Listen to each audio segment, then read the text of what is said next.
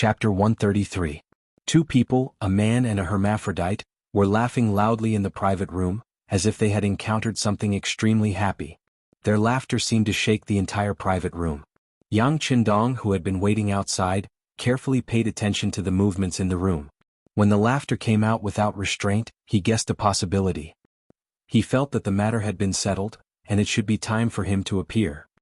He immediately waved his hand, and a waiter brought over a delicacy that had just been prepared. Taking this opportunity, he pushed the door open and entered. Yang Qindong's sudden entry did not affect the hearty laughter of the ruler and official. Wang Jin even had the intention to show off to him. "Qindong, quickly come and pay your respects to the wisest and greatest emperor in our history. The emperor is going to personally lead the troops to Walla." As he spoke, Wang Jin gave Yang Qindong a look. Personally lead the troops. Yang Qindong appeared to be very surprised on the surface, but in his heart, he thought that it was indeed so. If one did not seek death, one would not die. Zhu Qizhen was jumping into the fire pit himself. As a bystander, he was afraid that he would not be able to stop him. Yang Qindong's surprised look was seen by Zhu Qizhen. Does Minister Yang have a different opinion? Yang Qindong, what do you mean? Wang Zhen had given countless looks just now because he was afraid that Yang Qindong would get in the way. At this moment, in order to prevent the other party from speaking rudely, he even directly called out the official's name. From this, it could be seen that if Yang Qindong said something wrong, he would dare to let the Hu Ben soldiers outside rush in and throw him into the imperial prison. Feeling Wang Zhen's threat and the emperor's suspicion, how could Yang Qindong not know what to say? Personally lead the troops. This is really too good. Since ancient times, a famous emperor must be proficient in both the pen and the sword. Looking at our Ming dynasty now, the sea is peaceful and peaceful. Your Majesty has already seen results in governing the country through the use of the pen. If you personally go on an expedition, it can really be said that no one has ever done it before.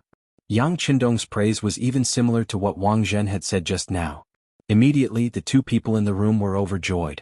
When Wang Zhen saw that Yang Qindong was so tactful, he was very happy. He smiled and said, "As the saying goes, great minds think alike. In the past I didn't believe it, but now I have no choice but to believe it." "That's right, Mr. and Minister Yang have the same opinion. It seems that this time, we must personally lead the troops to prove the might of our nation, haha." Zhu Qizhen also laughed in agreement. Not only could he make a name for himself, but he could also go out and have fun. This was a good opportunity to gain both fame and fortune. No matter how he looked at it, it was a good opportunity. However, at this time, Zhu Qizhen didn't even think about the possibility of losing the war. Perhaps in his eyes, he had never regarded Walla as a great enemy. During the time of Emperor Qing, the strength of the nation was not as strong as it was now. They were still defeated by the Mongol Empire. Now, after decades of development, they really didn't see the slightest possibility of losing the war. This attitude attracted the praise of the emperor and Wang Zhen. Yang Qindong also pretended to have a flushed face and laughed at the side. However, as he laughed, he suddenly knelt on the ground and said with a very determined attitude, "Your Majesty, this subject has a request. I hope that your Majesty will agree." "What is it? Let's hear it." Zhu Qizhen was in a good mood at this time, so his attitude towards Yang Qindong was naturally very good. Even Wang Zhen, who was at the side, was prepared to help Yang Qindong. After all, the other party cooperated with him so much. Even if it was to return the favor, he still had to make a move when it was necessary. Under the attention of 4 people, Yang Qindong's heart was set. He knew that his request would definitely be approved. He immediately raised his head and cupped his hands and said, "Your Majesty, although this subject has a low position and is idle, I still consider myself a part of the great Ming Empire. Since your Majesty is going to personally lead the army, this subject requests to accompany you. I also want to admire your Majesty's heroic actions and the scene of your victory.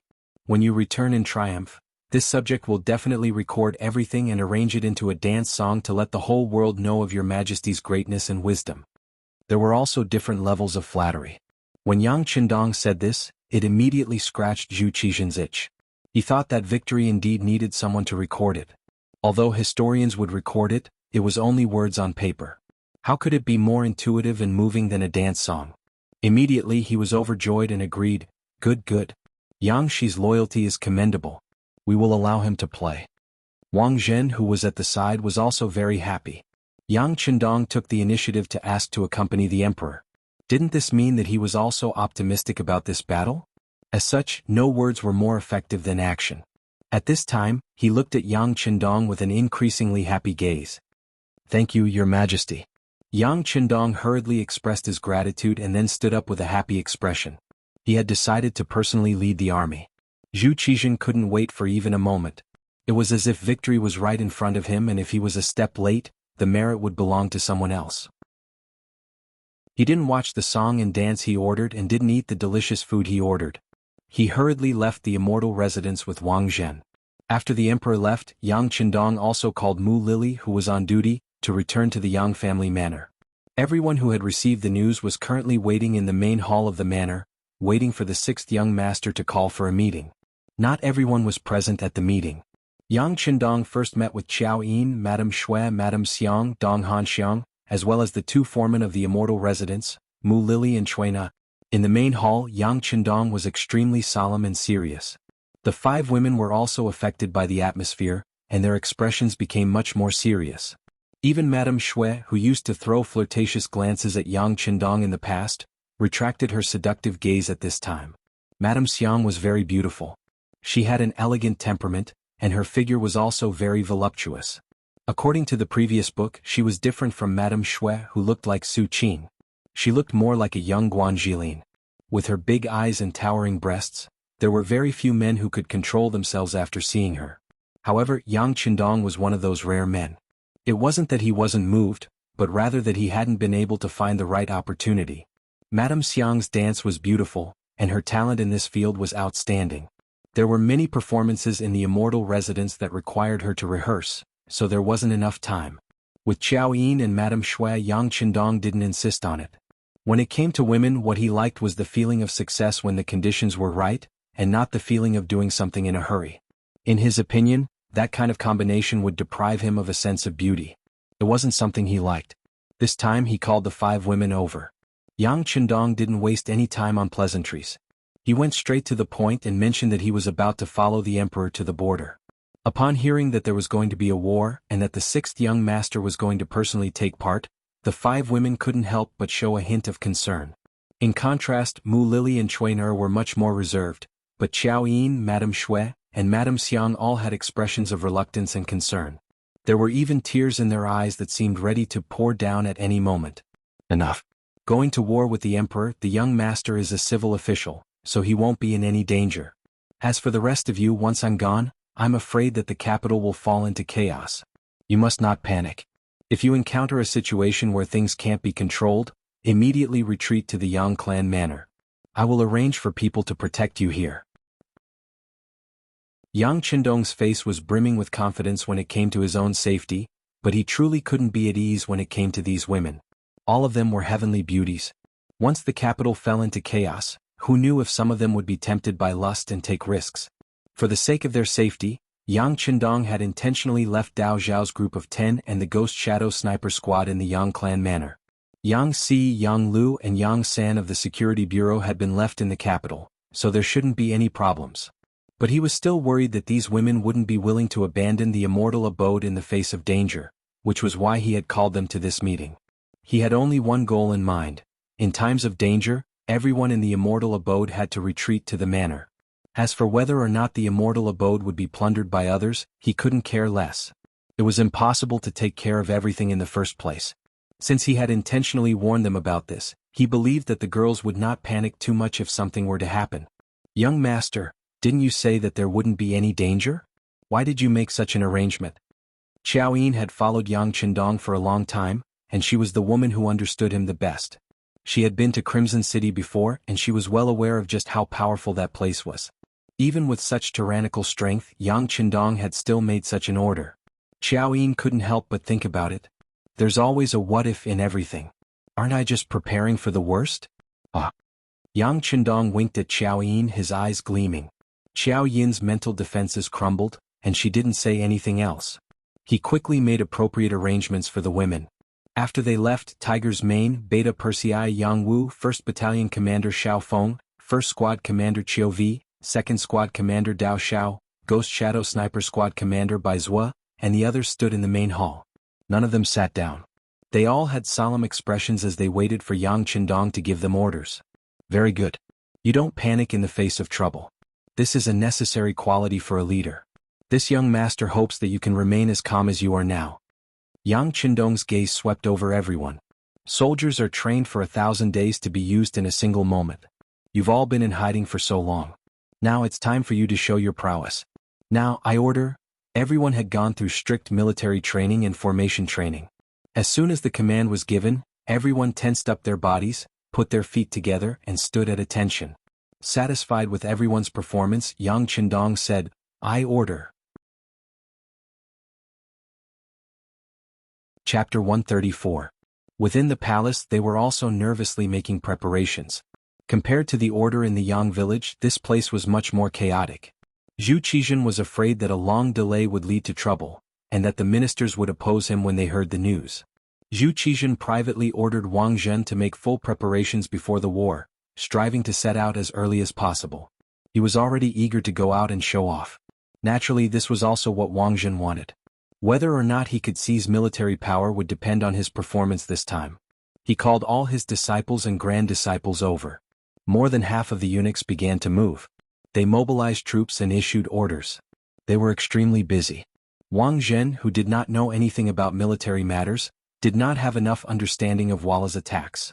He thought that by letting Ying Zong personally lead the troops, he would be able to scare the Walla troops away. Hence, to win by luck, he decided to make Ying Zong personally lead the troops when the Ming dynasty was not fully prepared. He wanted Ying Zong to follow Song Jinzong's example and leave a good name in history. Ying Zong usually listened to Wang Zhen. This time, when he heard Wang Zhen's words, he felt that this was a good chance for him to show off his skills.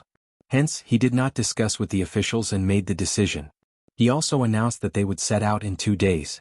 The moment Ying Zong personally led the troops, all the officials were shocked. When the officials found out, they immediately used Minister of War Kuang Yi to say, "It is not good for the sixth master to go out." Minister of Personnel Wang Zhen led the officials to advise against it. Reports of the defeat at the Datong front lines continued to spread to the imperial capital. These military uniforms that annoyed people in the past were like soul-reaping messengers in Zhu Qizhen's eyes. Since he had already made his decision and was attracted by the results of the victory, Ying Zong totally trusted Wang Zhen and insisted on personally leading the troops.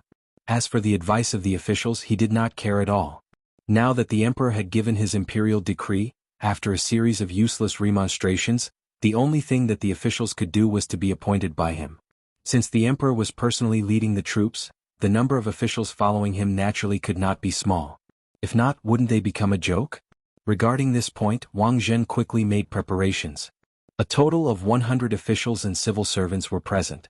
Similar to history, even the people following the emperor were the same. The only change was that Yu Qian, the left assistant minister of the Bureau of Military Personnel, was absent from the capital. Without this pillar of support at this crucial moment, there was a hint of uncertainty as to whether or not the defense of the capital would begin, how it would begin, and how it would end. In just a few days, all the soldiers in the capital had mobilized. 500,000 soldiers from the northern provinces had gathered in the capital, and under Zhu Qizhen's personal command, they were ready to leave the capital to reinforce Datong on the second day. There was going to be a big battle, and the emperor was going to personally lead the troops. Regarding this, the common people naturally raised both hands in agreement. Since the establishment of the Ming dynasty, the people of the Ming dynasty had never experienced defeat in a foreign war. As such, they were very confident in their own army. Compared to the common people who did not know what was going on, some important officials had a different view. For example, in the home of the Minister of Rights, Hu Shao, he did not have a good opinion of the emperor going on an expedition. In the study of the Hu residence, Hu Shao and his eldest son, Hu Zhangning, were analyzing the situation of the battle. On the table was the battle report from the front lines.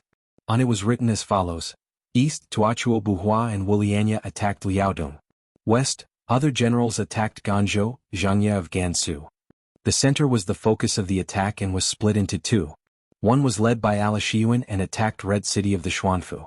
The other was led by Yeshen and attacked Datong. Yeshen's attack on Datong was led by, his troops were very sharp. The Datong army lost and the castle outside the Great Wall was destroyed. Datong's general Wu Hao died in Mao, village. The Ming dynasty's constable commandant Jing Yuan and the other 3 generals each led 10,000 men to defend against the enemy. Father Walla's army came prepared, but our army was in a hurry to fight. In this situation we should fight slowly. With the strength of the Ming dynasty we can slowly win. I really don't understand why the emperor wants to personally lead the troops. Isn't this too risky? Although Hu Jiangning was part of the embroidered uniform guard, he had good talent in military affairs. When he analyzed the situation he hit the nail on the head. That's right. Very satisfied with his son's insight, Hu Chang nodded approvingly. However, his expression quickly became very helpless as he said, Minister Kwang of the Ministry of War, Minister Wang of the Ministry of Appointments, and other important officials all tried to persuade him, but the emperor did not listen. What can we do? Just as Hu Chang showed a helpless expression, Hu Yin rushed in from outside the study. Once she entered the study before she could catch her breath, she said anxiously, Grandfather, father, did he go as well? Can we not let him go? Needless to say, everyone knew who she was referring to. Faced with this question, Hu Chang first nodded and then shook his head. Yang Shima is indeed on the list of people accompanying the emperor. However, I heard that he asked for it. Furthermore, the army is leaving tomorrow. Unless he asks for it himself and needs a good reason, no one can stop it. I'll go find him now. After Hu Yin heard this, her lips pressed together tightly and she turned to leave. Wait. Hu Jiangning suddenly called out to his daughter, Yin, you are still a girl after all. Not to mention that the Yang family has not given you a betrothal gift. Even if they did, it doesn't count until you are married. Why are you going now? Be good and stay at home. Father. Hearing that Hu Jiangning was stopping her from going, Hu Yan's face immediately became anxious. Although she was not married, her heart had long been tied to Yang Qindong. As if he knew what kind of personality his daughter had, after Hu Jiangning stopped her, he directly shouted outside the study, Is Lieutenant Sun Chuang here? Here. Sun Chuang, who was responsible for security outside the door, immediately responded. Watch the young Mississippi. Without my order she is not allowed to leave the house. Hu Jiangning ordered loudly. When a man went to the battlefield, his head was tied to his belt. No one could guarantee that he would return safely. If there was a problem, his daughter would still have to marry. At this moment, he naturally had to keep his reputation intact. Hu Yan's matter was ultimately just a small episode. The next morning, on the 16th of July 1449 AD, Ingzong ordered his brother Zhu Qiyu to guard the capital. Zhu Qizhen and Wang Zhen gathered an army of 500,000 in a few days, randomly allocated some food and weapons and hurriedly set off. Along with Ingzong and Wang Zhen were Duke Jianghu, Minister of War Kuang Yi, Minister of Revenue Wang Zhuo, Cabinet Scholars Chao Nai, Zhang Yi, Crown Prince Yang Qindong, and more than 100 other civil and military officials. However, Ingzong did not allow them to participate in military and political affairs, leaving all military and political power to Wang Zhen alone. Due to the improper organization, all military and political affairs were arbitrarily decided by Wang Zhen. Duke Cheng Guizhu Yong was a general, but in front of Wang Zhen he had to kneel. Minister of Revenue Wang Zhuo asked the emperor to return to the army, and Wang Zhen ordered him to kneel in the grass until the sky turned dark. The civil and military officials accompanying the expedition were not allowed to participate in military and political affairs, and the army was in chaos. Yang Qindong was also among the officials, and not only that, he even asked Wang Zhen for a position in the army. This was also a reward for Wang Zhen to thank Yang Qindong for taking the initiative to speak up for him in the immortal abode. It was precisely because of this that the sixth young master was able to arrange for his own people to serve by his side. The so-called own people naturally referred to Tiger, Main, Beta Persei Yang Wu and Xiao V's first guard, as well as Xiaofeng's first company of cold-edge soldiers. As long as Yang Qindong didn't interfere, the outcome of this battle was obvious. Once they were surrounded by Walla's army, it would be very dangerous without sufficient strength to protect them. Yang Qindong had only just transferred the first company of cold-edge soldiers over, and it was also at this time that he began to bare his fangs. This was one of the benefits of joining the army. Although he didn't have any real authority, especially under Wang Zhen's leadership, he could still arrange for a few people to serve by his side. The chaos of the army also brought benefits to his arrangements. At the very least, no one cared or questioned him. Similarly, because the preparations for this expedition had been rushed and poorly organized, the army was in chaos not long after they set out. Before they even reached Datong, the army was already running low on food. People were dying one after another, and corpses covered half the road. It had to be said that because the army had been assembled too hastily, the gathering of 500,000 soldiers had been extremely chaotic from the start. Just how chaotic was it? The Minister of War, Kuang Yi, had fallen off his horse due to the crowd. The Minister of War was the equivalent of the current Minister of Defense. Even he had fallen into chaos, so one could only imagine how poorly organized and disciplined the army was. How could such an army possibly win a battle?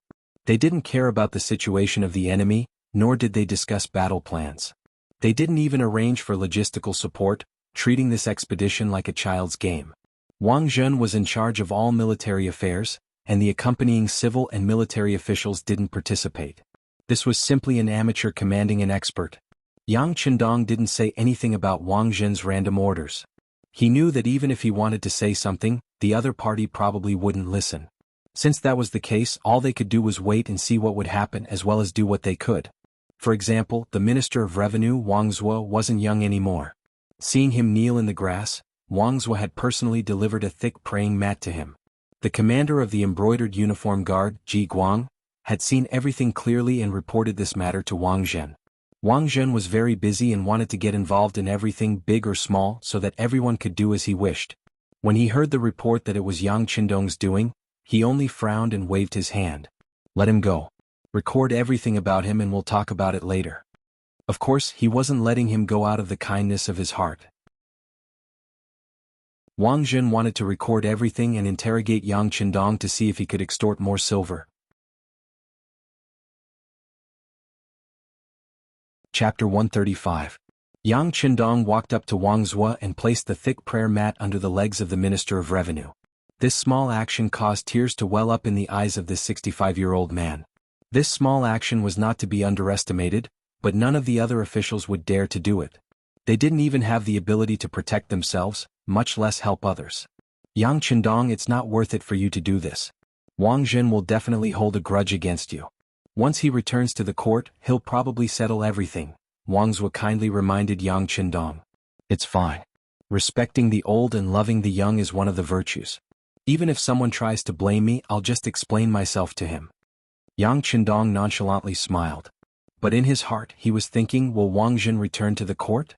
Hearing Yang Qindong talk about virtues, Wang Zuo's tears flowed down his face. He was so moved that he didn't know what to say.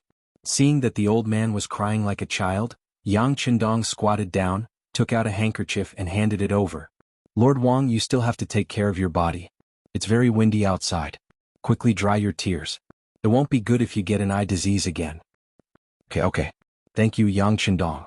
Wang Zuo took the handkerchief and wiped his eyes, his heart filled with gratitude. It was said that a friend in need was a friend indeed. Yang Qindong had barely left the capital, but he had already begun to win over the hearts of his people. And this was only the beginning. It could only be described as the first meeting of a towering figure.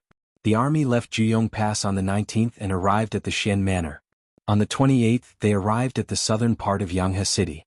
It could be said that the army moved very quickly. Yanghe City was one of the 72 castles of Datong in the Ming dynasty. It was 4,600 meters long, and the city walls were 11.6 meters high. There was also a trench that was 10 meters deep. There was a barbican built inside and outside the city gate, which was the ancient battlefield where Liu Bang was besieged by Baideng. During the Yuan dynasty, it was called Baideng County. 10 days before Ingzong's army arrived, on the 15th day of the 7th month, the Ming army engaged in an intense battle with Yeshen. A total of 40,000 Ming soldiers were defeated by the Wala army. Even Datong provincial governor Song Ying, prince consort Jing Yuan, and Zhu Mian all died in battle. From this, one could see the heavy casualties. When the Ying sect's army arrived, the battlefield had not been cleaned up yet. Corpses of the Ming dynasty's army were strewn all over, and there was an unpleasant smell and a fearful atmosphere. This dealt a heavy blow to the Ming dynasty's army, and some of the more cowardly ones started to desert. Ingzong continued to advance. He wanted to find Wala's main force for a decisive battle, but at this time, Yeshen withdrew his forces and retreated beyond the Great Wall. 8th month, 1st day, the Ming army entered the strategic city of Datong, wanting to reach a standstill with the Wala army, who knew that Yeshen did not choose to fight head-on. Instead, he retreated north to lure the Ming army in. Although Datong was a strategic city, it was unable to support such a huge logistical supply. Seeing that the chances of a decisive battle were slim, and the army continued to stay here, not only would it not be of any use, but they would also suffer heavy losses every day. Thus, the officials all suggested to move back to the court. Yang Chendong did not follow the officials to ask the emperor. Instead, he looked on coldly from the side. Just from the situation at that time, the decision to move back to the court was the right one. Although they had mobilized so many people and did not achieve anything, at least the army did not suffer any heavy losses. At this moment, not only did Yang Chendong see this point, but even Zhu Qizhen and Wang Zhen, the actual commander of the army, also saw this point. The Battle of Datong had started under Wang Zhen's instructions. He had sent Datong's General Song Ying and military governor Shi Heng to fight with Walla. In his mind, the two of them were more than enough to take care of them first. This way, when he arrived, he could put on a show and show off. There was no need to really fight. Speaking of which, if they really fought, Wang Zhen might not have the guts to do so. Wang Zhen was worried that Song Ying and Shi Heng would not go all out, so he arranged for his trusted eunuch Guijing to be the army supervisor. Under the urging of this eunuch, the two sides fought. Due to their eagerness to fight, they fell into Yeshen's ambush. Furthermore, because of Guijing, a portion of Song Ying's army was wiped out. Shi Heng and Guijing escaped and talked about how strong Walla was, which scared Wang Zhen. Since the civil and military officials were all trying to persuade him to retreat, he chose to follow the wishes of everyone and agreed. Since they decided to retreat, they were not far from Datong, so there would not be any danger. They could just treat it as a vacation for 500,000 people. On the third day of the 8th month, the Ming army decided to retreat. Datong Deputy General Guodang suggested that they retreat from Zijing Pass to Beijing. This would be far away from Walla's possible attack route and would be relatively safe. However, Wang Zhen once again stood out and gave a different suggestion. For Wang Zhen to have his current position, it was because of his opportunistic nature. However, it was because of this that he acted like a small person and was used to showing off wherever he went. Now that he knew how strong the Walla cavalry was, he knew that he could not fight. However, if he went back just like that, he would feel some regret. As such, he decided to satisfy his desire to show off. He suggested not returning to Datong but to Shangshi Yuzhou, Wang Zhen's hometown. He wanted to use this chance to show off. When he left Shangshi Yuzhou, Wang Zhen was still a poor man. Now that he had unlimited power, he wanted to return to his hometown and show off. Due to Wang Zhen's insistence and the fact that Zhu Qizhen agreed, the army could only head toward Shangshi Yuzhou. However, just as they were about to reach Yuzhou and were 40 miles away from Zijing Pass, Wang Zhen suddenly changed his mind and asked everyone to stop. The reason was that he was afraid that the army would trample on the crops in Yuzhou. Before the new year, he had obtained large amounts of potato seeds from the Yangjia village and Ministry of Revenue and planted them here. To protect these high-yielding crops, the army could not advance. This reason once again convinced Zhu Qizhen, and the army headed toward the Xian Manor. Regarding this, Yang Chendong still maintained his silence. At this moment, even if he tried to persuade them, what could he do? With his current identity and position, his words would not be accepted by Wang Zhen and Ying Zong. If he rashly suggested it, it would only draw their disgust. As the Ming dynasty army headed toward the Xian Manor, Yeshen, who had been following behind, also started to have thoughts. Yeshen's main force of cavalry was only around 30,000 people. Facing the Ming dynasty's main force of 500,000, he did not have confidence in winning in one battle. After following the Ming dynasty army for over 10 days and seeing the Ming dynasty army twist and turn around like a dumb bug, his heart slowly filled with confidence. It seemed like these 500,000 people were not strong and would not be able to take a single blow. As such, he gave the order to attack. Walla's elite cavalry split into two groups and attacked the Ming dynasty army. When Wang Zhen heard the news, he was very nervous and quickly retracted his army.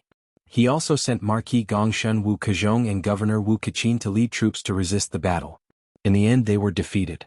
Wu Kezhong's troops acted as the Ming dynasty's rear guard and had more than 10,000 people, but they were still unable to take a single blow. After the defeat, he sent Duke Qing Zhu Yong and Duke Yongshen Shueshi to lead 40,000 troops to Yaoer Ridge to fight with Yeshen. In the end, they were ambushed and completely wiped out. The troops that Zhu Yong led were the elites of the Ming dynasty, and they were mainly cavalry. After this force was wiped out, the Ming dynasty army had already lost the ability to fight with Yeshen. At the same time, their morale had also started to fall. Just like that, the day before the Ming dynasty army arrived at the Tumu castle, they had already suffered heavy losses.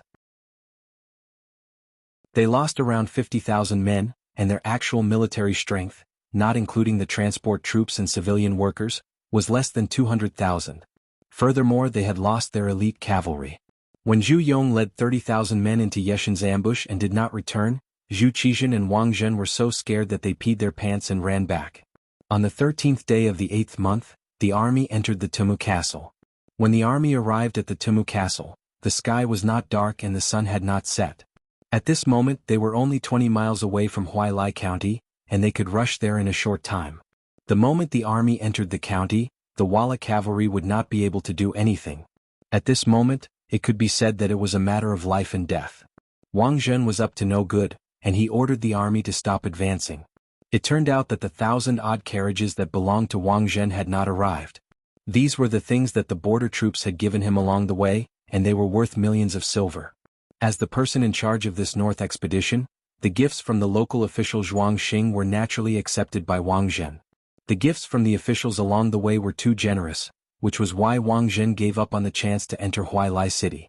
Wang Zhen requested for everyone to wait for the carriages to arrive before they left. Hence, at the Tumu Castle, Zhu Qizhen, hundreds of officials, and hundreds of thousands of troops waited foolishly for an entire night. When the sun rose, the 1,000-odd carriages still had not arrived. Wang Zhen could not wait any longer. In his heart, he knew that the carriages would not arrive, and at this moment he wanted to leave. Unfortunately, even if he wanted to leave, it was already too late. With a night's time, the 30,000 Walla elite cavalry had split up and surrounded the Ming army. In the end, the hundreds of thousands of troops were surrounded by the 20,000 Walla cavalry in the Tumu Castle, which had no water source. To say that 30,000 troops surrounded hundreds of thousands of troops was impossible under normal circumstances. However, after these few days, the army was like birds startled by the twang of a bow.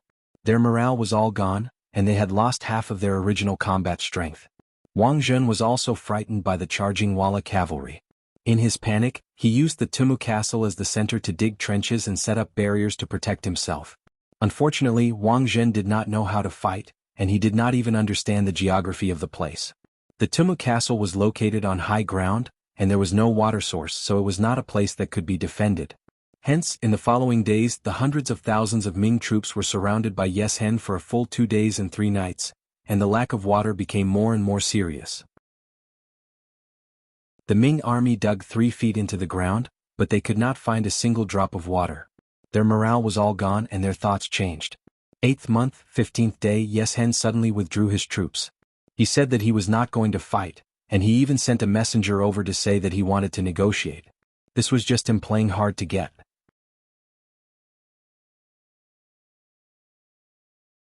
Chapter 136. However, Wang Zhen believed it. Perhaps he was lying to himself. When he saw that Yes Hen had retreated first, he immediately gave the order to go out and find a water source. With this order, the soldiers removed the encirclement, jumped out of the trench, and ran with all their might towards a small river 15 li away. The troops were instantly thrown into chaos. Looking from afar, one could only see a dense mass of black.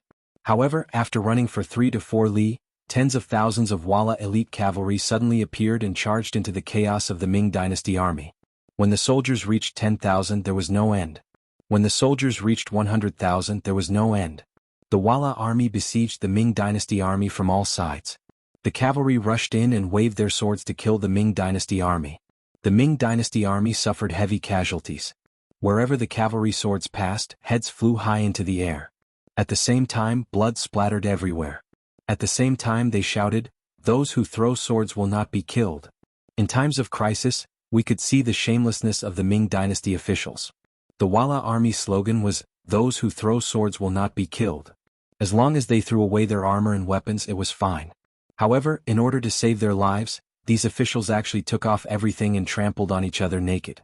The number of people trampled to death by their own people was more than the number of people killed by the Walla army. At that time, the Walla army was already not in formation and did not have the heart to kill the enemy. This was because they were busy getting rich, specifically picking up gold, silver, jewels and valuables to rob. At that time, if there were 1 or 2 strong generals who stood up and shouted, they might have been able to reverse the situation. During the Three Kingdoms period, Cao Cao did this. Qin Xiong also did this under Zhang Shutua and Li Mi. Unfortunately, Wang Zhen was not Cao Cao.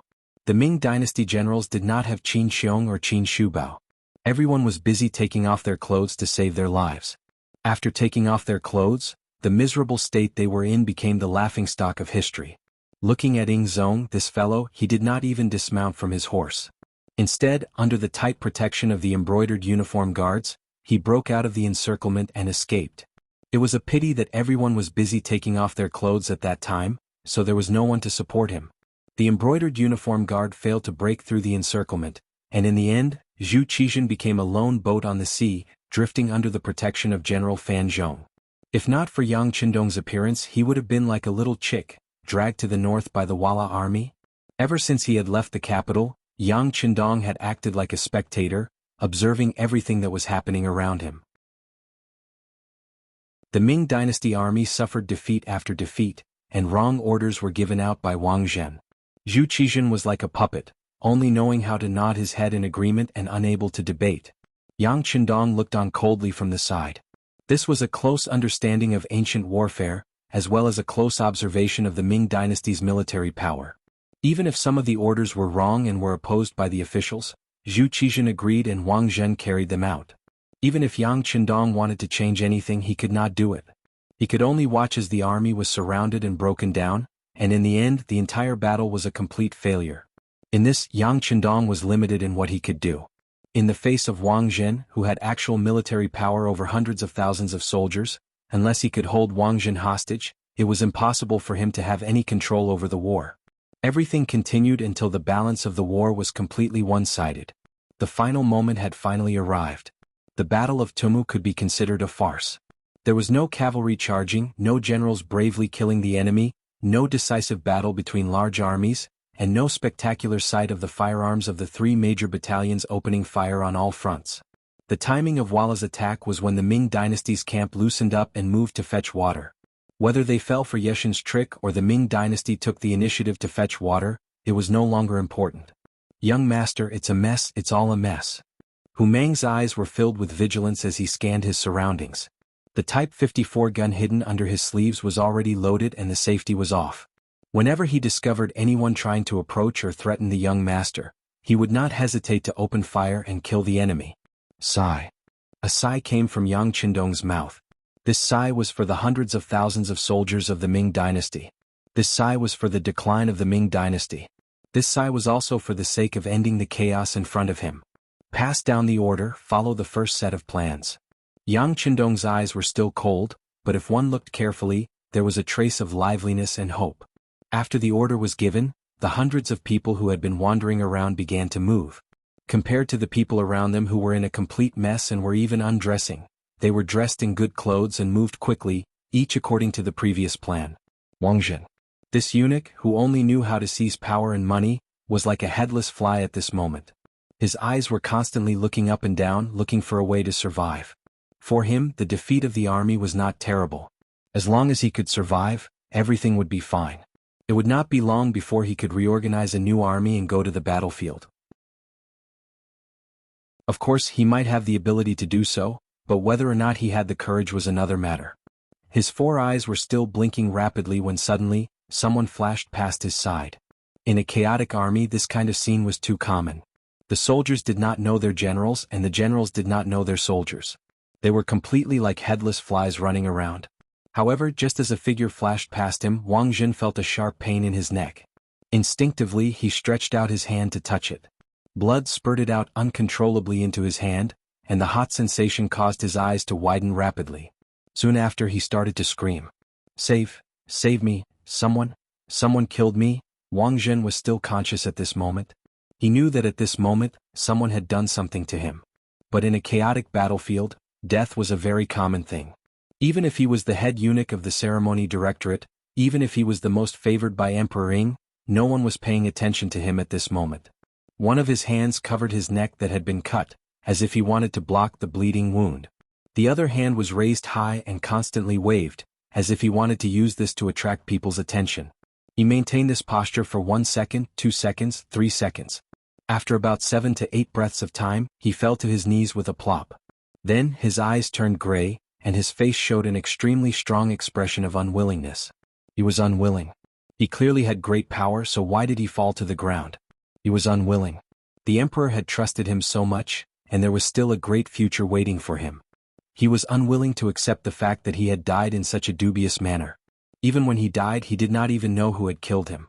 He was unwilling, but he was indeed dead. Wang Zhen was dead. dying in a chaotic battlefield, no one would pay attention to him. Even if someone saw him, they would probably want to step on him to vent their anger. Compared to Wang Zhen, who died at the hands of Leng Feng, Minister of Revenue Wang Zhua and Minister of War Kuang Yi were saved by Leng Feng. Tiger's Man and Xiao Feng respectively saved the two ministers and rushed to Yang Qindong's side. In comparison, Kuang Yi's clothes were not bad, and his appearance was not bad.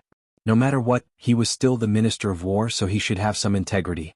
However, the buttons on his shirt that he remembered wrongly showed that when Walla's army said, "Remove your armor and don't kill those who throw blades," he was also flustered. Speaking of which, who was not afraid of death? When faced with death, it was not wrong for a person to react in any way. At least, it could not be said to be wrong because it often replaced a person's instinct in nature. Kuang Yi only remembered a few buttons wrongly. Compared to Wang Zhua, he was indeed much better. This was because our Minister of Revenue had already taken off his robes and was only wearing underwear. Moreover, it was wrinkled and didn't fit him at all. At a glance, one could tell that it was the kind of clothes that he had snatched from somewhere and put on temporarily. Yang Qindong was not surprised at all by Wang Zhua's reaction. As a scholar, he should have integrity.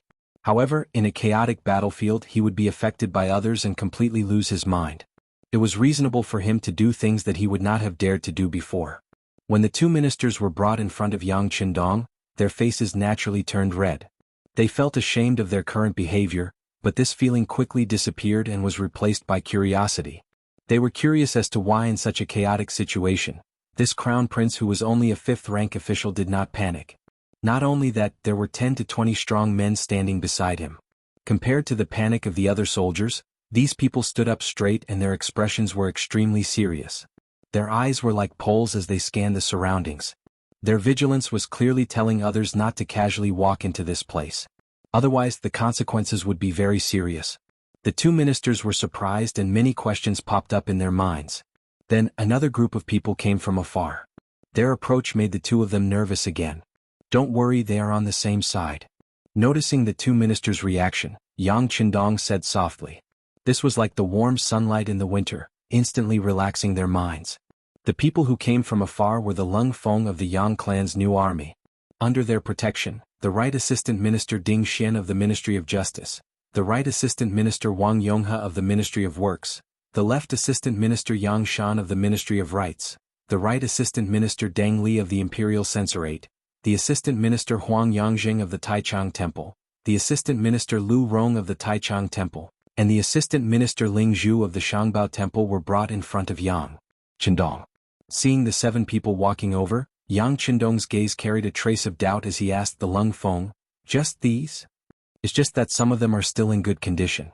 The others have trampled on each other to death. Some of them have already been stripped clean, and it's hard to tell who is who." The platoon leader of the Leng Feng platoon stood at attention and said.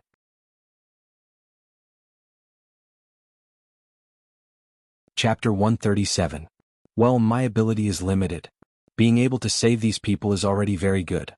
Let's go. Everyone pack up and let's go find the emperor. Yang Qindong's chin gently moved. Although the first plan was to save 30 officials or marquis, the battlefield was originally ever-changing. No one could take care of everything. It was not easy to save a total of 9 people. At this time, the 9 Darren all noticed that something was wrong with Yang Qindong. This horse washer seemed to be calmer than anyone else. He even seemed to have a small number of elite armed forces with good fighting strength. But to be able to reach this position, which one of them was not a shrewd person? At this time, no one would open their mouth to ask why. If they were unhappy, the other party would just casually abandon them. Other than waiting for death, they did not know what to do. No one raised an objection. Yang Qindong led everyone to the place where the emperor was. Originally, everyone was with the emperor, but when the war started, the whole situation became chaotic. Fortunately, Yang Qindong had already arranged for people to keep an eye on the emperor's every move. As someone who had foreseen all of this would happen, how could he abandon Zhu Qizhen, this important big shot, at such a critical time? Compared to the chaos on the battlefield, where people were stripping off their armor and running away without resisting, the place where Zhu Qizhen was standing was very tragic. The performance of Hubin and the accompanying little eunuchs was probably the only bright spot in the whole change of the Tumu castle. They were shot into hedgehogs by the tiles, but they still fought to the death without retreating. Their purpose was to protect Emperor Zhu Qizhen, who was trembling in fear and had yellow water dripping from his trousers. Yes, at this time, Zhu Qizhan had completely lost the majesty of the emperor. His golden armor had long been thrown away. At this time he was wearing an inner robe and was curled up in a corner, trembling. Later history books had recorded that even when Zhu Qizhan was captured by Walla's army, he was so calm, so brave, and even had a face of justice. He even dared to scold the enemy. But in fact that was not the case. This was just a trick that Emperor Yingzong used to beautify himself after he became the emperor again. Only Yang Ming's The Orthodox Northern Hunting Story praised Zhu Qizhan as a flower. In fact, the records in Lin Rong records and Butai records were completely different. Just like Lu Dingji's record of negation of Taishang, we can see three things from the Tumu Castle incident. First, Wang Zhen was indeed the culprit behind the Tumu Castle incident. Second, Zhu Qizhan was not calm at all. Third, the officials were very shameless and the imperial guards, Huban, were very loyal. When Yang Qindong and the 9 ministers arrived, they saw a group of Wala cavalry fighting against Hu Ben and the eunuchs. However, relatively speaking, the ones who were killed were the little eunuchs. By the time he arrived with everyone, all the eunuchs were dead, and not a single one was left. Only the general of the guards, Fan Zhong, and a dozen or so Hu Ben who were seriously injured, were still resisting with all their might. Even though they were still far away, everyone could see that even their emperor would be captured by the Wala cavalry if they stayed any longer. The 9 ministers and all the new soldiers of the Yang family all looked at Yang Qindong. At this moment he had undoubtedly become the backbone of everyone. Everyone's hopes were placed on him. Charge over, open a bloody path. Anyone who resists, kill. His face was indifferent and his words fell from his mouth. If someone did not know, they would think that he was a general who had the overall situation under control. In fact, they only had 100 people, but the Wala cavalry had at least 300 people. The 9 ministers looked at Yang Qindong with suspicious eyes. They really could not understand what this horse-washing master was relying on at this moment. In contrast, the 100 soldiers were eager to give it a try. Speaking of which, these people had all been baptized by war. Some had participated in the war of Deng Maoqi's uprising, and also participated in the Battle of Ryukyu Island. Speaking of which, if these people did not have outstanding strength and outstanding performance, they would not have become soldiers of the 1st Company of the 1st Battalion. Most of the time the 1st Battalion represented the strongest. But no matter how many battles they had participated in, how many victories they had won, it could not compare to this time. This was in front of the 6th young master. Perhaps many of the soldiers would not have such an opportunity in their lives. But now the opportunity was in front of them. Who would not want to perform well? At this time the role of the commander of the 1st Battalion, Xiao Feng, suddenly appeared. As an officer and the current leader of the army, after hearing Yang Qindong's order, he said without the slightest hesitation, "The 1st platoon is responsible for the left wing, the 2nd platoon is responsible for the right wing, the 3rd platoon is responsible for the 8th platoon, the 9th platoon is responsible for the safety of everyone, and the 10th platoon is responsible for the rear."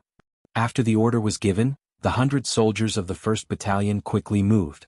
Some went to the left, some went to the right, and some rushed to the front of Yang Qindong and the others. In less than 10 breaths, everyone was in position. Their speed and agility opened the eyes of the Minister of War, Kuang Yi, who was in the crowd. He had lived for decades and most of the time he was in communication with the branch. He could not be more clear about the execution and mobility of the great Ming dynasty's army. It was precisely because of this that he could see the horror of this army that jumped out of nowhere. Not to mention other things, just their mobility alone was inferior to the great Ming dynasty's army that he had seen. Even the elite army when Emperor Cheng was still alive would not have such a performance. They were able to be orderly in times of danger without the slightest trace of disorder. While the ministers were dazzled, the 1st Battalion of the 1st Battalion completed the distribution of the battle formation. Then after Xiao Feng said the word advance, the army began to attack forward. Step by step they were very steady. The eyes of the 100 soldiers also lit up, and they were full of courage. Before everyone could see what was going on, a black firearm that no one had seen before appeared in the hands of the soldiers of the 1st Battalion of the 1st Battalion.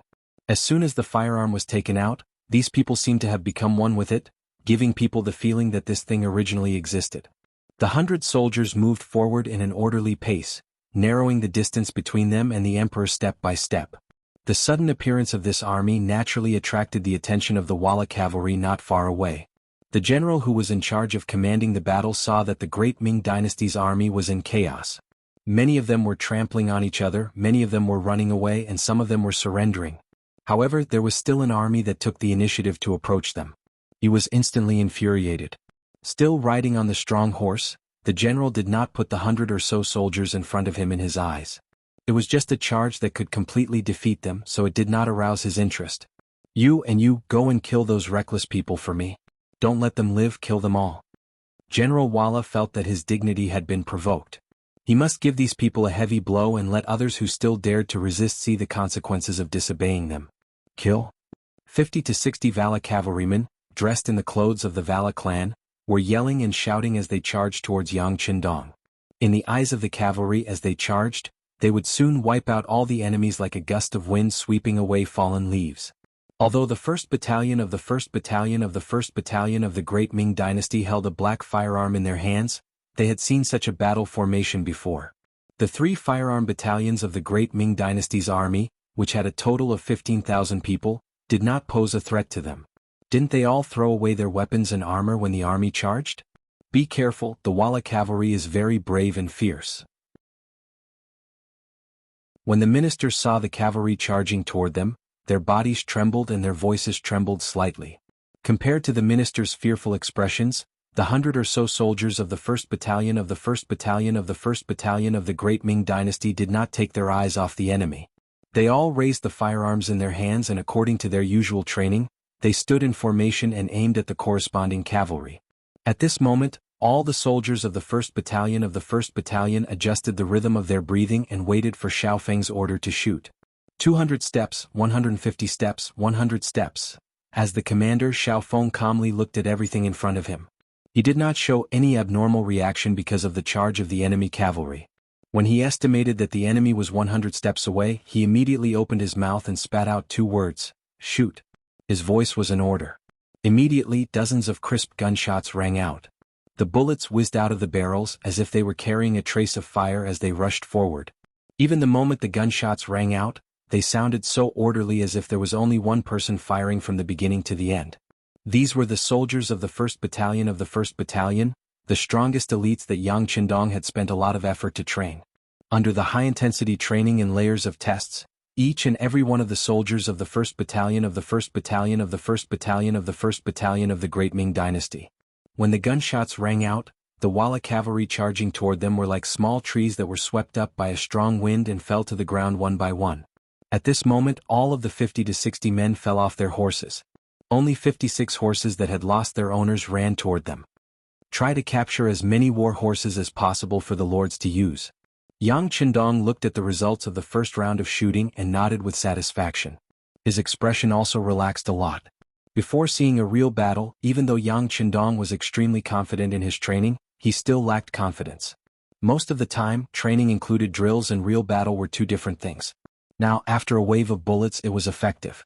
All the enemies were hit and killed and no one was caught. This result was very satisfying and very gratifying.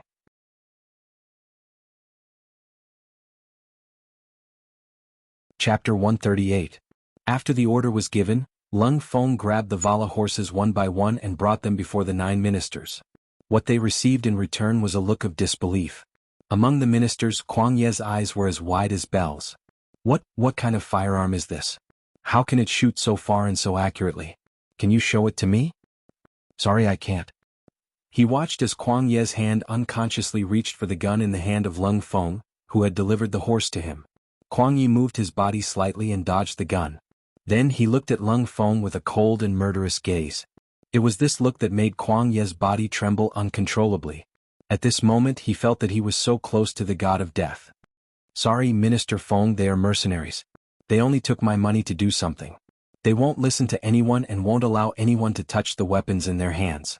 If you insist on doing so, there's only one outcome, and that's becoming a dead man. I can't protect you on this point. Yang Qindong saw Kuang Ye's awkwardness. He knew that if he didn't make things clear, everyone would be suspicious. Since that was the case, he might as well make things clear and dispel these people's suspicions. As soon as this was said, the officials who were originally curious withdrew their gazes and looked down, as if they did not care about what was going on outside. If they touched it, they would die. The price of curiosity was too high. It was so high that they couldn't bear it. Even Minister Kuang Yi became a lot more honest at this time and even apologized. "This old man was reckless just now, it's my fault." "It's fine. The ignorant are innocent. Just don't do it." Yang Qindong smiled and turned to Xiao Feng. "Our emperor hasn't been rescued and we haven't achieved our goal. We'll have to trouble you." Since they were collaborators, he had to be careful with his words. Xiao Feng, who was somewhat uncomfortable with Yang Qindong's attitude and tone of discussion, hurriedly said, Okay, since we've taken 6th young master's money, of course we'll do it well. Everyone listen up. Keep moving forward." A few hundred steps away, General Walla sat on his horse in a daze. Unknowingly, he already had the urge to pee and it was almost flowing out uncontrollably.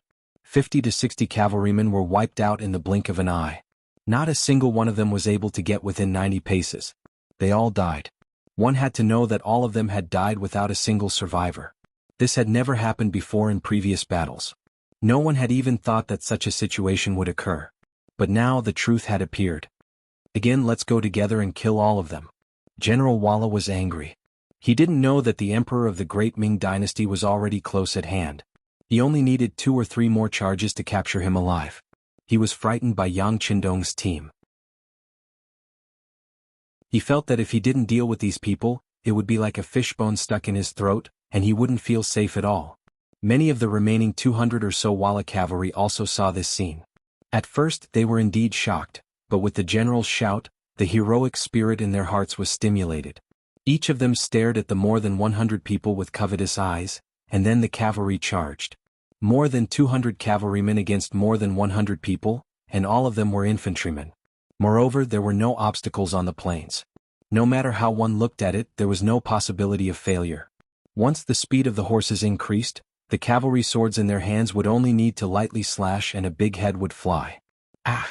All kinds of screams were heard and the Walla cavalry's charge began. With the help of the speed of the horses, the distance between the two sides was quickly shortened. Be careful, be careful. Kuang Yi, Wang Zhua, and the other important officials were staring at the scene in front of them. Although they were already sitting on their horses, they still felt their bodies trembling. This was because they really didn't know how these mercenaries, as mentioned by Yang Qindong, would deal with more than 2 times the number of soldiers. This was naturally because they didn't understand these firearms. Their past experience told them that the power of firearms was indeed not small, but their weakness was also quite obvious. That was, after firing a shot they had to reload. In this way, when facing more than 2 times the number of enemies, the firearm soldiers didn't have the slightest advantage. Raise your guns ready, to fire. Different from the previous time, this time, Xiao Feng also raised the 95 style in his hand.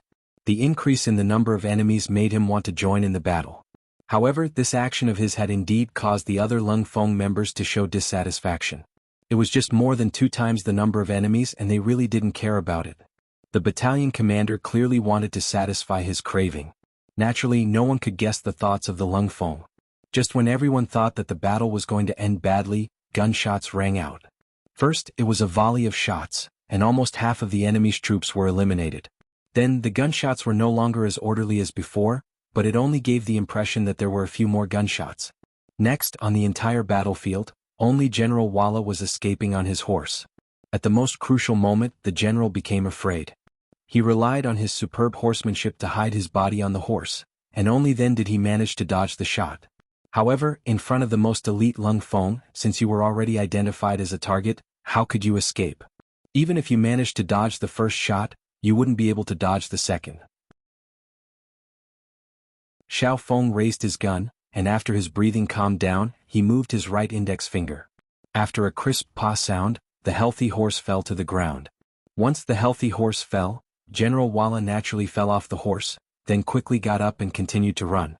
However, after another gunshot, the body that was moving forward suddenly fell to the ground, and there was no more movement from it. The second shot was still fired by Xiao Feng. He wasn't arrogant enough to think that he could kill the target with one shot, so he only shot the horse to prepare himself for the next shot.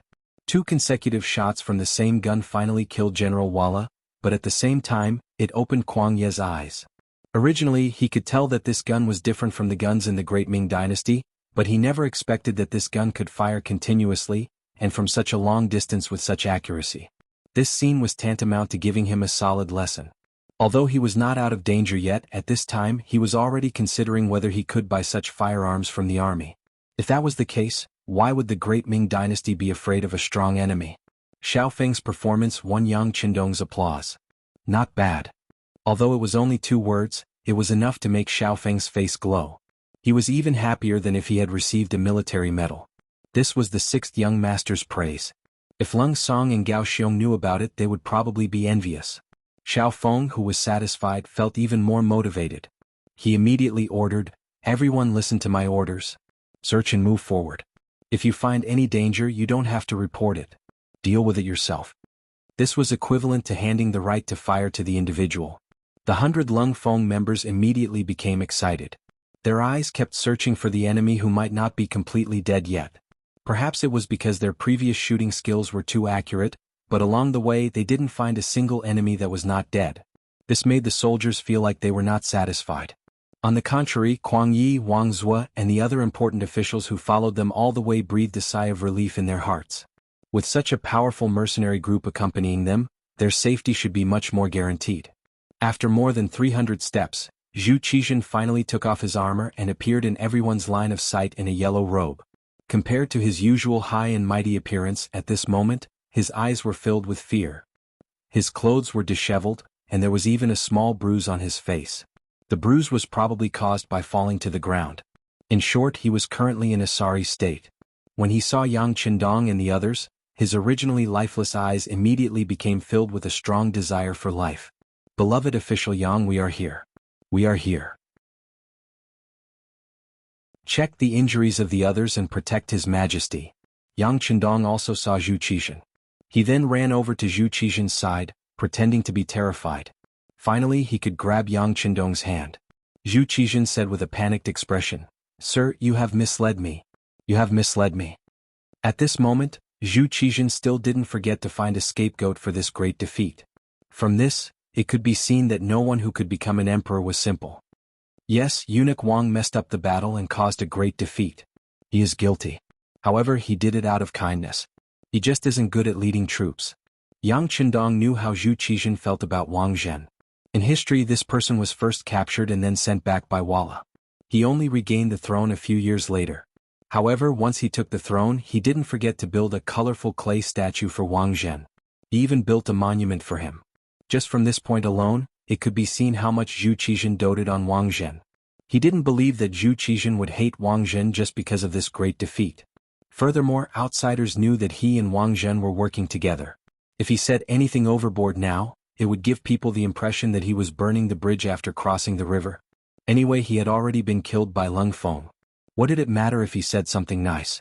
When Yang Qindong said this, Zhu Qizhen looked at him with admiration. He then said, "Beloved official Yang, you should send someone to see if you can find Sir. Perhaps he is fighting with the enemy somewhere."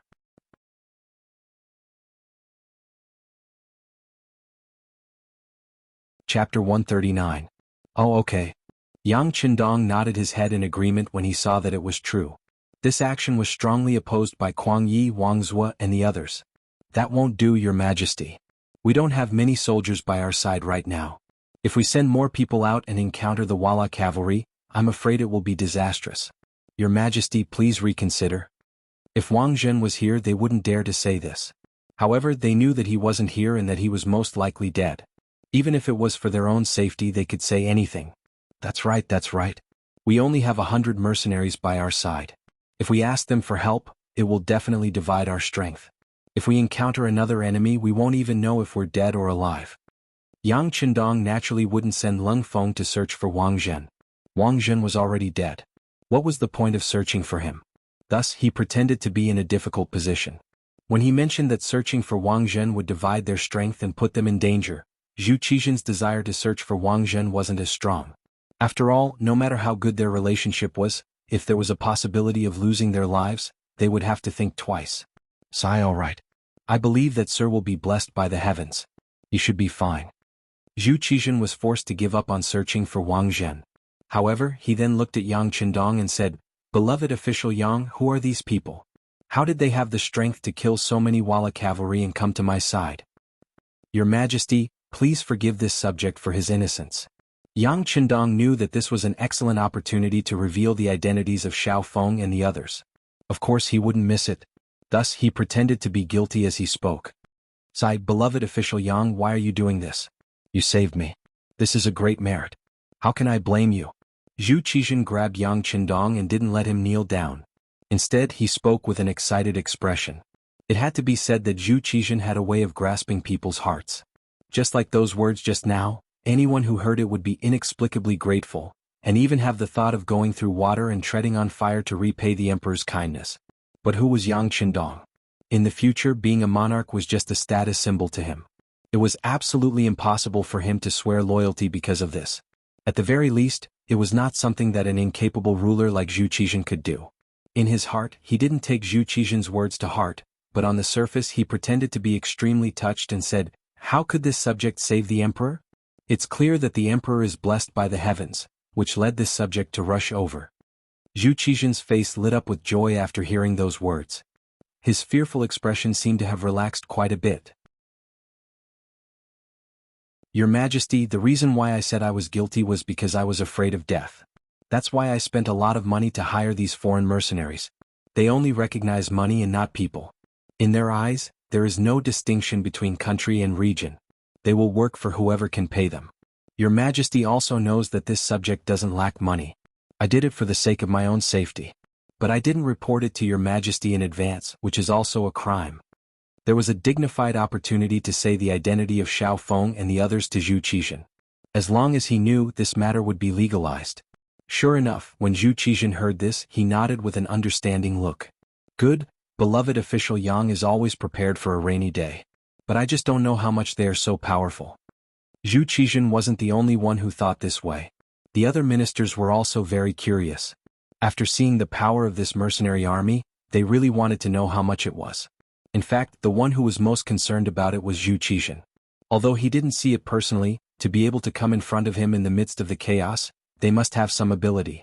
Then if everyone could hire such a powerful army, wouldn't it mean that they had the capital to rebel? How could he not pay attention to it?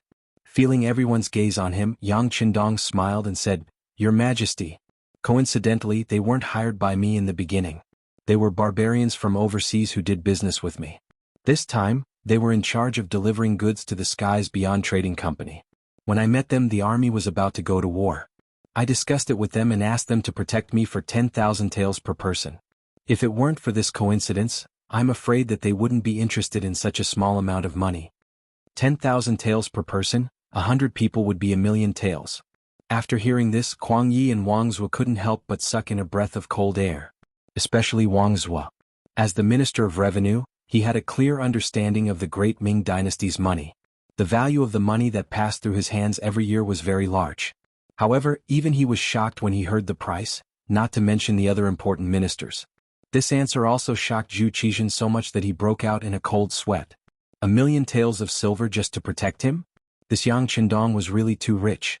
Of course, he was probably the only person in the entire court who could afford such a price. After all, whether it was the Immortal Abode or the Skies Beyond Trading Company, large amounts of money flowed in every day. This answer also allowed Zhu Qizhen to breathe a sigh of relief. The higher the price of the mercenary army, the more relieved he would be. It also showed that not everyone had the ability to hire this army and achieve great things to threaten him. While they were talking, Tiger's Mane walked up to Yang Qindong.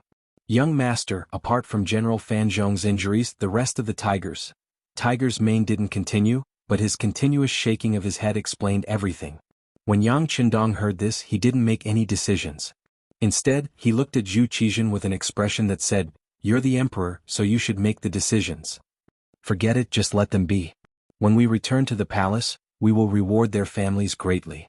As for what happens next, beloved Minister Yang and my other beloved ministers, what do you all think? Zhu Qizhen was very satisfied with Yang Qindong's attitude, but he really didn't have any ideas right now. After the army's defeat, his mind was already in a mess. Although he said he was asking the ministers, everyone's eyes were actually on Yang Qindong. It was clear that they had long since run out of ideas. In a situation where they were surrounded by enemies, there seemed to be no path out that was safe. Since he was the one who came up with the idea, Yang Qindong didn't hold back. He knew that the longer they stayed here, the greater the danger they would be in. Previously, because all of the Walla cavalry had been wiped out, the news didn't spread. But once the Walla army found out about their tracks, once the army pressed on with only 100 people, there was still danger. Alright, since the emperor has given this important task to this subject will give his own suggestion. Our current position is naturally the closest to Huailai County, but that place is also the most dangerous.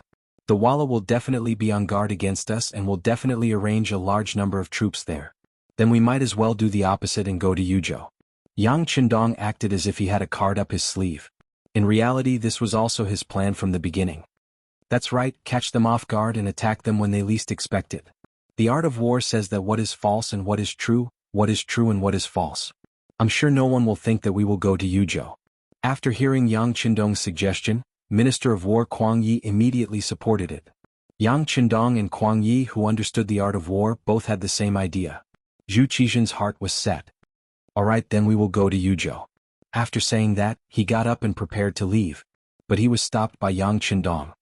What is the meaning of this, Minister Yang? Zhu Qizhen's expression changed greatly. He was afraid that this person would have evil intentions towards him. If that was the case, then with only the injured General Fan Zhong, he was afraid that he wouldn't be able to protect himself. Yang Qindong, what are you doing?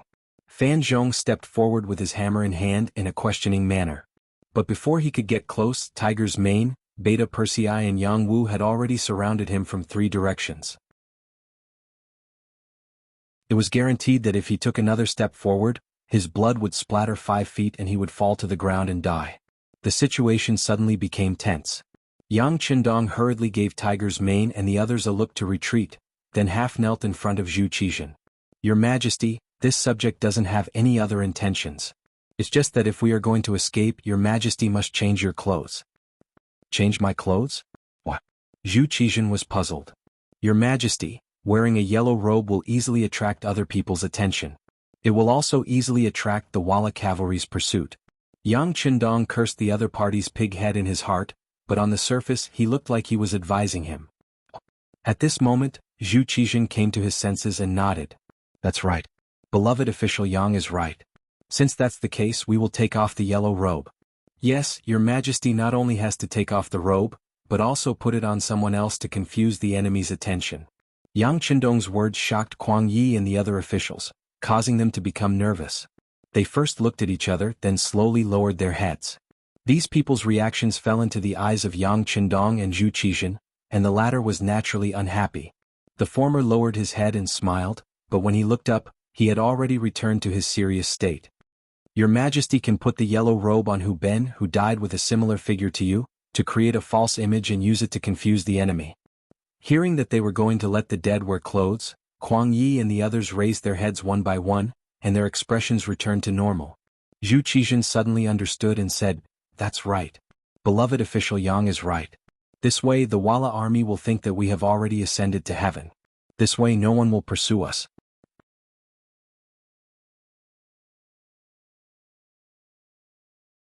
Chapter 140.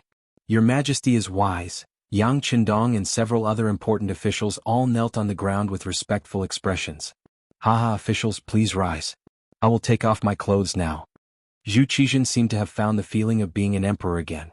With a laugh, he took off his yellow robe. Soon, Hu Ben, whose body was similar to Zhu Qizhen's, was brought in front of everyone. More importantly, his face had been cut several times.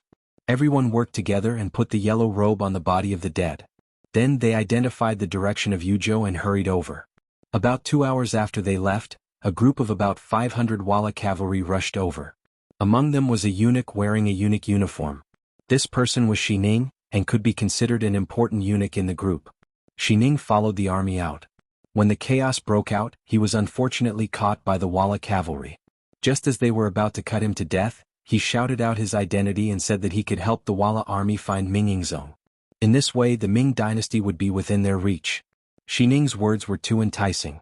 When the Walla general heard it, he couldn't help but be moved. Thus he didn't kill him.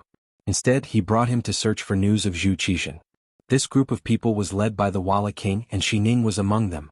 When they arrived at the battlefield, the bright yellow robe was immediately noticed by everyone. Xining got off his horse and walked over to the corpse that was already unrecognizable. He carefully searched it and found Zhu Qizhen's jade pendant. He immediately said with joy, General, this is the Ming dynasty emperor, but he is already dead. Dead. Suck. Hearing that Zhu Qizhen was dead, A trace of hatred appeared on the Wala king's face. It was clear that a dead person had no effect on him. Noticing the disappointment on the competition king's face, Xining, who was afraid that he would lose his life, rolled his eyes and said, "General, although the Ming dynasty emperor is already dead, we still have the jade pendant in our hands. We can still do something. I presume that this chaotic news will cause the Ming army to panic, and if we can use this chance we might be able to attack the capital. Sir is very familiar with that place, with its countless treasures and beauties." Speaking of the prosperity of the capital as a former emissary, how could the periodical king not know of it? Immediately, his expression changed from worry to joy as he said, "Good, good. Let's go. Follow me to see the leader. We are preparing to attack the capital of the great Ming dynasty." Ah. Zhu Qizhen had intentionally left the waist pendant behind, saying that it was to make it more realistic.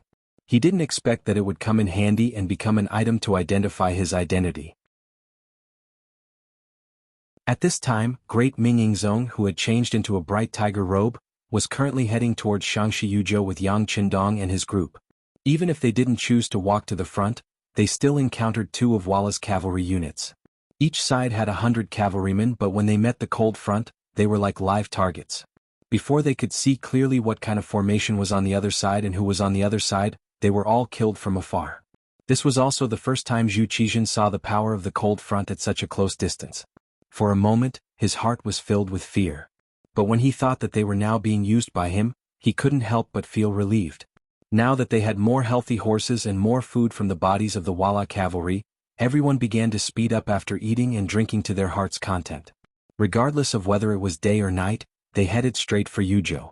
Xining was brought to his elder brother Yeshen, who was also the leader of the Wala, by the periodical king. Yeshen was tall and sturdy, and there was a sense of superiority in his eyes. His eyes were deep and sharp, and when he looked at Xining he was so scared that his heart jumped. "You said that this belongs to your Ming emperor?" Yeshen asked casually as he played with the seemingly expensive waist pendant in his hand.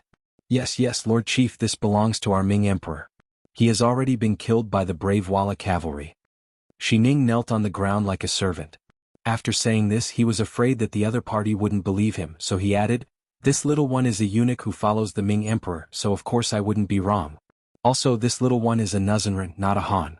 I have long been looking forward to the army trampling on the great Ming dynasty and repeating the glory of the grassland people." Xining was really afraid that he would die. At this moment he didn't want to say anything nice, but he was afraid that Yeshen would kill him if he was unhappy.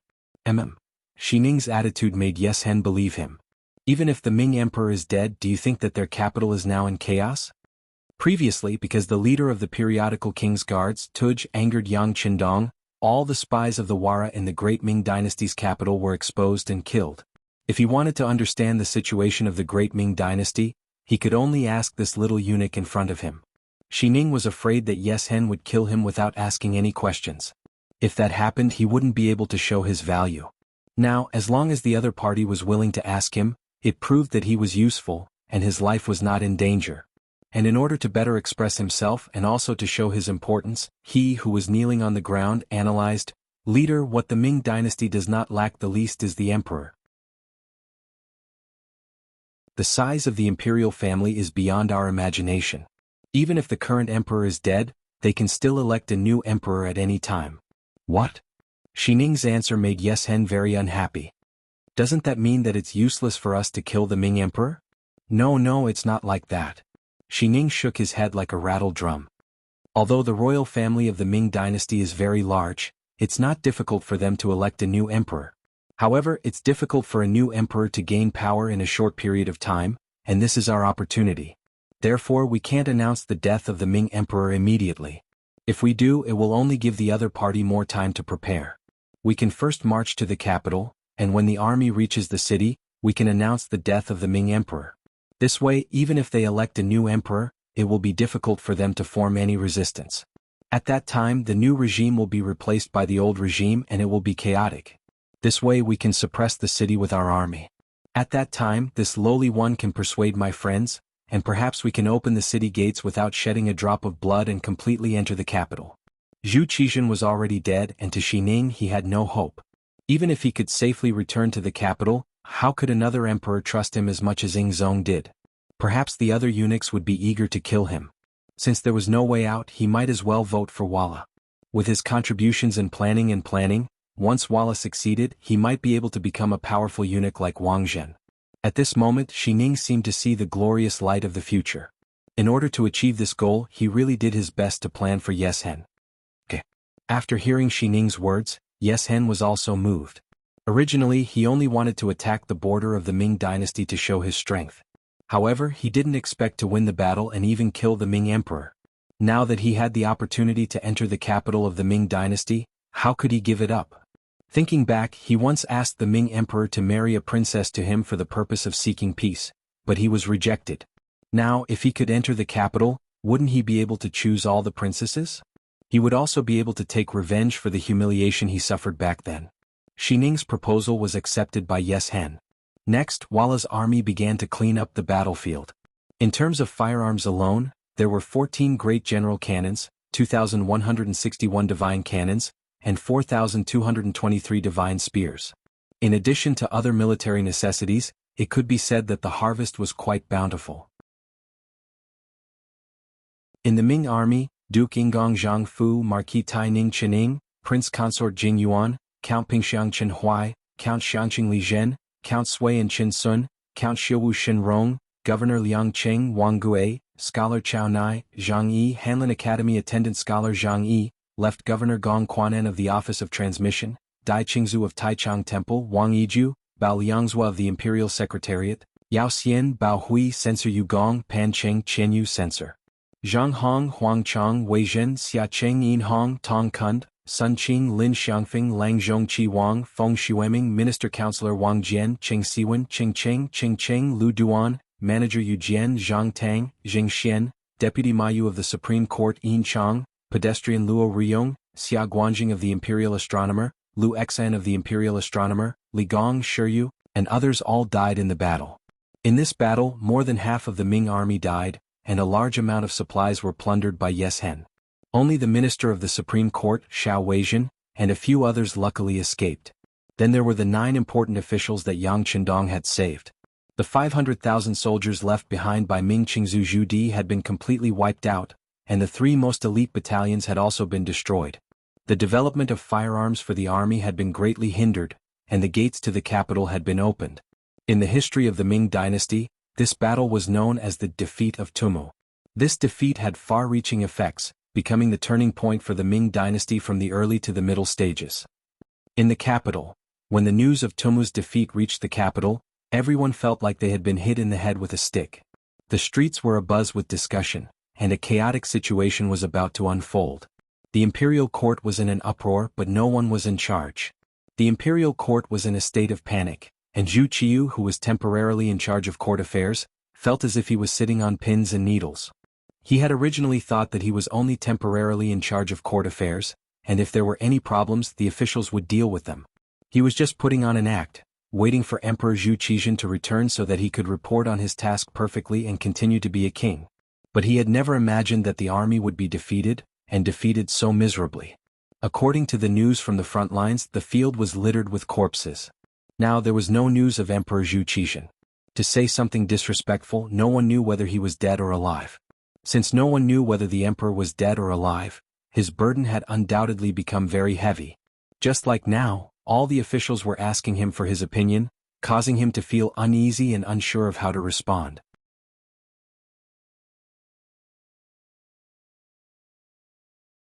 Chapter 141. Prince Cheng, the military report says that Walla's army is coming to the capital. Baiyang Pass is in an emergency. If we don't do anything about it, Zijing Pass and Juyong Pass will be in danger. At that time, Walla's army will come to the capital. Wang Ji, the Minister of Personnel, as one of the old officials, stood out bravely and told Zhu Qiyu about the danger of the current situation. Then what should we do? Zhu Qiyu, who had never been in charge of the court, was at a loss. Prince Yu, Minister Wang, we should be discussing the whereabouts of His Majesty and whether he will be able to return. Hu Xiao, the Minister of the Ministry of Rites, stepped forward with his ceremonial tablet in hand and spoke with a worried expression. A snake can't do without a head. No one could make the final decision. No one could think of the same thing. Minister Hu is right. The most important thing now is to find out where His Majesty is and where the other officials are. Jin Lian, the Minister of Justice, and Shi Pu, the Minister of Works, both held their tablets and raised their heads high to express their thoughts. Well, if that's the case, go and find out where His Majesty is. Zhu Qiu, Prince Cheng, nodded in agreement. If he knew that Zhu Qizhen was still alive, he would find a way to bring him back to preside over the situation. If he was gone. Zhu Qiu didn't think too much about it for now. The court meeting ended in such a hurry that they did not manage to come to a conclusion. The spies of the Eastern Palace Guards and the Brocade Guards began to move. However, facing the Walla's army on the battlefield, it was not possible to find out the real information in a short time. Zhu Qiu returned to the Nangong Palace with a worried look. The Nangong Palace was a side hall in the palace. Because it was only in a corner of the palace, few people came here. When Zhu Qizhen had left, he had arranged for his younger brother to stay here as a warning. Because the crown prince was only 2 years old and had just been established, he couldn't supervise the country. Therefore Zhu Qiu was asked to stay here. But it was just to let him stand there as a puppet. It was impossible for him to have any power or have any thoughts about the imperial power. The arrangement of the remote Nangong Palace was a warning to Zhu Qiu that she had to grasp her own position and not overstep her authority. Zhu Qiu did not have any thoughts about being assigned to Nangong's place. He was very clear about his own position. But that was based on Zhu Qizhen's triumphant return. Naturally he had to return to his seat. But now, Zhu Qiu's mood was very complicated. She walked back to the Nangong Palace, where she was temporarily staying. She happened to see a few eunuchs not far away. They seemed to be talking about her and pointing at something. For a moment, anger rose in his heart. It was true that he was a puppet, but at the same time he was also a prince. How could he allow some little eunuchs to order him around? For a moment, anger rose from his heart, and a trace of killing intent appeared in his heart.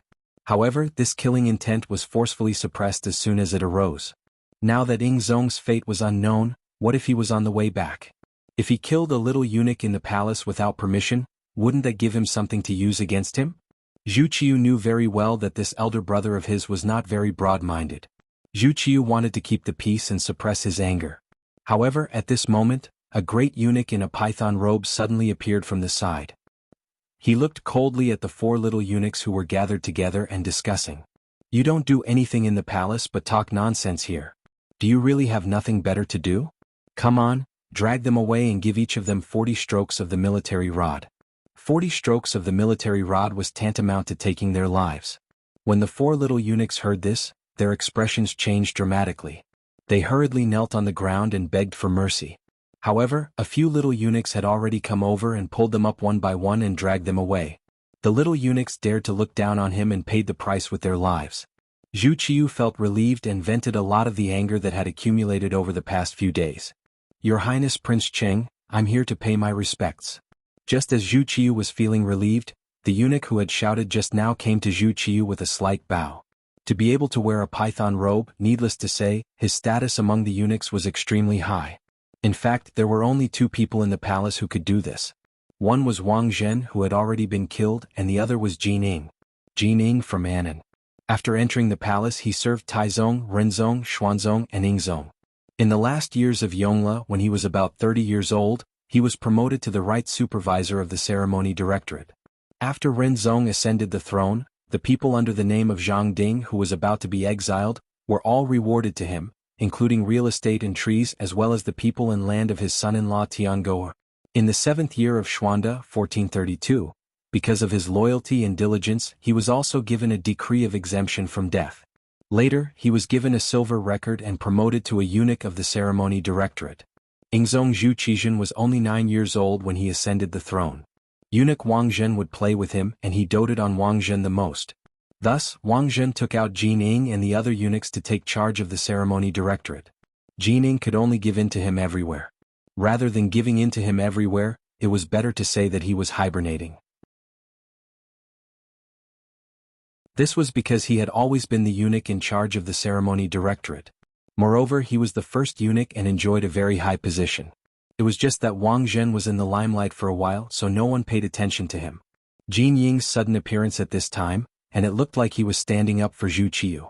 The meaning behind this was worth pondering. Zhu Qiu's impression of Jin Ying was quite good. Not for anything else but because this person was one of the few people who treated him with respect.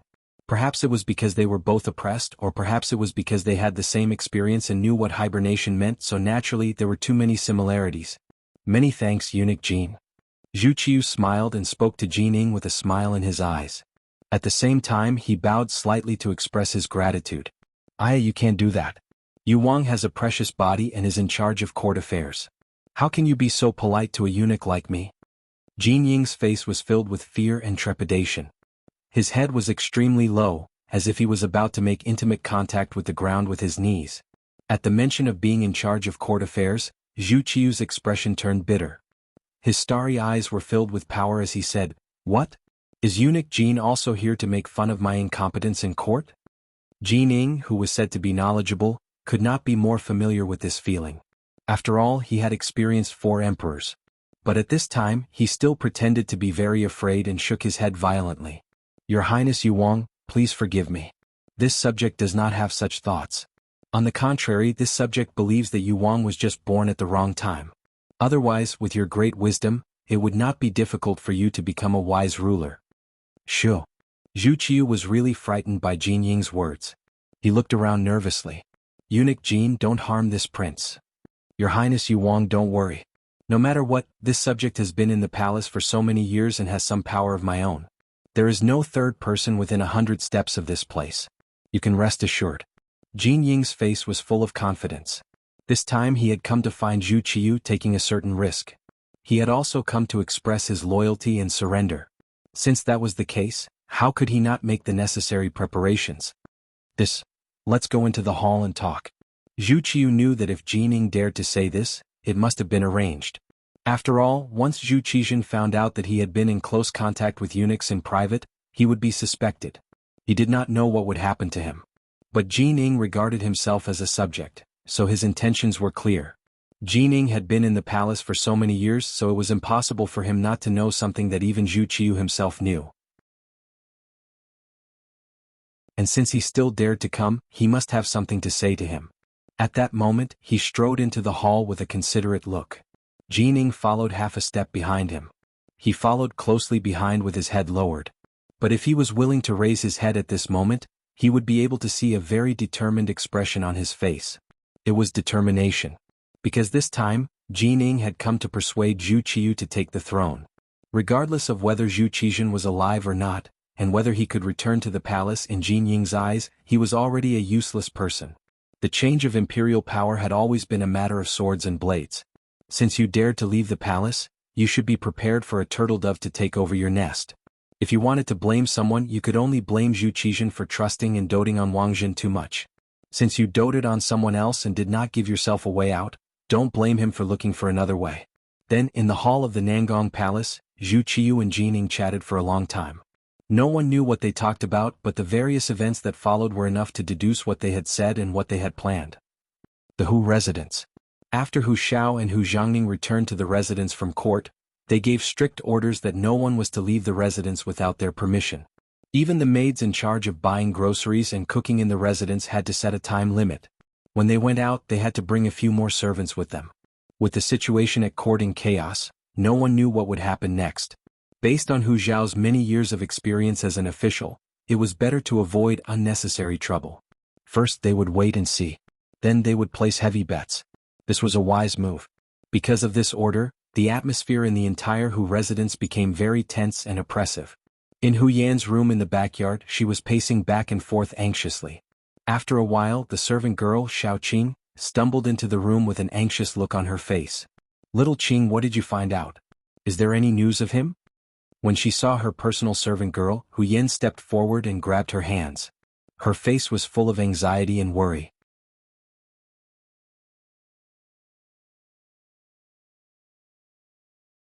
Chapter 142. Young Mississippi. The main, side, and back doors of the estate have all been closed. Without master's orders, no one is allowed to leave. Little Qing panted as she recounted what she had seen to Hu Yan. When she heard that all the doors of the estate had been closed, Hu Yan had a bad premonition. If nothing major had happened, such a change wouldn't have occurred. Her expression couldn't help but change slightly. When she looked at little Qing, there was a hint of anxiousness. "I asked you to gather information. What's the result?" Little Qing shook her head. I couldn't leave the estate, so I couldn't get any more information. However, when I asked Lieutenant Sun Chuang, he said that it seemed that the front lines had been defeated. Defeated? Seems? Hu Yan's heart skipped a beat. Has this information been confirmed? As she spoke, she tightened her grip on little Qing's wrist. Young miss, you also know that with Sun Chuang's status, what he knows is limited. Young miss, hurry up and let go. You're hurting me. Little Qing's eyes were hazy with tears. Hu Yan's grip had truly hurt her. Hu Yan mechanically released her grip and sat back down in her chair. Her eyes were empty as she said, "He'll be fine, he'll be fine." Quite a few people in the capital were reacting in the same way as Hu Yan. This was especially true for the hundreds of family members of the officials who had accompanied the army. They could vaguely sense that something was wrong. Even though there was still no confirmation, the atmosphere had already turned icy cold. As a result, the business of the immortal abode and the realm beyond heaven began to wane. In the past, the seats had always been in short supply, but now they had lost at least 30% of their customers. They no longer had to wait in line to spend money.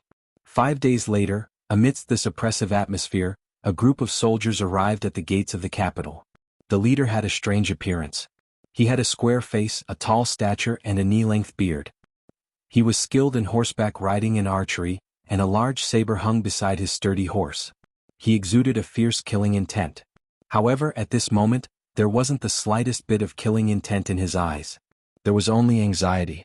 He was Datong Prefecture's Governor Shiheng. Shiheng, Marquis Shining Songying, Wu Jin Boju Mian and the others fought against the Walla cavalry at Jianghu. After the deaths of Song and Zhu, he had returned alone. Along the way he had recruited soldiers and brought back several hundred cavalry. This time, he had returned to the capital to atone for his crimes by performing meritorious deeds. Shiheng came back with the latest news from the front line. When Zhu Qiyu, the imperial tutor prince, found out about this, he immediately summoned all the fourth rank and above officials in the capital to the palace for a discussion. In the imperial court, Shiheng knelt before Zhu Qiyu and recounted in detail what he had experienced and what he had seen. After he finished speaking, he continued to kowtow to the ground. As he kowtowed, he said, "Your humble servant is incompetent." At this moment, Shiheng was acting like a loyal and brave general. Instead of saying that he was repenting, it was better to say that he was showing off his achievements. "General Shi, please rise. This prince wants to ask you, how is the emperor? How are the other officials?" Zhu Qiyu, the imperial tutor prince, asked anxiously.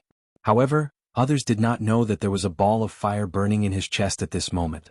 "Your Highness Imperial Tutor Prince, the Emperor has ascended to heaven."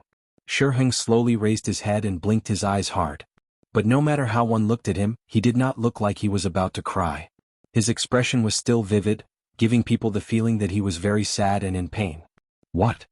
Zhu Qiyu's body trembled when he heard this. He almost slipped off his chair. Fortunately, Jining, who was standing to the side, helped him in time, so he did not make a fool of himself. At this moment, the other officials were also shocked. Some of the timid ones even knelt on the ground and began to cry. There were also some officials who could not believe Shiheng's words. After all, according to the battle report, the Vola cavalry and infantry only had 60 to 70,000 soldiers. However, the Great Ming Empire had sent an army of 500,000 soldiers, including many elite troops. How could they be defeated? Moreover, they were defeated so thoroughly that even the lives of the emperor and hundreds of officials were lost? Governor Shi, did you see the death of the emperor and the officials with your own eyes? Among the officials, Wang Ji, the minister of the Ministry of Personnel, was relatively calm. He really could not understand how they could have been defeated so miserably when they had outnumbered the enemy by 7 to 8 times. No, this official did not see the death of the emperor and the officials with my own eyes. But because of Wang Zhen's careless command, the army did not care about each other. The general did not know the soldiers and the soldiers did not know the general. In addition, there was a lack of water and food and the morale was low. When faced with the elite cavalry of the Walla, they fled or were injured. It was chaos. This official did not know where the emperor and the officials were at that time. But later, when we fought with a small number of the Walla cavalry, I learned the news from the captives. This official did not dare to delay any longer, so I killed my way out with my men. Shiheng kept beautifying himself as he spoke. He gave people the impression that he had given up on fighting the enemy in order to bring back news. But in reality, he had heard this news from some of the great Ming dynasty's deserters who understood the Walla language. Impudent. How can you insult my father like this? Just as Shi Heng finished speaking, 3 people walked out from the crowd. They were the commander of the Brocade Guards, Ma Shun, primary 3rd rank, the commander of the Brocade Guards, Wang Shan, secondary 3rd rank, and the commander of the Brocade Guards, Wang Lin, primary 4th rank.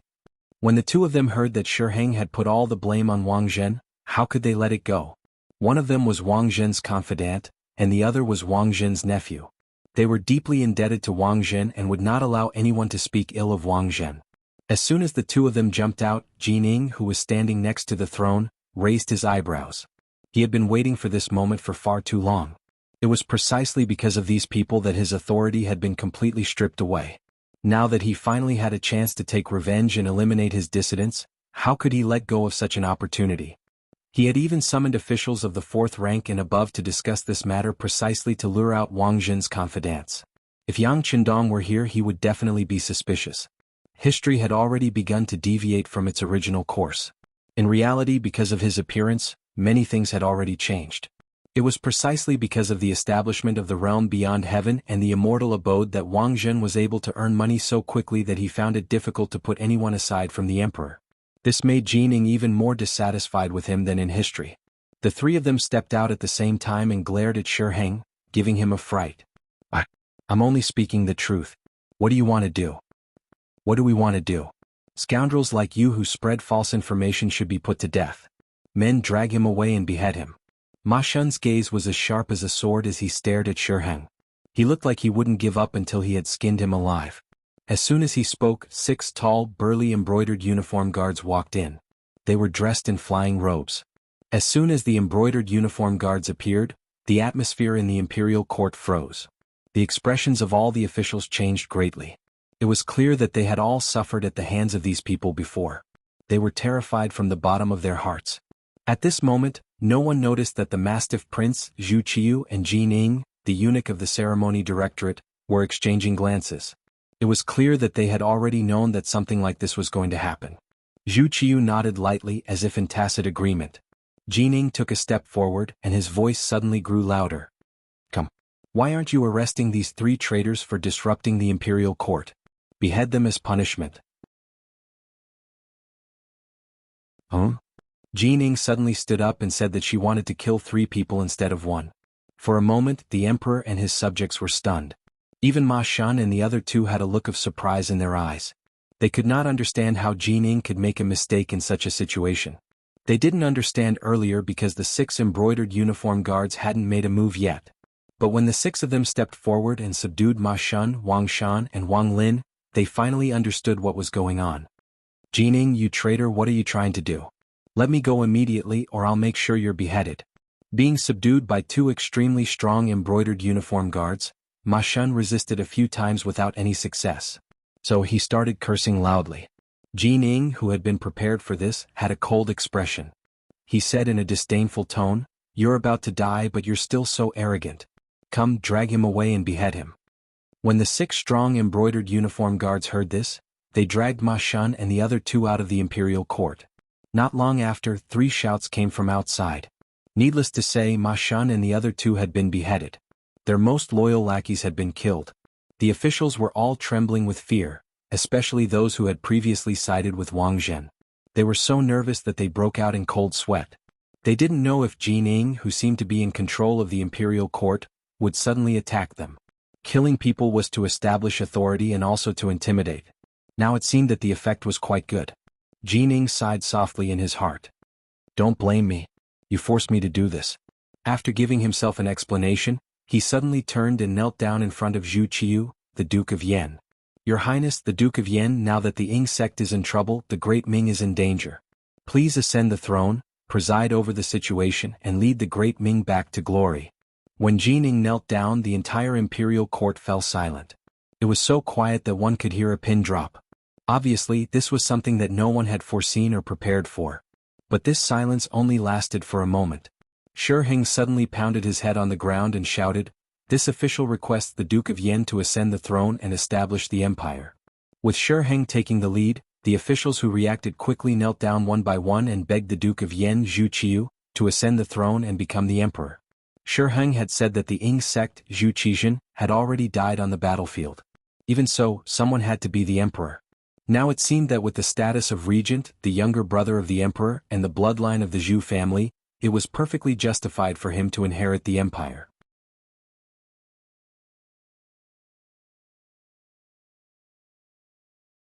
Chapter 143.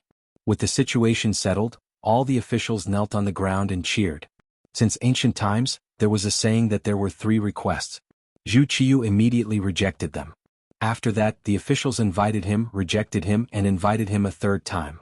Only then was the matter settled. Immediately, everyone and Zhu Qiyu went to see the Empress Dowager to go through the final approval process. That day Zhu Qiyu became the emperor. Because the war was imminent, the situation was urgent. The officials knelt on the ground and recognized Zhu Qiyu as the emperor. His title was Daizong and his name was Jingtai. He made Yingzong's son Zhu Jianshan, later Xianzong, the crown prince. This important imperial edict was passed down by Jining. Now Jining had become a powerful official like Wang Zhen during Yingzong's time. Jining also received the favor of Empress Dowager's son and the new emperor. Whether it was Wang Zhen or Jining, this was the result of the system and environment. The Ming dynasty was an unprecedentedly powerful dynasty.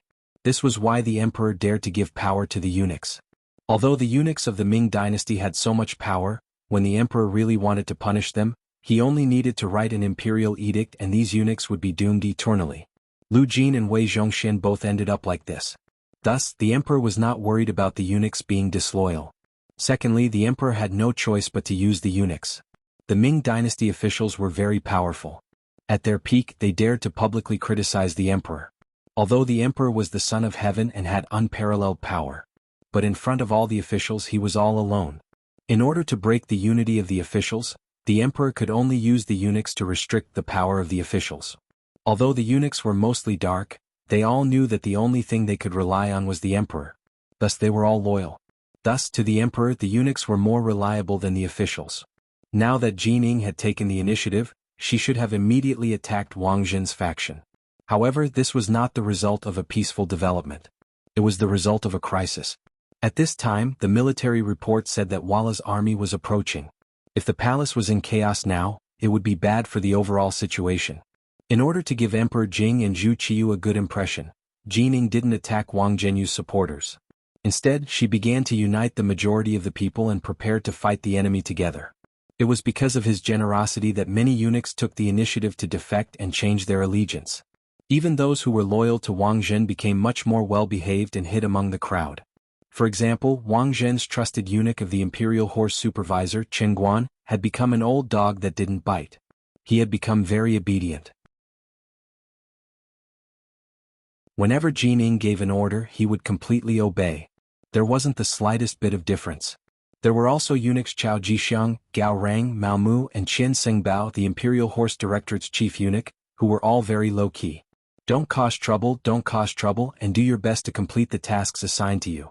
However, everyone could see that these people were still waiting to see the situation. They were waiting for the arrival of Tile's army before making a final decision. In this regard, Jining didn't have any better ideas. Zhu Qiyu was willing to delegate power to her, but not without a bottom line. If he wanted to unify the group of eunuchs, which even Wang Zhen hadn't been able to do, she was afraid that the first unlucky one would be her. It was still the same saying, I can use you but I also have to be wary of you. This was the basic attitude of the emperor towards eunuchs. Jining became the eunuch in charge of power and was promoted to chief eunuch of the ceremony directorate by Zhu Qiyu. For a time she held great power. Her fangs were unfurled.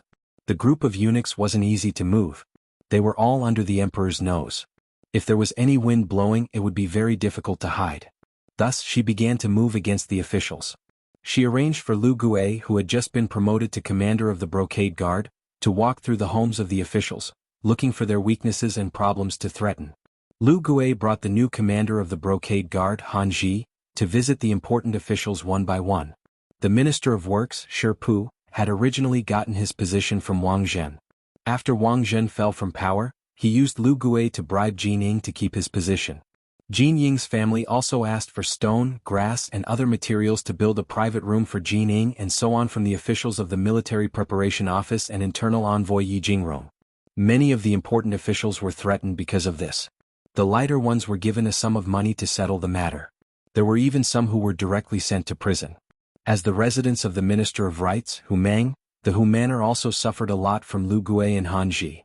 Not only did they give a large sum of money, Hu Changning was also ordered to reflect on his mistakes at home on the grounds that he was suspended from his duties. Ji Ning had made such a big move that some of the officials who liked to curry favor could no longer remain calm.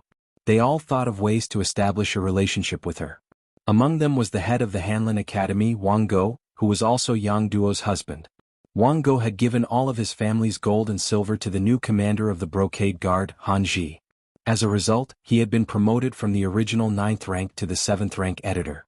Not only had he been promoted, but he had also taken the position of his former superior, Wang Si. Although Wang Si's grandfather, the Minister of Appointments, Wang Ji, had also been threatened, he had only given money to ensure his safety and had not expressed his loyalty to Ji Ning. His position was not easy to move, but his family members such as his grandson Wang Si had been removed from their positions and thrown back home. Originally when they were in the Hanlin Academy, because Wang Si and Yang Qindong had a good personal relationship, he had always suppressed Wang Go and made him suffer. Now not only had he been promoted, he had also removed the mountain above his head. Next, the first thing Wang Go, who was proud of his position in the government, did was find Yang Duo. He said that he had taken a fancy to the servant girl Xiao Chui and wanted her to warm his room. Xiao Chui was one of the 10 servant girls that Yang Qindong had given to Yang Duo. She was quite beautiful, and Wang Go had also coveted her for a long time. However, she had been sent by Yang Qindong. Even if he had the intention, he did not have the courage. However, now that he had heard that Yang Qindong and Ingzong had died on the battlefield together, he no longer had anything to restrain himself from. Thus he wanted to show off his power as a man. Yang Duo naturally rejected Wang Go's request. Xiao Chui also threatened to kill herself, saying that if Wang Go touched a single finger of hers, she would die in front of him. If that really happened, it would be inevitable that there would be endless trouble. Wang Go knew that he could not do it. In a fit of anger, he decided to divorce his wife and divorce Yang Duo. At the same time, he married a distant sister of Han Ji as his first wife. During this period of time, because of his 6th brother Yang Qindong, Wang Go's attitude towards Yang Duo had changed. As a woman, and a married woman at that, it was fine if she wanted to live a good life. However, she did not expect that misfortune would descend so quickly. Before she could react, the divorce paper was in front of her. In ancient times, many women divorced their husbands because of emotional discord or other reasons. If it was an amicable divorce, it proved that it was not a woman's problem. Naturally, it would be much easier for the woman to find another man. However, if she was divorced, it was equivalent to carrying a bad reputation for the rest of her life. It would be difficult for her to find a suitable husband.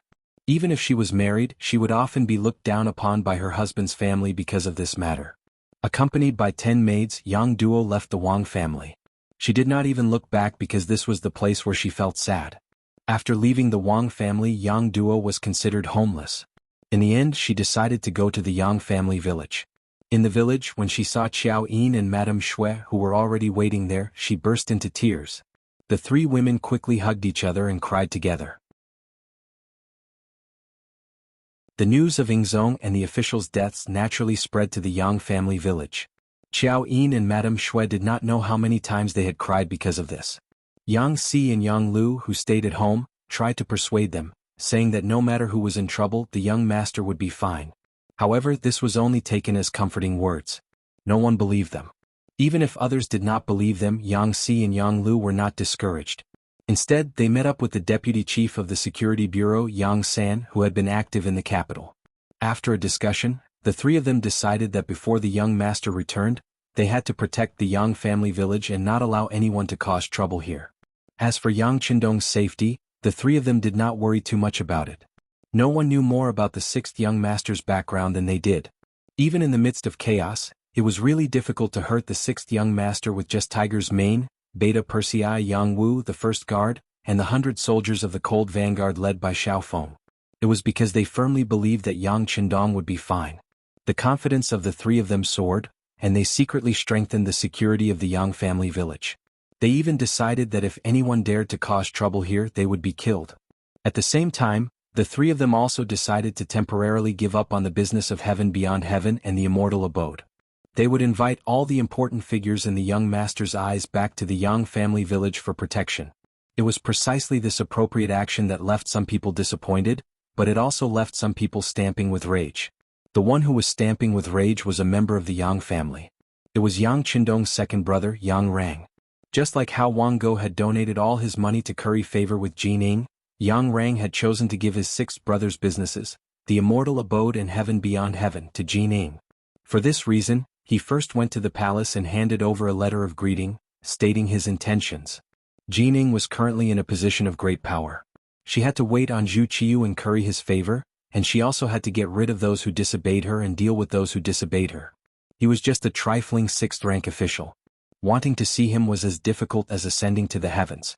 But when the eunuchs relayed Yang Rang's words, Jining was tempted.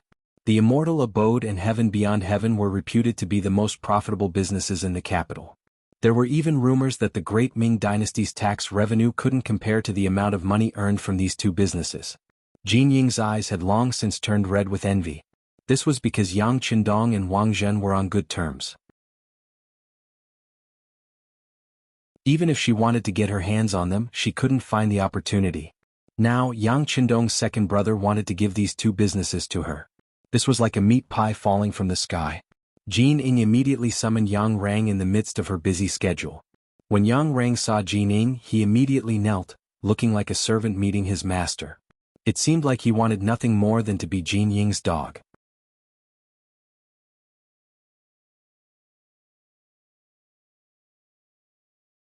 Chapter 144. Jin Ying was naturally overjoyed by this attitude. After all, this person was the son of Yang Rong of the Three Yangs. Him treating him with such respect was definitely a sign of respect. He immediately put on a courteous front and helped Yang Rang to his feet. Afterwards, the host and guest sat together and chatted happily. Yang Rang's attitude was resolute. He had to give the realm beyond heaven and the immortal abode to Jin Ying. In response, Jin Ying expressed an appropriate amount of magnanimity. He agreed to take over these two properties, but he wouldn't treat Yang Rang unfairly. He said that he would give him a tenth of the profits and let him manage them. All he needed to do was ensure the safety of the facilities. Yang Rang was overjoyed by the fact that this negotiation was not going to be taken seriously. After all, a tenth of the profits was still a lot of money. At that moment, the two of them hit it off. In order to make Yang Rang's operation even smoother, Jin Ying even transferred 2 small banners of the embroidered uniform guards for him to use. Not only that, she also sent her servant, Zhao Xian, to cooperate with him. They had to get the deeds for these 2 places as soon as possible. Before the mission began, Yang Rang's official position was directly promoted from the 6th-rank official of the Ministry of Rights to the 4th-rank official of the Zhan Department. Although this position didn't have much authority, Jin Ying clearly stated that he could continue to be promoted after taking over the realm beyond heaven and the immortal abode. He was suddenly promoted from rank 6 to rank 4. This was a qualitative change. Yang Rang's eyes were filled with hope. He even believed that he would have to rely on himself to develop the Yang clan. As for whether or not he'd gotten everything because he'd thrown in his lot with the eunuchs, once he succeeded, who would care about asking so many questions? After leaving the imperial palace, the group of 20 headed straight for the immortal abode. However, when they came here excitedly, they were faced with a closed door. Let's go take a look at the realm beyond heaven. Yang Rang frowned. Everyone went to the neighboring heavens beyond, but it was the same here. It was empty. They could even see the emptiness of the interior through the transparent glass. There were no goods left, not even a guard was left behind. This gave Yang Rang a bad feeling.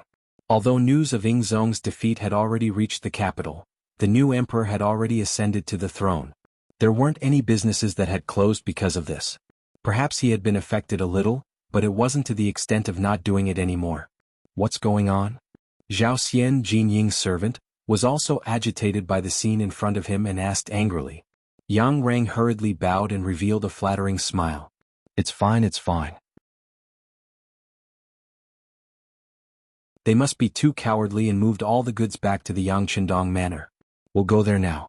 Don't worry, I'm Yang Qindong's second brother and the owner of that place. No one will dare to stop me. That better be the case. Zhao Xian snorted. Even without Zhao Xian saying anything, Yang Rang knew the importance of this matter. Jin Ying was interested in the benefits that the immortal abode and the heavens beyond heaven could bring her, not these 2 properties. Without the goods and services, these 2 places were not worth much. Yang Rang's forehead was already covered in cold sweat as he hurriedly led the group of people towards the Yang manor. In the Yang manor, it was as if they were facing a great enemy. Dao Xiao, who had been hiding in the shadows, had already led a small team of 10 people to the open and found a suitable location outside the manor. They were ready to destroy the enemy. In the manor, Yang Si and Yang Lu each held a 95-style sword and kept wiping it and checking their equipment. They knew that in the chaos and with the young master not around, there would definitely be someone who had designs on the young manor. However, they did not know who it was. As they waited, a horse carriage entered Dao Xiao's line of sight. "Who are you? Stop the carriage. The young manor is in front. Unauthorized personnel are not allowed to enter." Dao Xiao jumped out from the bushes by the road and stood in the middle of the road. This was because it was only a horse carriage and he could not see any danger. Otherwise he would not have appeared so casually. "Stop." The coachman shouted and stopped the carriage. Then, the coachman took off the felt hat on his head, revealing a young and valiant face. "Brother, I am Sun Chuang, a servant of Minister Hu from the Ministry of Rights. My young lady is in the carriage." Sun Chuang. Dao Xiao knew this name. As one of the captains of the young master's guards, he naturally had to be familiar with certain situations. This was to prevent a flood from flooding the Dragon King's temple. "Yes, you know me?" Sun Chuang looked at Dao Xiao with a suspicious gaze. As a captain of the embroidered uniform guards, even if he had never seen someone before, he would still have an impression of them. For example, he was sure that he had never met the person in front of him before. Facing Sun Chuang's question, Dao Xiao did not answer. Instead, he shook his head and said, "It is not important whether I know you or not. Who is in the carriage? Please open the curtain and take a look." "Who are you? I have been to the Yang Manor a few times. Why have I not seen you before?" When Sun Chuang heard that he was going to open the curtain, his face revealed a sullen expression. In ancient times, when a young lady went out, she would not easily show her face to outsiders. Otherwise, where would the words reserved and well-bred come from? Seeing that Sun Chuang was questioning him, Dao Xiao replied with a cold laugh, "Forget it. Since you are not willing to open the curtain, please go back." After he finished speaking, he waved his hand, indicating for Sun Chuang to drive the carriage away from the Yang Manor. "Wait." At this moment, a woman's voice came from the carriage. Then the window opened, revealing Hu Yan's peerless face. However, at this moment, her face was filled with anxiety. Her face was not as rosy as before but rather pale. Who was Hu Yan? She was Yang Qindong's future wife candidate. As one of the captains of the guards, how could Dao Xiao not know her? When he raised his head and saw that it was indeed this young lady, he immediately lowered his head and clasped his hands together. "Sorry for the offense. This is a critical time. Please forgive me. You should go back quickly." After Dao Xiao knew who was in the carriage, he did not even have the courage to look at her. He no longer had the stern look he had before. Instead, he lowered his eyes and looked like a little wife who had been bullied. In Hu Yan's eyes, this performance actually caused her to unconsciously feel joy in her heart. These were the people by the Dong Shuai's side. They were always so respectful to her. They were even more respectful to her than the people in the Hu clan. "Officer Sun, drive the carriage." Hu Yan collected her thoughts and lowered the curtain. Then her voice rang out. Dao Xiao stepped aside to open the path behind him. When he turned around, he made a gesture that no one else could understand. However, Yang Si and Yang Lu, who were in the manor, saw it clearly. They knew that young mistress Hu had arrived. The door to the inner courtyard of the manor immediately opened. The carriage continued to move as usual. In the carriage, Xiaoqing hugged Hu Yan's arm tightly and said with a worried tone, "Young lady, we just left the Hu clan like this. Will master be angry if he finds out?" "So what if he's angry? I was born to be the Dong Shuai's woman and die to be his ghost. If he wants me to go back, he can only do it as a corpse," Hu Yan said with a determined expression. Ever since Shi Heng returned to the capital and news of Ying Zong and the hundreds of officials dying in battle spread, Hu Yan had shed countless tears. When she could no longer cry, she made a bold decision. She came to the Yang clan manor and lived here as Yang Qindong's wife. The two of them did not go through any ceremony. They did not even make any basic promises. When Yang Qindong left the capital, he did not even say goodbye. Logically speaking, when Hu Yan married someone else, she would not make any moral mistakes. However, she still made this decision. From this, it could be seen that she really liked Yang Qindong. She did not covet his ability to earn money and wanted to become a rich wife. In front of Xiaoqing, she expressed her attitude once again.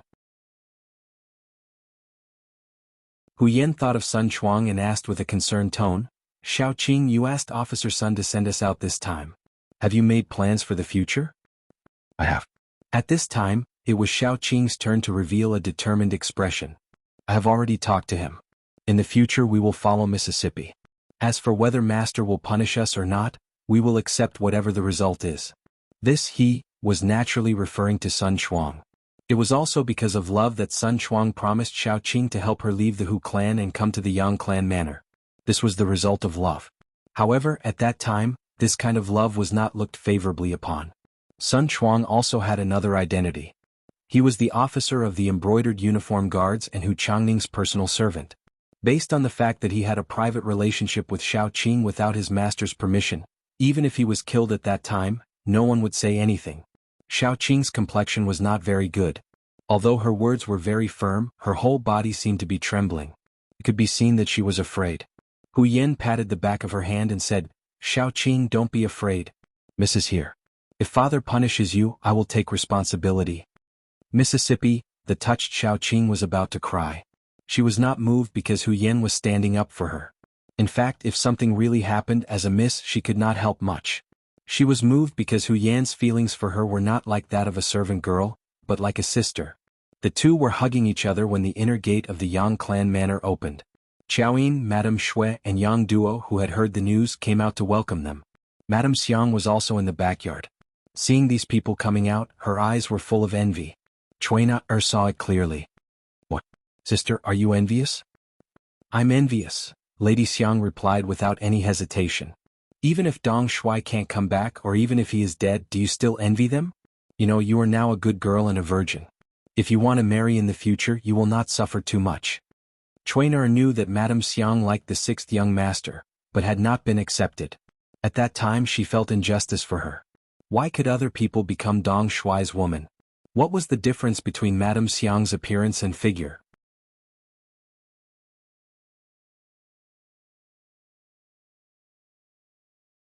Chapter 145. But now, after learning that Yang Qindong might have died on the battlefield, she felt a little lucky for some reason. One of the advantages was that she didn't give herself to Dong Shui too early. But she didn't expect that Lady Xiang was still envious of Lady Shui and Lady Qiaoyin. No. Lady Shui shook her head firmly after hearing Chuiner's words. "You can't find a man as outstanding as Dong Shui in the whole world. Even if he's dead, I'm already his woman in Hanxiang's heart." As she spoke, her eyes couldn't stop tearing up. Obviously, it was too late for regrets at this moment. If she had known this would happen, she would have given herself to Dong Shui. It would have been better than regretting it for the rest of her life. Let's not talk about how the women would welcome Hu Yen and how they would cry when they saw each other. Let's talk about the group of people outside the Yang village. They were a group of unusual guests. The reason why they were said to be uninvited guests was because they all had excited expressions on their faces. Moreover, they didn't seem to have any intention of stopping when they entered the Yangjia village. Stop. The gate of the village opened and Yang Si strode out to welcome them. While they were still far away, he fired the 95 style in his hand into the sky. Bang! The crisp sound immediately shocked the group from afar. Then, the sound of horses reining in their horses sounded one after another. From this point alone, it could be seen that people were afraid of death, especially those who seemed to be awe-inspiring. They often cherished their lives more and were the most timid. Yang Rang and Zhao Xian were riding at the front. The sudden gunshot really frightened them. They reined in their horses in a hurry and almost lost control of their bodies and fell from their horses. Twisting their bodies, they dismounted from their horses. Their faces were as unsightly as they could be. When Zhao Xian's feet finally landed safely on the ground, he pointed to the front with a flustered and exasperated face and said, "Who are they? How can they have firearms in their hands? Where are the laws of the great Ming dynasty?" It was no wonder that Zhao Xian was so angry. Firearms were important weapons of the imperial court, and they wouldn't be shown to people easily. Even the 3 firearm battalions were very strict with the management of firearms. Unless they had the special permission of the emperor and the Ministry of War, it was difficult for anyone to take them out. But now this thing had unexpectedly appeared in the Yang village. How could they not be shocked, angry, and indignant? The more Yang rang, the more angry he was. But he didn't know these things. In order to calm Yang's anger, he kept nodding and said, "Mr. Zhao, don't be angry. I'll ask them what's going on." As he spoke, Yang Rang turned to look at Yang Si, who was standing at the entrance of the Yang family's inner courtyard with a firearm. Instead of acting like a grandson, he roared like a master, Who are you? How dare you block our path? Do you know who I am? I'm Stingzan. What's the reason for entering the village without permission? Facing the imposing Yang Rang, Yang Si naturally wasn't afraid. Even though he had already recognized that this person was the sixth young master's second brother. But at this time, he had brought so many embroidered uniform guards with him. His purpose was as clear as day. With regards to his own brother trying to steal the sixth young master's wife, he was no longer a member of the Yang family in his eyes. So why should he be polite? Yang Rang heard that he was just a servant and it sounded so sarcastic. Since when did a servant dare to show off in front of his master? He didn't know how his sixth brother usually managed things. How could he not distinguish between master and servant? How dare a little servant hold a firearm? Let me tell you, you've already violated the laws of the great Ming dynasty. Now kneel and beg for mercy. For the sake of my sixth brother, I'll only kill you. I won't implicate the others in the village. Yang Rang seemed to be magnanimous, but unknowingly, he had already placed himself in the position of the head of the Yang family village. When the other servants heard their master's words, they must have been terrified. But this was Yang Si. He even beat up the messenger of the Walla. How could he shrink back because of these words? He first shook his head and then with a trace of disdain in his eyes he said, "First, how I got the firearm is none of your business. Second, a man can only live standing, not kneeling. Third, nothing will happen to the sixth young master, let alone die. Your so-called sixth brother is simply nonsense." The rebuttals entered his ears one by one. Zhao Xian's expression changed greatly and he added fuel to the fire. "Master Yang? Are these the servants of the Yang family? How can they be so rude?" Zhao Xian's words were like a heavy hammer, and Yang Rang's face was as red as a monkey's butt. Ever since he was a child, no one had ever insulted him like this since he learned that he was Yang Rong. But now, in front of a servant and in front of a servant of the Yang family, he was being laughed at. How could he hold back his anger? Immediately, he looked at Yang Si with eyes that were spitting fire. "As the second master of the Yang family, I order you to kneel and beg for mercy immediately. Otherwise I'll exterminate 3 generations of your family." He even said something like exterminating 3 generations of his family. It could be seen how angry and hateful he was at this moment. If looks could eat people, Yang Si would have been eaten by Yang Rang countless times. Yang Rang roared furiously. At this time Yang Rang did not look like a scholar at all. Looking at him, it really gave people a terrifying feeling. Yang Si was not an ordinary person, let alone an ordinary person. If shouting could make him submit, then Yang Qindong's previous hellish training would really be useless. At this moment he was completely unfazed by Yang Rang's towering rage. He was still as calm and collected as ever, as if these words were not directed at him. He was just a bystander watching others put on a show. Seeing that Beta Persei was so angry, but the person opposite him did not have the slightest intention of retreating, Zhao Xian did not put his hopes on him. Instead, he turned to the brocade guards beside him and said, "Go, I'll leave this place to you. Since some people don't know what's good for them, there's no need to keep them." Zhao Xian's murderous intent was out, and he decided to suppress everything with bloody martial arts. Perhaps there were times when reasoning was useless. Whoever had the bigger fist would be the one who had the final say. However, the one who had the biggest fist was not Zhao Xian, but Yang Si, who held the 95 style. Ever since he followed Yang Qindong, he rarely had the chance to touch a gun. After all, once a gunshot was heard, it would inevitably attract the attention of all parties. Only when he really wanted to do it, would he ask for leave from Tiger's Mane and go to Foul Crow Mountain Forest, which was more than 10 miles away from Yang Village, to shoot a few shots. And now the opportunity to shoot was given to him. How could Yang Si not grasp it well? There was a hint of slyness in his eyes, and he revealed a playful expression. When he saw the brocade guard start to run towards him, he raised his hand and pulled the trigger with his finger. A crisp bang sound was heard. The second gunshot caused the embroidered uniform guards who were running forward to stop. Based on their instincts, they knew that there was danger ahead. "What are you afraid of? He's only one person with a firearm. There are so many of you, how can that firearm fire continuously?" Zhao Xian's shout came from behind. Although he was also very curious, he did not see Yang Si fill the gun with gunpowder and fire a second shot. However, relying on the fact that there were so many people, he still shouted with full confidence. His shout seemed to have given the embroidered uniform guards courage. Thinking that the opponent was indeed only one person with a firearm, and that there were more than 20 of them, what was there to be afraid of? After looking at each other, they gathered their courage and continued to run forward. Yang Xi's mouth slightly twitched. He was clearly very happy, but he still pretended to be helpless as he muttered, "You forced me to do this. Hee, then let's see who's stronger and see if there are people in this world who aren't afraid of death."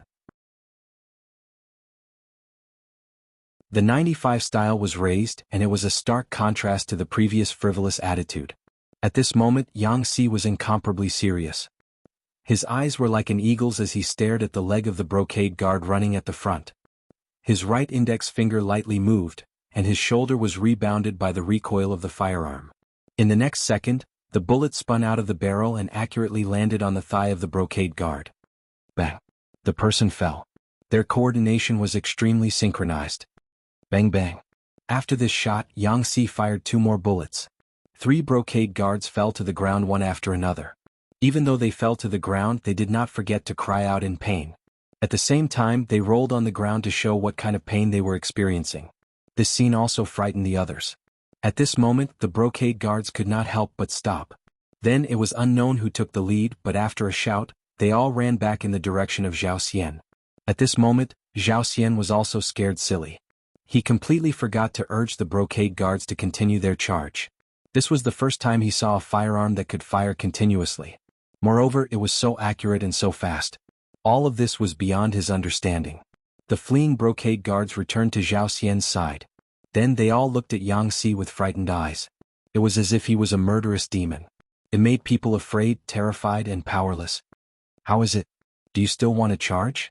Looking at the 3 people on the ground, Yang Xi seemed to be very satisfied with his masterpiece. He even whistled happily. Then, his face became serious again and he said, "I already said that you are not allowed to charge into the Yang family manor.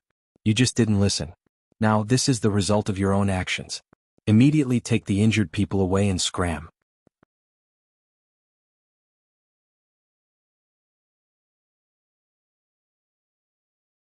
Chapter 146. Yang Xi raised his hand and fired again.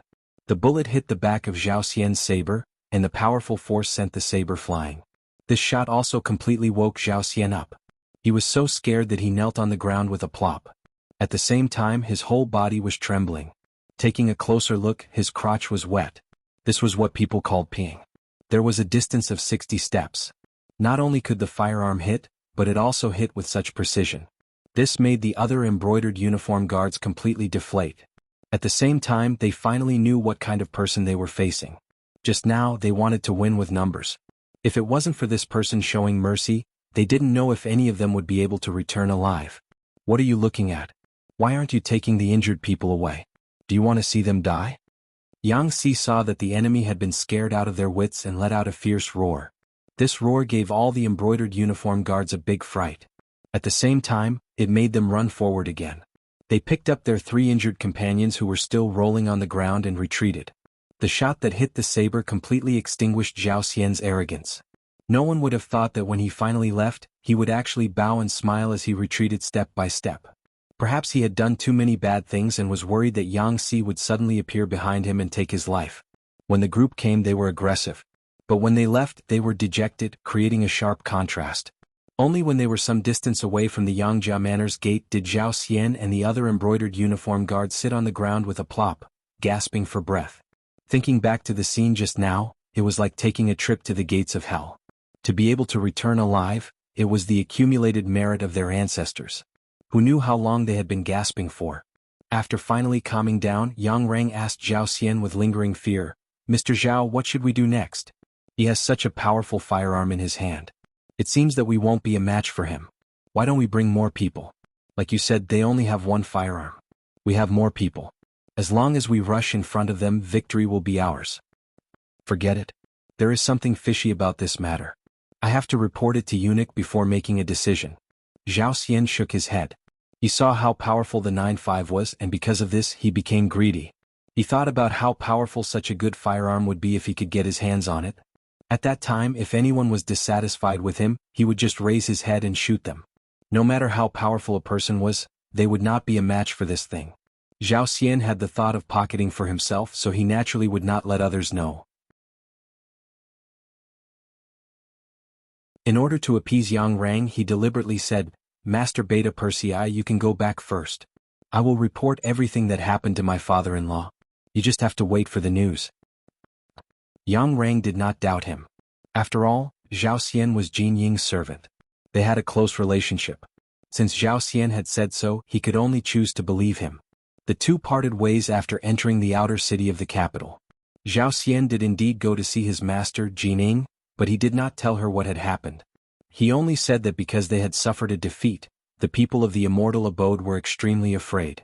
They needed some time to calm down before they could do business as usual and earn money again. He would follow up on this matter.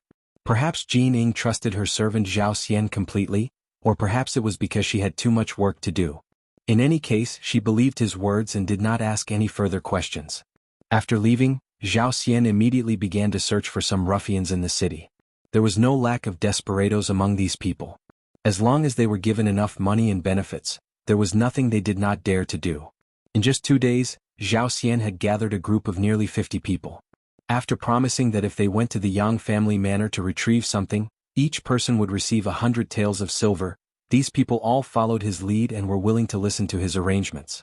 In order to achieve a surefire success, Zhao Xian decided to take action at night. That afternoon, he led these people out of the southern part of the city to make preparations for the operation at night. Just when he thought that no one knew what he was doing, and was even thinking of offering the weapon to his master, Jin Ying, the benefits he would receive would not be small. The people of the security bureau had been watching his every move for the past few days. As soon as they left the city gates, the news was reported to the deputy director, Yang San. As the deputy director, he was actually the leader of the security bureau. After training, Yang San had become much more mature, both mentally and mentally. As soon as he received the news, he quickly analyzed that this was a sign that Zhao Xian was about to make a move. After injuring the 3 embroidered uniform guards, the Yang clan manor had entered a state of emergency. They had even prepared for a large group of embroidered uniform guards to attack the manor. Under Yang San, Yang Si, and Yang Lu's joint plan, they even prepared a rocket launcher, a highly destructive weapon just in case. Unexpectedly, for the past 2 days, it had been very peaceful outside the manor. After investigation, they found out that Zhao Xian had other plans. He probably did not report the situation truthfully to his master, Jin Ying. This could be seen from the fact that he had privately spent a lot of money to move the 3 injured embroidered uniform guards together for treatment. He wanted to hide something and wanted to play a big game of chess. But what did he want to do? Yang San and the others were only suspicious. All they did was send people to keep an eye on him. Now that there was finally news, as the deputy director, he slapped his thigh and said, "This Zhao Xian's appetite is not small. He wants to destroy the Yang clan manor privately, but he doesn't know how much weight he has." Yang San was really angry. He had clearly seen the power of firearms, but he still wanted to bring 50 people to attack the manor. How bold was he? He must have thought that the Yang clan manor only had one such advanced and powerful firearm. It must be so. Even though his thoughts were so childish, he still dared to have such ambition. Such a person could not be left alive. Yang San immediately made the decision to take the initiative to attack and get rid of Zhao Xian and his group. He also hurriedly sent his suggestion to Yang Si and Yang Lu. 60 miles northeast of Shangshiyuzhou, a group of people was resting in the mountains. In order to prevent others from discovering their tracks, they did not even dare to start a fire. In the mountains, from a high vantage point, one could see the official road and the majestic Zijing Pass not far away. Naturally, they saw the Walla army knocking on the pass. Why are there enemies here? Could it be that our great Ming has fallen into the hands of the enemy? In the crowd, Zhu Qixin, who was wearing a tiger's armor, looked very miserable with his hair disheveled. At this moment, when he saw the Walla army that was breaking through the pass, there was a hint of fear and worry between his brows. Ever since he was saved by Yang Qindong, Zhu Qixin's courage had become much smaller. Along the way he encountered a few small Walla teams. The scene of them fighting and killing the enemy made him see the fragility of human life. Even though they were all killed by the cold front led by Xiao Feng from a distance, every time they cleaned up the battlefield, when they walked up and saw the various miserable conditions of the corpses, it still hammered his heart time and time again. In the imperial court, in the palace, he would sometimes receive military reports saying that there was a rebellion at a certain place, that there was an enemy at a certain place, and that many soldiers had died in the process. But that was just a number that was forgotten after hearing it. How could it have such a deep impression? He had seen too many scenes and seen too many dead people. Zhu Qizhen secretly decided that he would just obediently stay in the palace in the future. It was more appropriate to leave the matters of war to the generals. An emperor who was skilled in both the pen and the sword sounded good, but it was not so easy to do it. Most importantly, he was not made for this. Along the way, Zhu Qizhen saw himself more clearly. This was something that Yang Qindong did not expect. With history already beginning to change, no one knew if this change in Zhu Qizhen's mental state was good or bad. It was also because of Zhu Qizhen that this group did not travel very quickly. This was especially true after passing through Yuzhou and getting closer and closer to the capital. This was not because he was afraid of returning home. It was simply because he knew that he was safe. As the Emperor Zhu Qizhen had begun to put on airs. In the absence of any threat to his life, his body began to rebel and display various signs of discomfort. As he walked faster, his body began to develop all sorts of small problems. They were no longer on the run, so no one could forcefully do anything to the emperor. They could only carefully accompany him. However, they had only traveled less than 100 miles in 3 days, and this was under the condition that they were riding on healthy horses. This ant-like crawling speed made Yang Qindong extremely anxious. In the battle of the Tumu fortress, Yang Qindong did not interfere too much. Or perhaps it could be said that he did not have the authority or opportunity to interfere too much. Only when the situation was settled and chaos descended did he strike with lightning speed to complete his plan. Yang Qindong, who had long known what would happen, had calculated everything beforehand and made all his arrangements come into use. At present, everything seemed to be going according to plan and everything seemed to be going smoothly. But Zhu Qizhen's speed was truly beyond his expectations. If this continued, it would take at least 7 or 8 days, perhaps even longer, to reach the capital. He had always been worried about the safety of the people in the Yang clan manor, so he decided that he could not wait any longer. He had to strike ahead of time. Passively waiting had never been something that Yang Qindong was willing to do. Even though the Yang clan manor had Yang Si, Yang Lu, Dao Xiao, and the others as well as the Phantom Sniper squad in the shadows, they were still a force to be reckoned with. With these people, unless an army invaded, ordinary attacks would not be able to harm them. But there was always an exception. History had long ago proven that unexpected things would happen from time to time. In order to avoid the possibility of an accident, he needed to return to the capital as quickly as possible.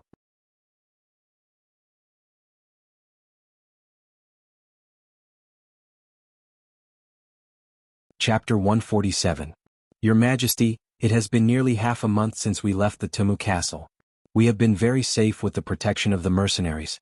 But after all, outsiders don't know our situation, and in order to avoid being hunted down by the Walla, we deliberately did not get in touch with the outside world. Now that so much time had passed, the situation in the capital was truly worrisome. I will be the vanguard and return to the capital first to tell the officials that Your Majesty is fine, so they can be at ease and stabilize the court. After thinking about it again and again, Yang Qindong finally decided to leave first and did not travel with Zhu Qizhen, who was crawling like a snail. Yes, we need someone to report back in advance. Although Zhu Qizhen's body was not in good condition and he did not have enough exercise, his head was not injured and he was still very clear-headed at this time. He naturally knew that the news of him being fine had to be reported back first. Otherwise, who knew what would happen after a long time? But it was very important who to send back. After all, these powerful mercenaries were invited by Yang Qindong. If he was not there, who could take care of the situation if there was a problem? It was not easy to escape the claws of the Walla, but if they became a pawn in the hands of these mercenaries, they would not be able to find a place to cry. Zhu Qizhen agreed to send someone back to inform, but it seemed that he did not agree with Yang Qindong's return. The Minister of War, Kuang Yi, and the Minister of Revenue, Wang Zhua, looked at each other and immediately understood. This time it was because of Yang Qindong that their lives were saved. Could be called a great kindness. And now it was time to repay the kindness. Immediately, the two of them knelt on the ground at the same time and said to Zhu Qizhen, Your Majesty, we agree with Yang Qindong's request. But for the sake of justice, we ask the benefactor to reward Yang Qindong for his great merit in this matter and ask Your Majesty to reward him. Your Majesty, please reward him. The other 7 officials who reacted were also awakened by this kneeling and immediately knelt on the ground to beg. This kneeling was to thank Yang Qindong for saving their lives, but at the same time, it was also for themselves. Thinking about it, if Yang Qindong could be conferred a title, then the 9 of them would at least be rewarded for their hard work. At the very least, he would be given the title of a loyal subject, which could be used as a condition for promotion in the future. Of course, there was a precondition to all of this. and that was that Yang Qindong, who had made the greatest contribution, had obtained the benefits first. Otherwise, how could they ask for credit? As soon as the 9 ministers knelt, Zhu Qizhen immediately felt like he was the emperor. Feeling smug, he nodded his head and said, "That's right. Everyone is right." This time, Yang Shima has indeed performed meritorious service in protecting His Majesty and deserves to be heavily rewarded. In that case, I will confer Yang Qindong the title of Loyal and Courageous Count, with a salary of 1,100 stones. He will be able to command the troops in brocade clothes, and will be given a certificate. The Ming dynasty had always had a rule that those who did not contribute to the country and the military were not allowed to be bestowed with titles. This time, Yang Qindong had saved the emperor and 9 important ministers. This was definitely a military merit and he deserved this title. "Thank you, Your Majesty." After receiving the reward, Yang Qindong immediately knelt down to thank the emperor. "Your Majesty is wise."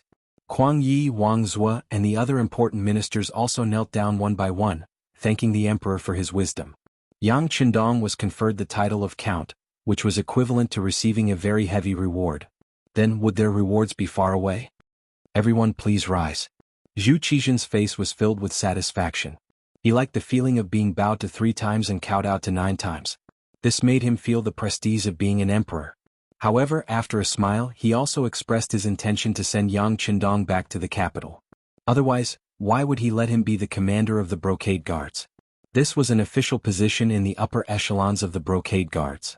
With this status, it would be much more convenient for him to move about the capital. With the title of Count, Yang Qindong was no longer the crown prince's steed, but the Count of Loyalty and Courage. At this moment, he stood up and once more requested that he return to the capital first to make arrangements. "Okay, we approve. Count of Loyalty and Courage, which minister do you need to go with you?" After making his decision, Zhu Qizhen began to consider who to send into the capital. In his view, Yang Qindong was still a little too light. This person had only been a 5th-rank official in the past, and he had only recently been conferred the title of Count of Loyalty and Courage. No one knew that sending him back would be very inconvenient. Zhu Qizhen had his own thoughts, and after saying this he turned his gaze to the other 9 ministers. These 9 were all civil officials and only Kuang Yi was the Minister of War. However, he was already very old and it would be inappropriate for him to be in a hurry. Thus, none of them dared to meet the emperor's gaze. However, Yang Qindong had seen the reactions of his ministers, and he had never planned on bringing anyone back. After all, after returning to the capital, there were many things that he might not do according to the rules. Thus, he clasped his hands and said, "Your Majesty, in this subject's view, we shouldn't have the other ministers accompany us. They are all exhausted from the journey. I want to bring the least amount of people back to the capital as quickly as possible. I'm afraid that the ministers' bodies won't be able to take it. If something happens along the way, it will be difficult to deal with it. Why don't this subject go alone? Your Majesty only needs to write an edict for this subject. This way, it will be easier to gain the trust of others, and it will also let everyone know that Your Majesty is well." Seeing that none of the 9 ministers took the initiative to step forward, and that Yang Qindong's words made sense, Zhu Qizhen pondered for a moment before saying, "All right, since that's the case, do you have pen and paper? We will write an edict to reward the Count of Loyalty and Courage and ask him to write a letter for the Count of Loyalty and Courage to bring it to Empress Dowager Sun and Empress Qian. Come bring me pen and ink." Yang Qindong signaled to Beta Persei with his eyes. Beta Persei immediately responded, and then took out the pen, ink, paper and inkstone that he had prepared in advance from the bag behind him. In such an environment, Yang Qindong was still able to bring these seemingly useless things. It had to be said that he was really considerate. Everything was prepared, and the Minister of Revenue, Wang Zhuo, personally ground the ink. Soon, Zhu Qizhen personally finished writing an edict and a letter to the harem. Yang Qindong held the letter with the ink still wet and named more than 30 people. Among them were the first guard, Qiu V, Tiger's Mane, Beta Persei, and others who had been hiding in the cold front. Only Xiao Feng and 70 people were left behind, and Yang Wu was left behind to protect the emperor. Before leaving, Yang Qindong deliberately gave Xiao Feng a look that no one else knew. Even if Xiao Feng was a mercenary and came for money, that was, anyone who had money could use it. With Yang Qindong's understanding of Zhu Qizhen, he would definitely contact Xiao Feng if he had such an opportunity. He didn't do so before because of his face. Now that he had left, some words could naturally be said. This was probably the main reason why Zhu Qizhen agreed to let Yang Qindong go first. The night was dark and windy. It was the perfect time to kill. The night was not bad. There was wind, but it wasn't strong. It was so dark that one couldn't even see one's fingers. This kind of night was the best time to do some evil deeds. Zhao Xian slowly moved towards the Yang village with the 50 men who were willing to die that he had recruited with a large sum of money. Although Zhao Xian was Jin Ying's servant, he was an ambitious person. He wanted to act alone and obtain great merit. Once he obtained the firearm that could fire continuously and accurately, he would be able to present it to his master, Jin Ying. It would only be a matter of time before he would be blessed with great fortune. He naturally had his reasons for not reporting this to his superiors and not mobilizing a large number of embroidered uniform guards. Firstly, he was afraid that the merit would be divided. Secondly, he was worried that if too many people appeared and caused too much of a commotion, the other party would eventually destroy the exquisite firearm. If that was the case, there was no need to mobilize a large force just to destroy Yang village without their master, Yang Qindong. With the idea of obtaining great merit, Zhao Xian and the 50 people moved toward Yang village in the dark night. As they moved forward, they didn't pay much attention to concealment and formation. After all, they were at least 10 li away from Yang village. The night was so dark that they couldn't think of any reason for them to be discovered or be in danger. However, they didn't know that 3 li ahead, at a fork in the road that led to Yang village, the ghost sniper squad was waiting for them. After receiving the news that Zhao Xian was going to act, the Yang village was in an uproar. What others didn't expect was that the focus of the argument was actually who would lead the troops. The strength of an army depended on its morale. Even if it was a well-trained army, it would only be a defeated army when its morale was completely gone.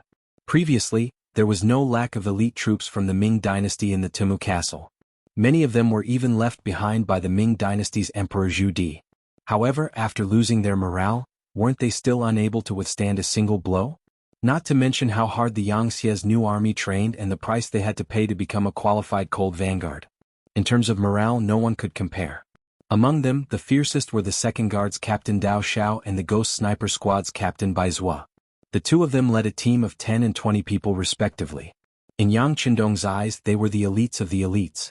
They were two sharp fists. Now that there was a mission, these two fists wanted to attack. They wanted to obtain merit and perform better. However, in the end, the one who won was Captain Bai Zhua. It was not for anything else but because before Yang Qindong left, he had said that he had some secret things to do. The first was the Ghost Sniper Squad.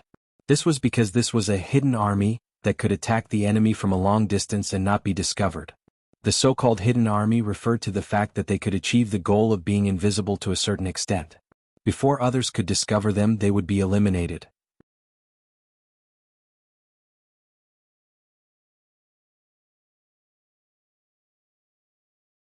Chapter 148. This time dealing with Zhao Xian was a secret mission. Mobilizing the Ghost Shadow Sniper Squad was the most appropriate move for this kind of mission. When Bai Zhua mentioned the 6th young master's message, Dao Xiao had no choice but to lower his head. The advantage of the guards was in their defense. They could even block bullets for their master in times of danger. Loyalty was a must. However, they did not have the ability to wipe out the enemy in an instant. The equipment in their hands made it very difficult for them to accomplish this goal. In the end, Bai Zhua won the mission and Yang Lu followed to supervise the completion of the mission. The final result still required him to personally report to Yang Qindong. This was one of the privileges of a servant. This was the meaning of the phrase, as 7th-rank official in front of the Prime Minister. After receiving the mission, Bai Zhua left in high spirits. Not long after, he brought his 20 team members and Yang Lu, a total of 22 people, to the fork in the road. According to their previous discussion, even if Zhao Xian and the others appeared here, as long as their goal was not in the direction of Yangjia village, they should not touch him. After all, the 6th young master was not here. It was better to avoid unnecessary trouble. In other words, although Bai Zhua had made preparations, the final choice was still in Zhao Xian's hands. As long as he was not greedy, death could still be avoided. However, since Zhao Xian had seen the power of the new firearms and had made preparations for a few days, how could he not make a move on Yangjia village? Therefore, when Zhao Xian led more than 50 people to the fork in the road, he did not hesitate at all and chose the direction that led to the Yang village. The moment they took the first step, they were destined to meet a tragic end. In order to complete this mission, Bai Zhua had brought the most advanced weapons and equipment. Needless to say, the sniper rifle had a shooting range of up to 2 kilometers. At the same time, it was equipped with extremely advanced night vision goggles, which ensured that the light in the field of vision was not too different from the light in the day. It was still possible to see every movement of the target clearly, and even every hair on their body. Under these conditions, one could imagine what awaited Zhao Xian and the others. The silhouettes of Zhao Xian and the others appeared clearly in the scope. These men in black seemed to be using the darkness of the night to disguise themselves, but in fact, every movement was magnified and could be seen clearly. Even the slight change in their eyes could be seen clearly. Ready 3, 2, 1. Fire. As the captain, Baizuo was very calm at this time.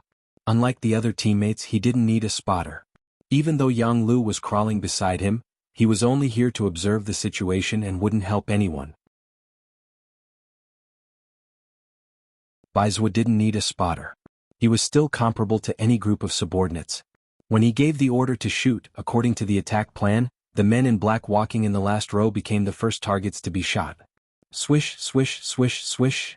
Under the silencer, several flames suddenly appeared, followed by the sound of 11 black-clothed men falling to the ground, followed by the swollen bodies. One of them didn't get hit in the vitals because the silencer would change the aerodynamic efficiency of the bullet when it was fired. This would change the speed and direction of the bullet, which would affect the sniping distance and shooting accuracy. Since he wasn't hit in the vitals, he didn't die immediately. Instead, he struggled and screamed in pain. In such a dark night, the sudden miserable screams immediately attracted the other black-clothed men to hide in all directions like birds startled by the twang of a bow.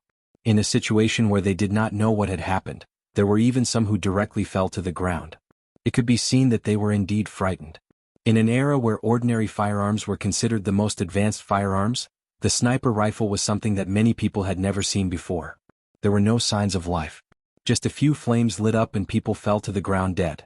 To the ancients who did not know anything about technology, this was no different from seeing a ghost. It made their bodies tremble and at the same time, their hearts were also trembling. Once the order to shoot was given, the attack wouldn't stop unless all the enemies were eliminated.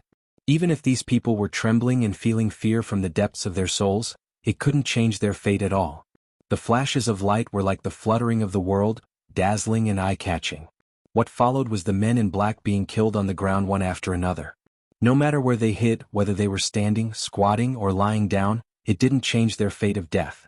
After the flashes of light, after only 5 rounds, only Zhao Xian was left on the battlefield. It wasn't that he hid well, nor was it that he was lucky. Leaving him alive was originally Yang Lu's request. More than 50 people were handed over to the Ghost Shadow Sniper team, leaving one person for himself to kill. This was the result that Yang Lu came to after discussing with Baizuo. They didn't want no one to know of their existence when they first appeared. Even if Zhao Xian was destined to die, it was also a kind of glory for him to know who killed him before he died. Originally, there was a group of living people around him. Although these people had cold expressions and even had a murderous aura in their eyes, they were still living people after all. It wasn't like now, where the surroundings were filled with a deathly aura and the smell of fresh blood assailed his nostrils. Zhao Xian felt as if he was living in hell. There was only deathly aura around him. Just as his eyes kept turning and his mind was blank, frightened by the scene in front of him, Yang Lu appeared from a bush and walked out. "Oh, who are you? Let me tell you, my master is Lord Jining. If you dare to kill me, he will definitely not let you go." Feeling a black shadow creeping towards him in the distance, Zhao Xian's lips kept trembling as he tried to threaten the other party with a trembling voice. He was a fish on the chopping block. At this moment, Zhao Xian's voice was so weak and pale that it didn't pose the slightest threat to Yang Lu, who was getting closer and closer. With steady steps, Yang Lu walked step by step like a heavy hammer pounding on the soul. He arrived in front of Zhao Xian and raised the broadsword in his hand high. "Kid, I'll give you a benefit before you die. I'll let you be a ghost that knows the truth. Since you've offended the 6th young master, death is your only fate." You're from the Yang village? No, that's impossible. Your master is already dead and you still dare to offend Lord Jining. You're all destined to die. At this moment, Zhao Xian finally regained his senses and realized Yang Lu's identity. He then shouted hysterically. Unfortunately, no matter how much he shouted, he couldn't change the outcome. As Yang Lu raised his broadsword high and brought it down, a bloody head flew into the air. Zhao Xian was dead. When he died, his widened eyes seemed to express the unwillingness in his heart. He finally knew how powerful the Yang village was. He knew that the Yang village had more than one powerful firearm. He knew that the Yang village was not to be trifled with and was powerful. If he had another chance to choose, he definitely wouldn't have brought his men to the Yang village to steal the credit. Instead, he would have brought a large group of embroidered uniform guards to the Yang village. He didn't believe that the people of the Yang village would dare to resist against the embroidered uniform guards. Zhao Xian really didn't understand the people of the Yang village. They were soldiers of the new era and were particular about obeying orders. As long as it was an order from Yang Qindong, even if they knew that there was a sea of fire in front of them, no one would frown when advancing. Even if the Imperial Secret Service really came, what they needed to do was to actively counterattack without the slightest hesitation. Zhao Xian was dead. He died without any signs of life. As the master, Jining didn't know it all. He really had too many things to do. Wang Zhen still had many remaining supporters to deal with.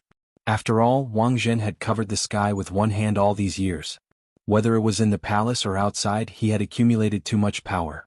It would take a lot of time to get rid of them. Other than Wang Zhen, there were many people who had to be dealt with in time. Before Zhu Qizhen left the capital, he had ordered Zhu Qiyu to stay in the capital. The court affairs would be handled by Jining, another eunuch, Xingyin, the minister of personnel, Wang Ji, and the prince consort, Jiao Jing. Wang Ji and Jiao Jing were easy to deal with. When faced with an extreme situation, the first thing a scholar would think of was self-preservation. As long as he didn't threaten the lives and interests of these people, they would stay put and watch everything with the attitude of watching a tiger fight from the top of a mountain. Xingyin, on the other hand, had first served Empress Dowager's son, then Empress Qian. With the Empress's support, he wasn't easy to deal with. Moreover, they were all eunuchs, so it was easy for them to guess each other's thoughts. As for the Xing and eunuch, Jining wanted to negotiate first. Although Zhu Qiyu had already ascended the throne and become the substitute emperor, it was clear that he still respected his sister-in-law. If he made a move against Empress Qian's people, he had no idea what would happen if he was sued. It was precisely because of Wang Zhenyu's faction and Xing An's presence that Jining completely forgot about her servant Zhao Xian. 4 days later, everyone in Wang Zhenyu's faction had been captured and killed. Aside from those who had escaped, most of them had been eliminated. Moreover, the negotiations with Xing An had gone smoothly. Everyone had reached an agreement to mind their own business. Only then did he remember the matter of the immortal abode and sky beyond heaven. He immediately ordered someone to find Zhao Xian. After learning that Zhao Xian hadn't appeared for several days, he summoned the second master of the Yang clan, Yang Rang. He wanted to ask when these properties would become his. The palace eunuchs came to Yang Rang's residence and led him into the palace. Yang Rang's face lit up with joy.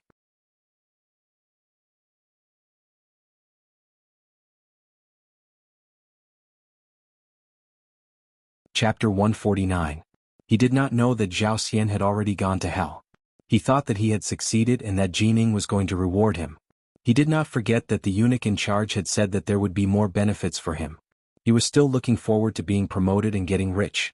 Yang Rang came to the palace with a trace of anticipation and excitement. The moment he saw Jining, he knelt on the ground without any bottom line and kept saying auspicious things about Jining. "All right, Lord Yang, please get up." A satisfied smile hung on Jinying's face. What he loved the most was to see those high and mighty so-called pillars of the country, the aristocratic families, kneel down and salute him. It gave him a great sense of accomplishment. Yang Rang thanked him profusely and stood up again. Then he stood there respectfully with a bashful smile on his face. "Lord Yang, this time I called you here to ask you, do you know where Zhao Xian is now? And what happened when you went to the Yang village that day?" Jinying's question made Yang Rang's heart tremble. He had thought that the matter had been resolved. Unexpectedly, it was not the case at all. Zhao Xian had actually disappeared. For a moment, while he was surprised, he recounted everything that had happened at the Yang village that day. At first, Jining listened carefully. However, the more he listened, the more complicated his expression became. As the master, he knew very well what kind of person Zhao Xian was. He was a person who rejoiced in grandiose achievements. It was only because he was very loyal to him that he was still used by him. Thinking that now that he had great power in his hands, he thought that the matter that was given to him would not go wrong. However, he had never imagined that things would turn out like this. He had a feeling that Zhao Xian's life was in danger and that this matter must have something to do with the Yang village. "Lord Yang, you said that when you went that day the servants of the Yang village had an unknown firearm and that it was very powerful? Is that so?" Jining thought of the crux of the matter. This was probably the result of Zhao Xian's selfishness. "That's right, eunuch Jin. Those firearms are very powerful. Not only do they have great lethality but they are also very accurate. Most importantly, those firearms can fire continuously. It's not something that our great firearms camp can compare with. When I saw it, I was also very curious. All right. Jin Ying's expression darkened as she interrupted Yang Rang's boastful speech. I know what happened. You can go back first. Jin Ying waved her hand. She didn't have time to waste on Yang Rang. Her mind was filled with questions about where these advanced firearms had come from and who had given the Yang family servants the courage to confront the brocade guards. Yes. Yang Rang saw that Jin Ying was a little unhappy and prepared to leave. But when he retreated, he thought of something and said aloud, by the way, that servant is Yang Si who beat up the Walla messenger not long ago. Chen Xingbao even went to find trouble with him. I know. Jin Ying nodded. After Yang Si withdrew, he immediately ordered people to call for the brocade guards who had followed Zhao Xian to the Yang village that day. At the same time, he also called for Chen Xingbao to ask about Yang Si. Soon, 3 injured brocade guards were brought over and confirmed that Yang Rang's words were true. Not long after, Chen Xingbao also rushed over. Chen Xingbao didn't dare to refuse Jin Ying's summons. Now, anyone could see that this person had great power and influence. His superior, the head eunuch of the Imperial Horse Directorate, Chen Guan, had been imprisoned even though he tried to curry favor with Wang Zhenyu's faction. If he performed well and was promoted, it wouldn't be a problem for him to become the head eunuch of the Imperial Horse Directorate. All of this depended on Jin Ying's attitude. Greetings, Eunuch Jin.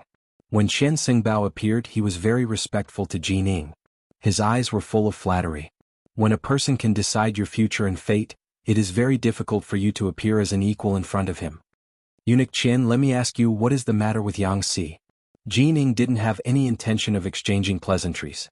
They had all been in the palace for many years, so he understood Wang Zhenyu's personality better than anyone else. When Wang Zhenyu had been in power, Wang Zhenyu hadn't even looked at him. Now that he had power, Wang Zhenyu wanted to curry favor with him. This was the nature of people. Yang Si? Chen Xingbao was rather confused by this question. He did his best to search for this name, but he didn't come up with anything. Yang Si of the Yang clan, a servant of Ma Yang, Jin Ying reminded him, impatience on his face. Oh, I remember now. That Yang Si once beat up the guard captain of the Walla emissary, Tujur, at the gate of the immortal abode. Because this matter involved diplomatic matters, the higher-ups gave me the task, and I had Tang Tong of the brocade guard go to the Yang clan to demand for him. It was said that he had already left the capital and gone to the Yang clan's Jianghu residence. Later on, because of the conflict between the Walla and our great Ming, no one asked about this matter anymore. Chen Xingbao was also confused as he answered the question. He didn't understand why Lao Jining was so concerned about a mere 5th-rank servant. He went to the Yang clan's residence? Let me tell you, a few days ago he publicly injured 3 of my embroidered uniform guards who went to Yang village to enforce the law. Not only that, but my servant Zhao Xian has also disappeared. I suspect that this has a lot to do with Yang Si. As Jin Ying spoke, he let out a soft snort, expressing the dissatisfaction in his heart. Something like that happened? Chen Xingbao had truly been shocked by this matter. Putting aside the fact that no one in the world dared to openly oppose the brocade guard, just the disappearance of Jin Ying's servant was a major matter. Based on this, the Yang village was doomed this time. After knowing Jin Ying's intentions, Chen Xingbao understood what he had to do next. He immediately took the initiative and said, "Don't worry, Eunuch Jin. I will bring some people to the Yang clan and bring the criminal over. At the same time, I will search the place to see if I can find Zhao Xian's whereabouts." Very good. Seeing that Chen Xingbao understood his intentions, Jin Ying's expression eased. Go ahead, but you must be vigilant. There is news that the other party has a new type of firearm with great destructive power. You must bring more people with you. Also bring Mao Mu with you. In the past, when Wang Zhen communicated with the Yang clan, he relied on this person. Let him reason things out first. It's best not to make a move if possible. Of course, Jin Ying wasn't someone who bemoaned the state of the universe and pitted the fate of mankind. He didn't have the slightest intention of being soft-hearted when it came to the lives of the Yang clan people. He was worried that the advanced firearm would be destroyed, so he wanted to use the method of peace talks to resolve the matter. Chen Xingbao left after receiving his orders. As he instructed someone to find Tang Tong, Qianhu, and have him wait outside the palace with his men, he walked straight to where Mao Mu was resting. Mao Mu was the last-ranked eunuch in the ceremony directorate. Previously he had been living a very glorious life, but now he was like a rat on the street, hated by everyone. Speaking of eunuchs, there were too many differences between them and ordinary people. Their jealousy was several times greater than that of ordinary people. The thing they couldn't stand the most was others having a good time. Perhaps it was because of their bodies, but they were more passionate about power and money. Whenever they had the chance, they would always try to get some benefits for themselves. And when they had the chance to step on others, they wouldn't be soft-hearted at all. Previously, because of Yang Qindong's support, Mao Mu had been promoted several times. From a small eunuch leader to a large eunuch leader. As his status changed, he who represented the diapers earned a lot of money. For a period of time, other than Wang Zhen, few people dared to give him any face. But with the defeat at the front lines and the news of Ying Zong and hundreds of officials dying in battle, Mao Mu's good days came to an end. There was no one to protect him. What followed was the jealousy of all the eunuchs. Almost everyone with some ability came to him to take advantage of him. Seeing that the situation wasn't good, Mao Mu was decisive. First, he gave most of the money he had saved to Jin Ying, drawing a clear line between him and Wang Zhen. Then he used the rest of the money to get rid of the other eunuchs who came to make trouble for him. For a time, it could be said that he spent money like it was dirt. Only then did he manage to keep his position. Even so, his authority was no longer what it used to be. In addition, something had happened to Yang Qindong. Now he couldn't even find a source of diapers. He was completely empty-handed. All day long he sighed in the palace. He only hated his bad fate. He had just met a wise master, and it hadn't been long before an accident happened. He really didn't know what to do. Just as he was shaking his head and sighing in his room, the door was pushed open. The supervising eunuch of the Imperial Horse Directorate, Qian Sengbao, walked in. When he saw Qian Sengbao, Mao Mu immediately climbed down from his bed. "I didn't know that eunuch Qian was coming. Please forgive me for not coming out to meet you." Looking at the awe-inspiring Mao Mu 10 days ago, seeing him being so respectful now, Qian Sengbao was very pleased. "Eunuch Mao, eunuch Jin has an errand for us to do. Pack up and come with me." Okay. As Mao Mu spoke, he turned and opened a cabinet at the head of his bed. He took out 200 taels of silver and handed it to Qian Sengbao. "Eunuch Qian, this is the last of my wealth. Although it isn't much, it is a token of my sincerity. Please accept it." 200 taels of silver really wasn't much. At least, it wasn't enough to get rid of the second-in-command of the Imperial Horse Directorate. However, Mao Mu really didn't have any more money. Qian Sengbao naturally wouldn't believe such words. But because Jin Ying was still waiting for his news, time was of the essence. He decided that after dealing with the matter at hand, he would properly interrogate Mao Mu. He wasn't someone who could be beaten with just 200 taels of silver.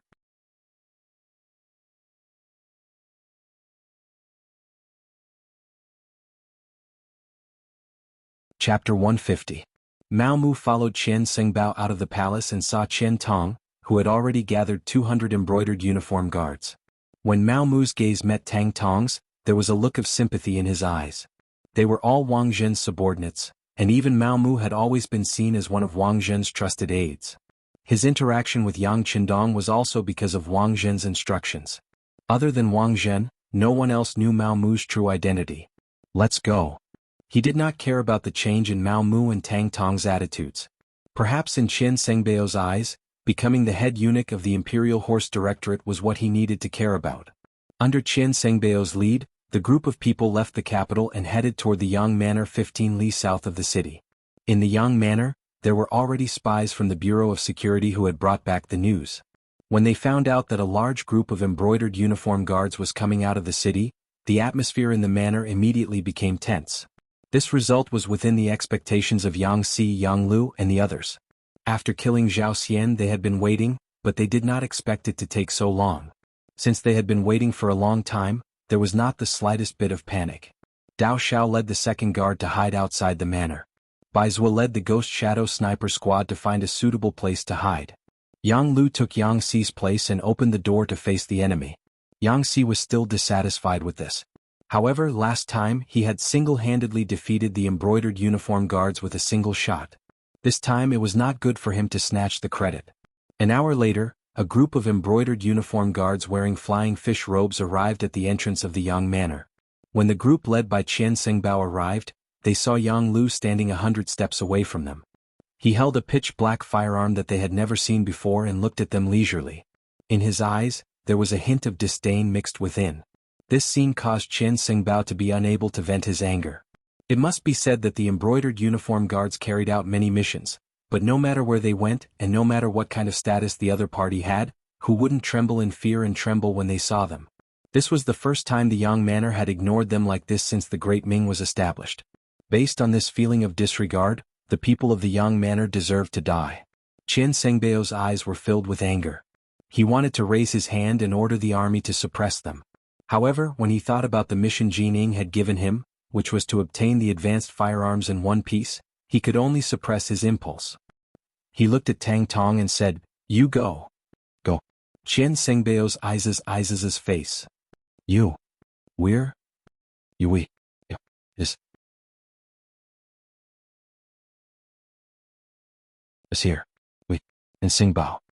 And Mu was manner. Was. What crime did he commit? Yang Lu was ready to kill. He did not expect the other party to not attack immediately. Instead, he acted as if he was trying to reason with him. At the same time, he was a little disappointed. Naturally, he wouldn't give them a good face. When the matter involved Yangtze, he directly retorted, expressing his strong side. He hit the Walla's envoy and hurt both our countries. Qian Xingbao said. Tang Tong was still talking about the mistakes the other party had made. However, after a few sentences he felt that something was wrong. The Walla and the Great Ming were like fire and water. Hitting the Walla's envoy was not a crime. Instead, it should be considered to have won glory for the country. Qian Xingbao could not continue. Yang Lu laughed and said, "What's wrong? You can't continue? The Walla is a villain. While paying tribute to our Ming dynasty, he actually dared to take the initiative to start a war. This kind of opponent should be beaten up. Not to mention that Yangtze brothers are not here. Even if they were, they should have done something meritorious and not wrong." This. Qian Xingbao rolled his eyes and said, "Meritorious or not, we have to bring it back and let the higher-ups decide. How about this? Brother, please step aside and allow us to find Yangtze and bring him back first. We will definitely give you an explanation. How about that?" Without an excuse, Qian Xingbao could not believe that Tang Tong still insisted on entering the manor. Everyone knew about Sima Zhao's personality. Needless to say, Yang Lu shrugged and spread his hands to show his refusal. "You go." Qian Xingbao, who was behind, saw Qian Xingbao's clumsy expression. He was naturally very angry that he had messed up the matter. He pointed at Mao Mu and instructed him to persuade Yang Lu. Mao Mu of course did not want to go. No matter what, Yang Qindong had done him a favor. Now that he was no longer around, he was unwilling to be a villain. However, this was not Qian Xingbao's idea. It was Jin Ying's idea. An arm could not win against a thigh. He had no other choice. Mao Mu reluctantly walked out from the crowd. His face was ashen as he walked to Tang Tong's side. As soon as Mao Mu appeared, Yang Lu's eyes were filled with suspicion. He stared into Mao Mu's eyes. Outsiders did not know about the relationship between Mao Mu and the sixth young master, but as a servant of the Yang family, he was very clear. Before the sixth young master left, he had instructed the security bureau to pay attention to Mao Mu's performance. At the same time, this was also a test. If Mao Mu could pass this test, he would definitely be put in an important position.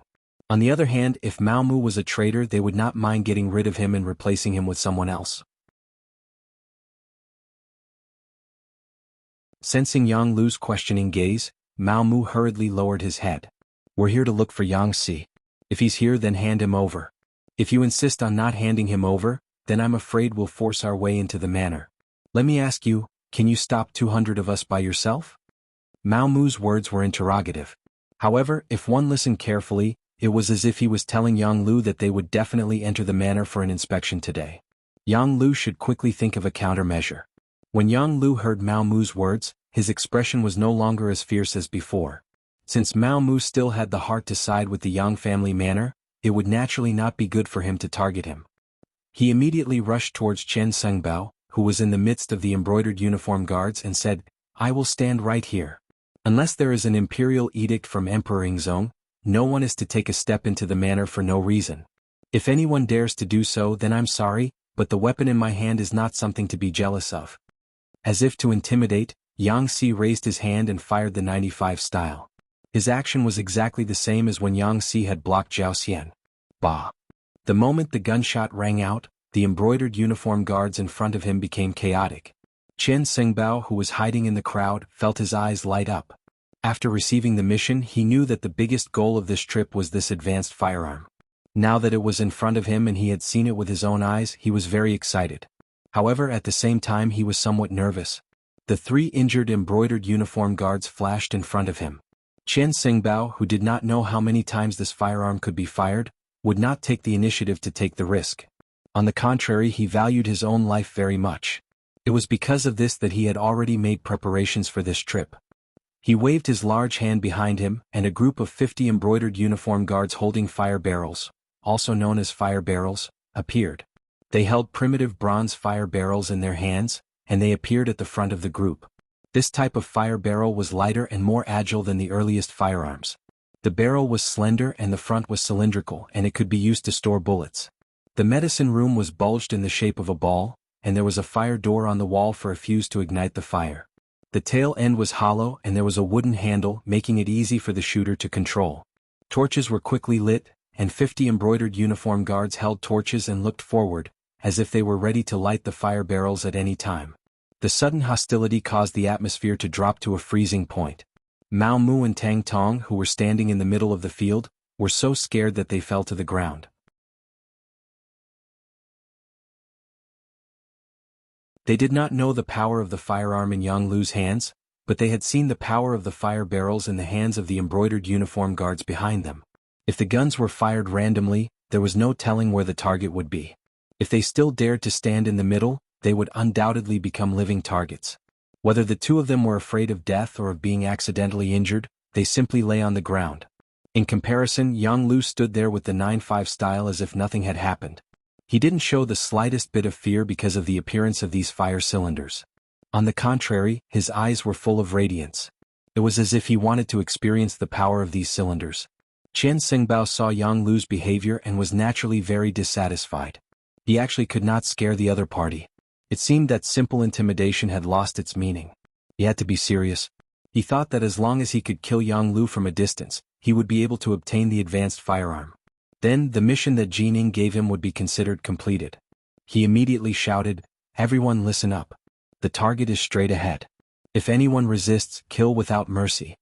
The reason why he had to go first instead of shooting first was obviously because the power of the flamethrower couldn't reach that far.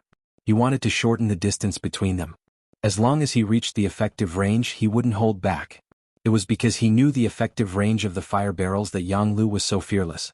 Now that he saw the other party's troops moving forward, he raised his gun and let out a deafening gunshot.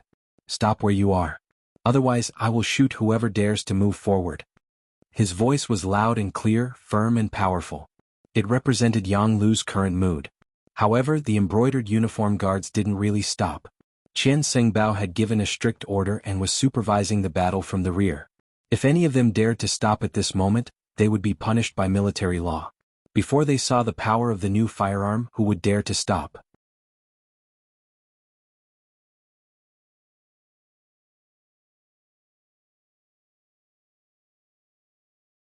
Chapter 151.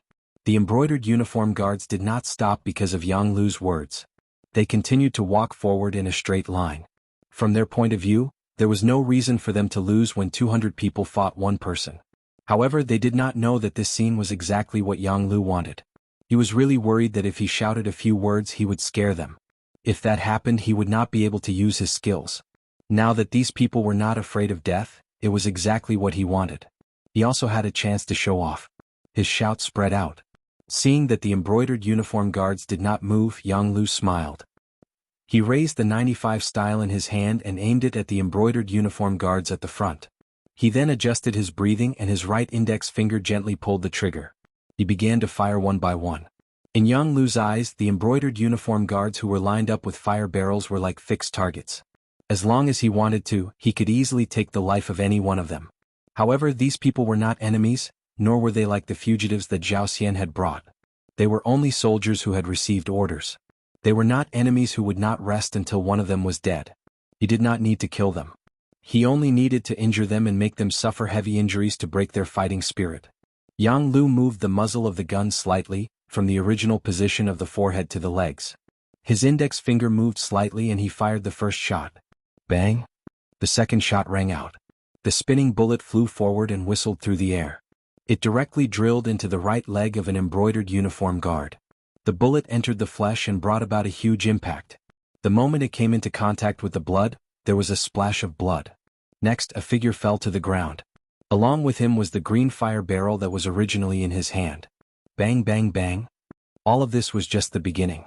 Following Yang Lu's continuous movements of his index finger, the embroidered uniform guards in the front row fell to the ground one after another.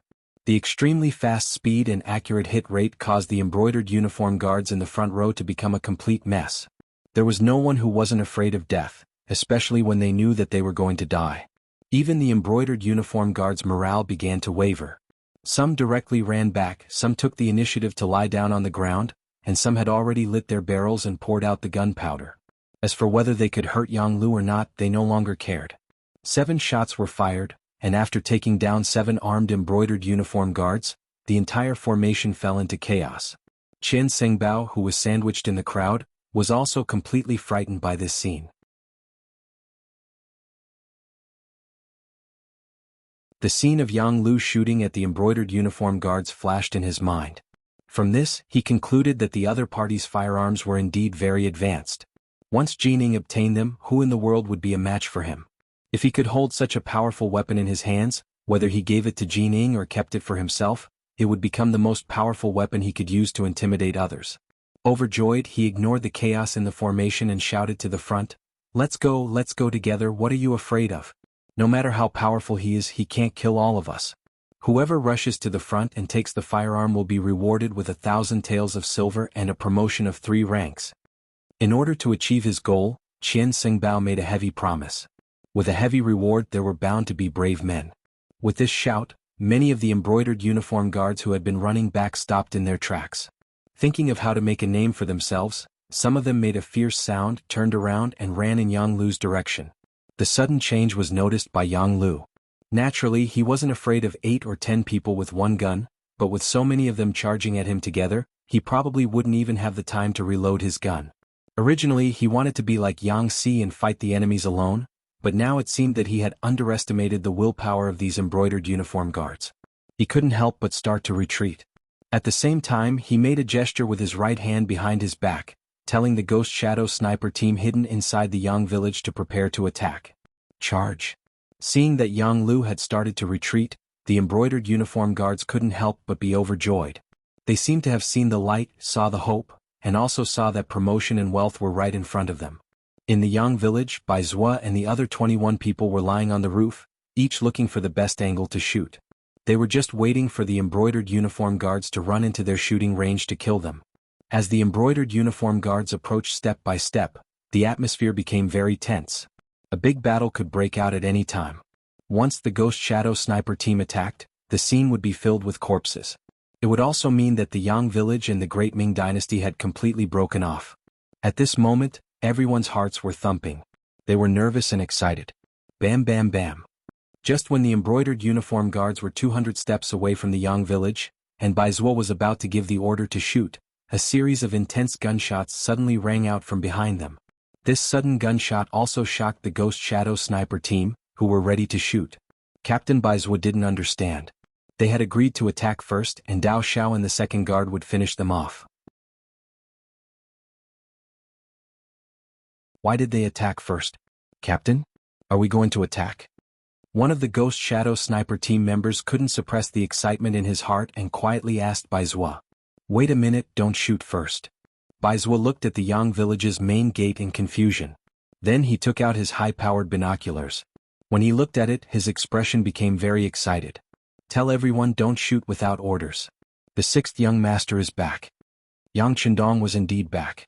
He led more than 30 people and rushed over. 1 man and 2 horses didn't stop to rest. Finally, they arrived at the Yang village at the last moment. When he saw a large group of embroidered uniform guards rushing into the village, he didn't say anything and gave the order to shoot. Yang Chendong viewed the Yang village as very important. Otherwise, he wouldn't have left Zhu Qizhen in such a hurry and rushed back first. He definitely wouldn't allow anyone to threaten the safety of his village and the lives of the people in the village. After Yang Qindong gave the order, the 30 people following him naturally wouldn't be polite. They raised their guns and roared. The unprepared embroidered uniform guards behind them quickly fell. This also scared Chen Xingbao, who was in the crowd.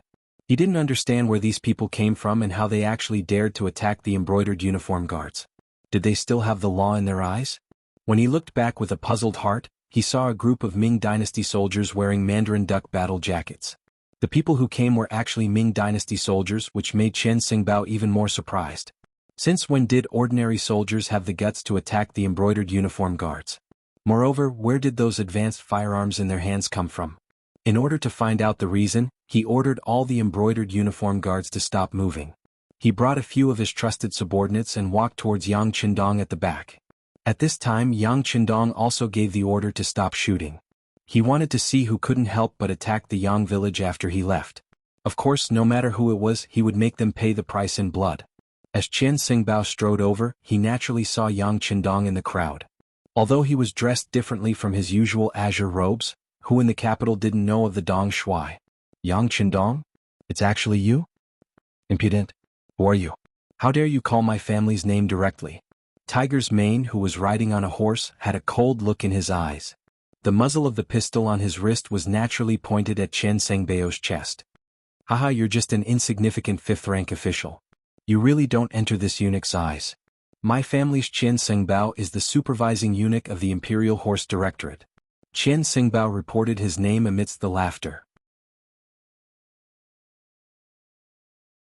According to his calculations, Yang Qindong would definitely dismount and greet him after he reported his name.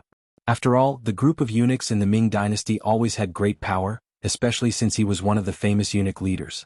Naturally, the other party would cater to him. However, Chen Xingbao was destined to be disappointed. After he introduced himself, Yang Qindong acted as if he didn't hear him. On the contrary, he stared at him with a sharp gaze and asked, "This uncle is asking you, why did you step into the Yang family village to commit murder?" "This uncle? You? Aren't you the Crown Prince's horse protector?"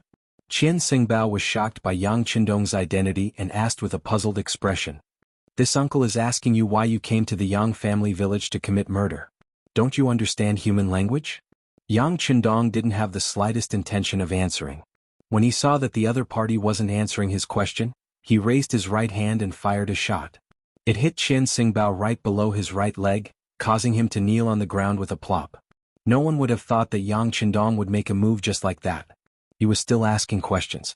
The other side had already fired a shot and hit Chen Xingbao right below his right leg, causing him to kneel on the ground.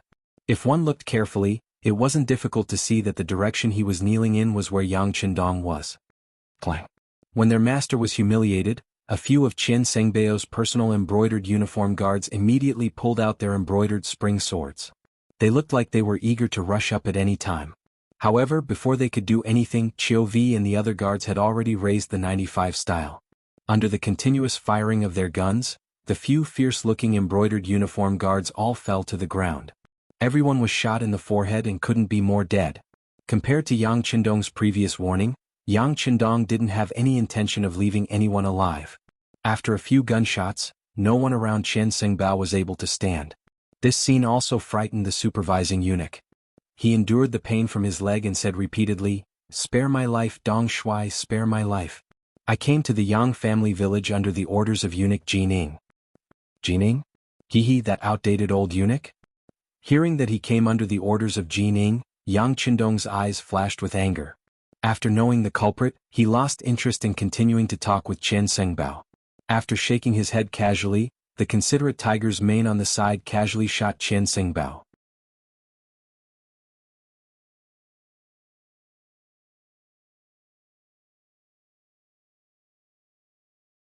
Chapter 152. After the gunshot, Chen Xingbao's eyes widened and he fell to the ground with an unwilling expression. Even as he died, his eyes were still wide open. He clearly couldn't believe that Yang Qindong would be so bold. Not only did he kill the embroidered uniform guards, he also killed the chief eunuch.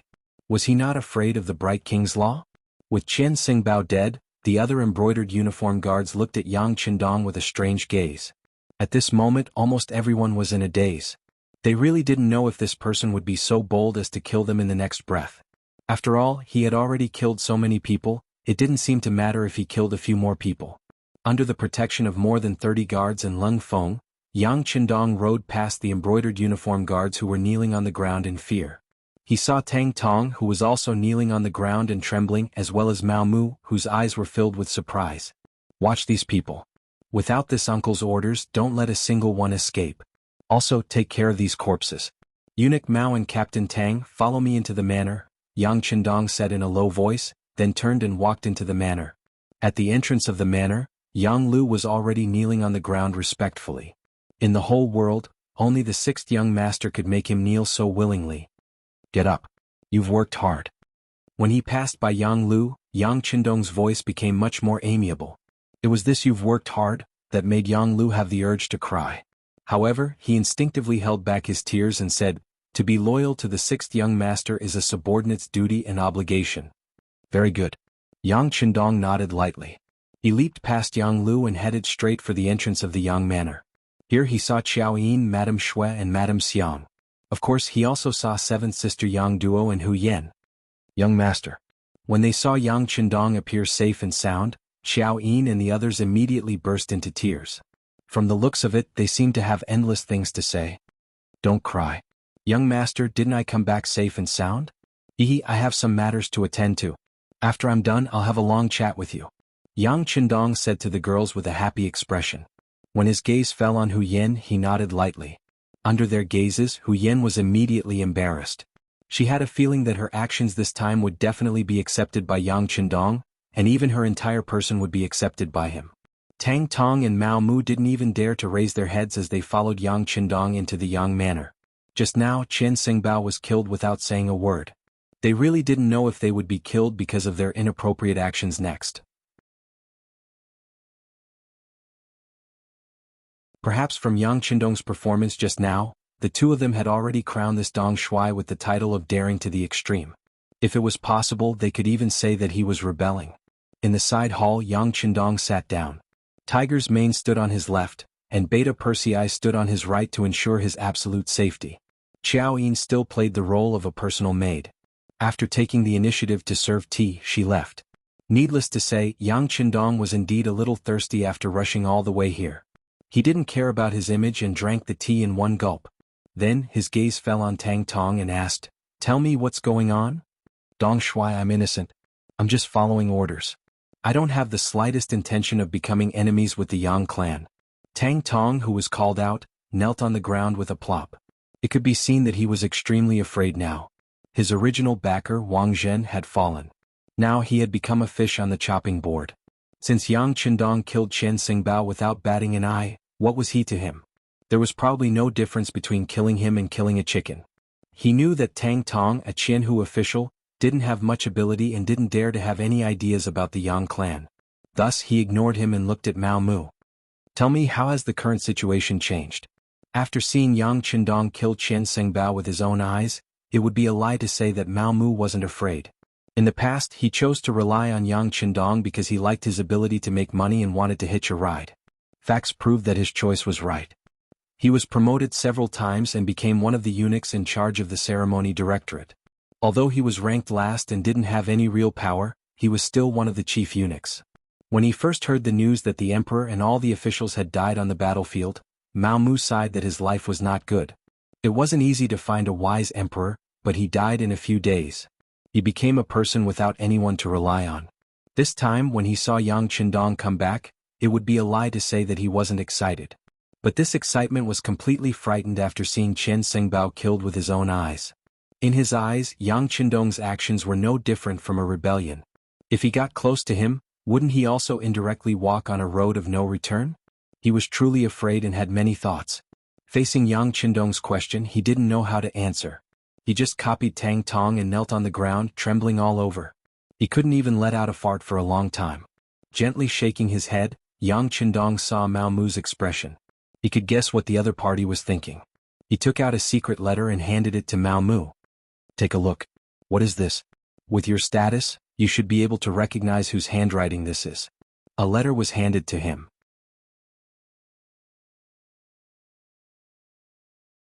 Mao Mu curiously reached out to take it. When he slowly opened it and saw the handwriting and content, His original nervousness turned into excitement and then joy. He immediately kowtowed heavily to the ground. This little one greets Uncle Zhongdan, greets Uncle Zhongdan.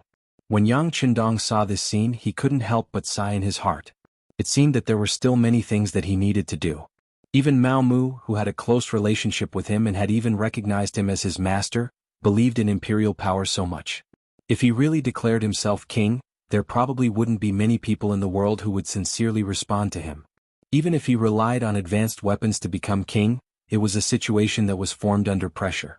It wasn't a situation that he sincerely submitted to. While Yang Qindong was still sighing, Tang Tong, who was kneeling on the ground at the same time, had a strange look in his eyes.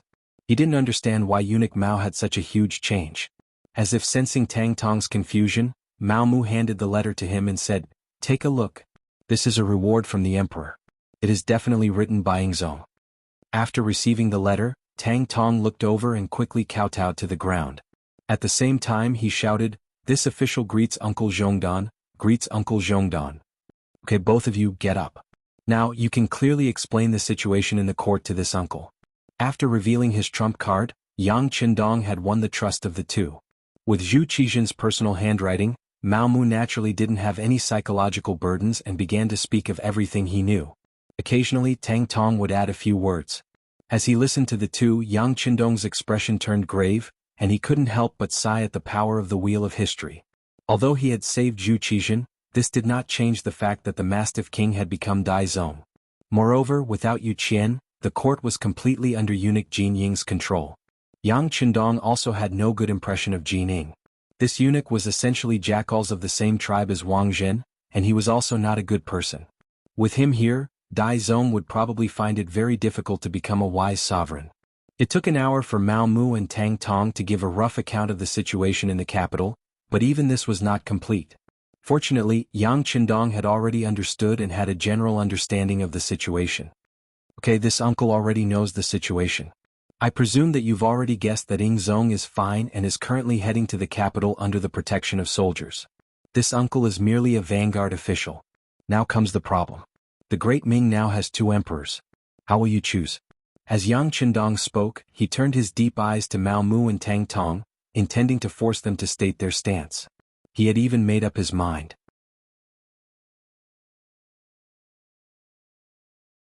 It would be fine if these two were willing to swear loyalty to Zhu Qizhen, but if they weren't, he would kill them both.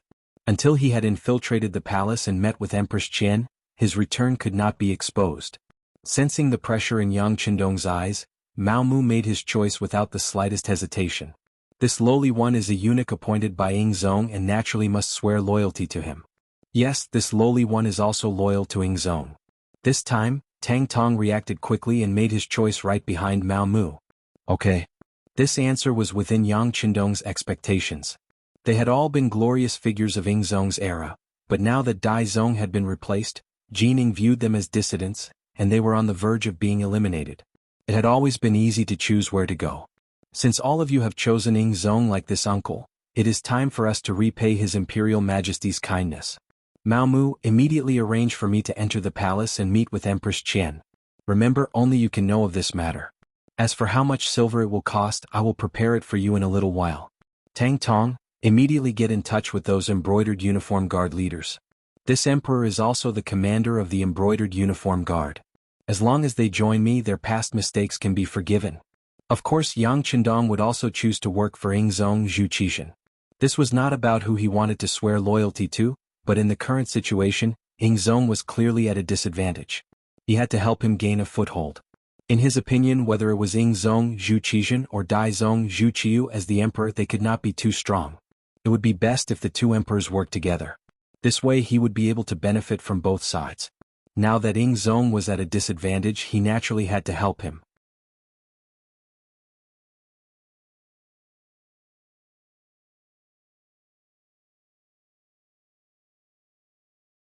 Chapter 153. Mao Mu and Tang Tong left happily after they got the job. Before they left, the two of them each got a few boxes of silver. This was the working capital that Yang Qindong gave them. Without money, it would be difficult to do anything in this world. When the two of them left, they naturally patted their chests and promised that they would do a good job. As for Qian Sengbeo's death, they followed Yang Qindong's words and said that he was searching the Yang family manor. He said that he did not see any new firearms and was looking for them. As long as the news could be delayed for half a day, Yang Qindong could naturally do a lot of things. Mao Mu and Tang Tong left happily. Hu Yin, Xiao Yin and the other girls also walked from the back hall to the side hall. They all looked at Yang Qindong with happy eyes. Except for seventh sister Yang Duo, the other girls' eyes were shining. They looked like they couldn't wait to throw themselves into Dong Shuai's arms and be comforted. After so many days without a woman by his side, Yang Qindong's body also had needs. But he knew that there were too many things that needed to be done now. He would have to wait until night to talk about love. He could only suppress the impulse in his heart and smiled at the girls. You can rest assured. This young master is very good. I didn't get hurt at all. Later, when the situation stabilizes, I will talk to you one by one. For now, young master Yang San is here. He is waiting in your study. Tiger's Mane walked into the side hall at the right time. His appearance helped Yang Qindong out of the situation and also found a suitable excuse for temporarily leaving. Okay, this young master will go right away. After Yang Qindong finished speaking to Tiger's Mane, he showed an apologetic smile to the girls. Then he got up and went to Hu Yan's side. He reached out and gently stroked her slender jade hand. Thank you for your hard work. Having her little hand grabbed by Yang Qindong in front of everyone, Hu Yan's little heart had long failed to live up to her expectations and was beating rapidly. Her little face was blushing and her head was almost buried in her neck. She didn't even know when Yang Qindong left. She only remembered that Xiao Yin and the other girls came to her side and laughed at her for a while, making her even more embarrassed. In the study, Yang San rushed back from the capital after learning that the young master had returned safely. At the same time, he brought more detailed information about the capital.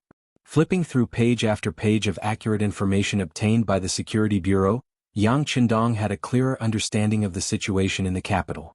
Jining had indeed served several emperors. Once she gained power, her methods were very impressive. In an extremely short period of time, she had roped in many old officials for her use. From the looks of it, once Ingzong returned to the court, the situation would become even more complicated.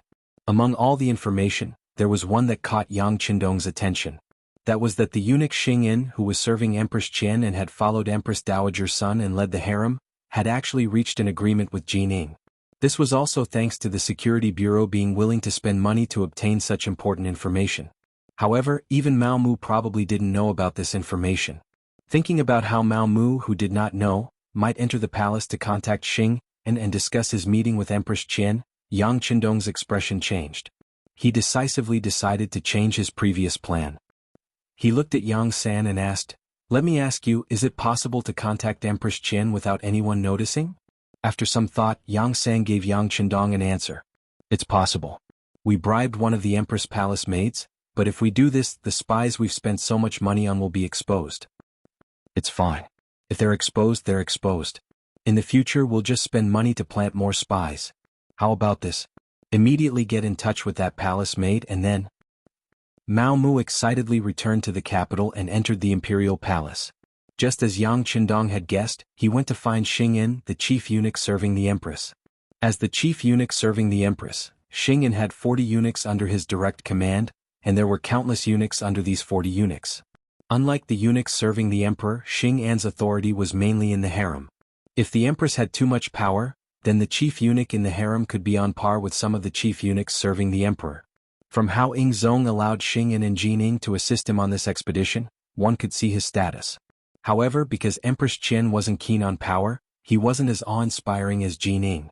Even so, other eunuchs couldn't meet him just because they wanted to. Fortunately, Mao Mu was originally the eunuch in charge of the ceremony directorate. In addition, he had spent a lot of money to send a message to Xing Yin, allowing the two to meet. "So it's Eunuch Mao. But why aren't you working in the ceremony directorate? Why have you come to this duke's place?" They met, but Xing Yan's attitude wasn't good. He spoke in a condescending tone. "Eunuch Xing, this lowly one has come to discuss something important with you. Please dismiss your attendants." Mao Mu saw that there were two other eunuchs in the room and spoke carefully. Xing Yan was about to bring a cup of tea to his mouth when he heard this and was startled. He carefully looked at Mao Mu and saw that he wasn't faking it.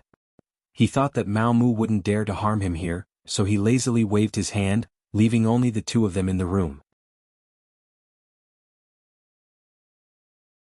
Now that there were no outsiders, Xing'an put down his cup and said, "Eunuch Mao, I hope that you truly do have something important to discuss with me."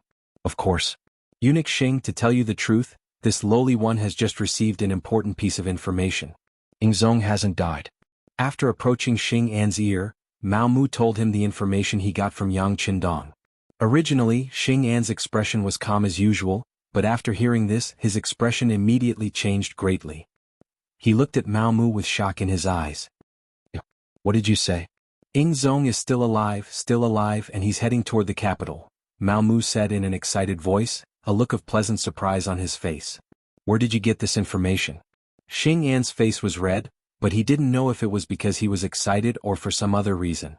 Mao Mu didn't think too much at this moment, nor did he know that Xing An had already reached an agreement with Jining. One of them was in the imperial court while the other was in the harem. Both of them minded their own business. He thought that Xing An had this expression because he was happy, so he said, "I can't say where it came from yet. Someone is a vanguard sent back by Ingzong. He wants to meet with the Empress first, and Eunuch Xing needs to arrange it." Hearing that the vanguard was sent back, Xing An's eyes flickered continuously. His somewhat gloomy eyes emitted a sinister glint. "All right, I will personally arrange this matter. Just tell me when he might enter the palace." Mao Mu had come happily and left satisfied. Xing An's last few words were about this matter. He would definitely tell the Empress his role in this matter. In this way, his meteoric rise was just around the corner. After Mao Mu left, Xing An hurriedly left the harem and went straight to Jin Ying's office. But what he didn't know was that just as he left, two palace maids left the Empress's palace together. Xing An's sudden arrival naturally attracted Jin Ying's attention.